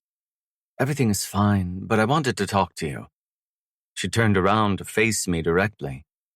Then everything is not fine. Astrid, I came closer, making sure not to touch her even though I desperately wanted to. In case this didn't work, I just think we should talk about this one last time before we do this. Talk about what? Her eyes shifted back and forth between mine in alarm. I told you I would consider having a family, but I just don't see it. And the last thing I want is for you to regret another marriage.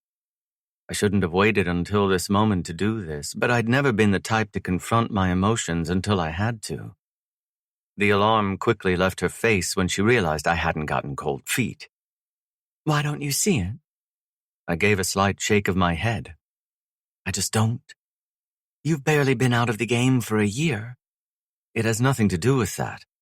Then tell me what it does have to do with. She didn't seem angry, just relieved that I didn't have anything worse to say. She was patient and understanding, even though she was the one who wasn't getting her way. I never told anyone this, but I was an unwanted child. Her face slowly sank into sadness. Killian and I both were, obviously. My parents wanted it just to be them, but a drunken night resulted in a set of twins that even the best parent couldn't handle. I overheard a conversation I wasn't supposed to hear when I was a kid, and I think that contributed to my wildness and my recklessness. I never told Killian, but I think he figured it out on his own. I already knew my parents didn't love me, so I gave them even more reasons not to. Theo. I felt no sadness, felt no tears. It wasn't a part of my life anymore. I'm a grown-ass man now and couldn't care less that they didn't want me. But I think you do care, if you're bringing it up now. I mention it because it does matter. I don't know what a normal family looks like. I don't know how to show love. And the last thing I want is to be my parents, to have a child and not want them as much as I was unwanted. It was a truth that followed me around like a cloud. It was the reason I'd become the Skull King, because I had the sociopathic traits that made it easy not to care about the people I tore down. I'm not sure if that's ever going to change, Astrid. I just wanted you to know all the facts before you decide to be with me. She stared at me for a long time, studying me with a depth she'd never displayed before. You've shown me so much love, Theo, since the moment we met. I see the way you love Axel, the way you love Scarlett and their kids. To say that you're incapable of love is just untrue. And I think if you had a son or a daughter, you would love more than you ever thought you were capable of. Astrid, I'm not saying these things to make you feel better or push you toward the decision I want. It's just what I believe. We don't have to have children right now. We have time to consider it. For you to realize you're more than you think you are. That's a big gamble on your part. And if we don't get there, that's okay. You're my family, Theo. We'll be happy with or without children. You're the man I want for the rest of my life, regardless of what our future looks like. I just need you in it. Epilogue 3. Theo. 3 years later. I sat at my desk in the study, my laptop open with 20 different browser windows. I had shit to do, but my eyes kept returning to the painting on the wall. The painting I'd spotted in that gallery that felt like the story of my life. But now I didn't feel as connected to it. I would always love it because of how I got it, because I'd married that woman and she'd made me happier than I'd been before I met her. Though now I wondered if it was time for it to go, to make room for the new things in life. I heard footsteps outside the closed door, then Astrid's voice a second later. Killian. The door flew open and a little man walked inside, wearing only a shirt with no bottoms on at all. Dad. The smirk across my face was the widest it had ever been. Oh no. After he'd turned 2, he started to run everywhere, and now he was too fast to catch sometimes. He beelined right for my desk. Astrid finally caught up. I'm so sorry, I was changing his diaper and he just took off. It's fine, I said with a chuckle. I came around the desk and took a knee because there was no other way for our eyes to meet. What are you up to, little man? He crashed into my leg, his willy against my knee, and he hurled himself into me. Mommy, boring. Astrid rolled her eyes. Your mother is not boring. Let's play. He grabbed my hand and started to tug. Killian. Astrid came over, stunning in a summer dress, even though her eyes were dead tired. Daddy has to work right now. It's fine. My eyes stayed on him. I'll play with you. But first, where's your diaper? He looked down at himself before he raised his hands like he didn't know. Diaper first, blocks second. I threw him over my shoulder as I stood up. He released a squeal of laughter. Astrid looked at me. I'm sorry. I'll take him after we get the diaper on him. Sweetheart, it's fine. My arm circled her waist and I kissed her. I want to. She melted at my kiss like she always did. Ew, Killian said from over my shoulder. Kissing Mommy, gross. Really? I asked. I love Mommy's kisses. Almost as much as I love Mommy. This recording of It Destroys Me was presented by Dream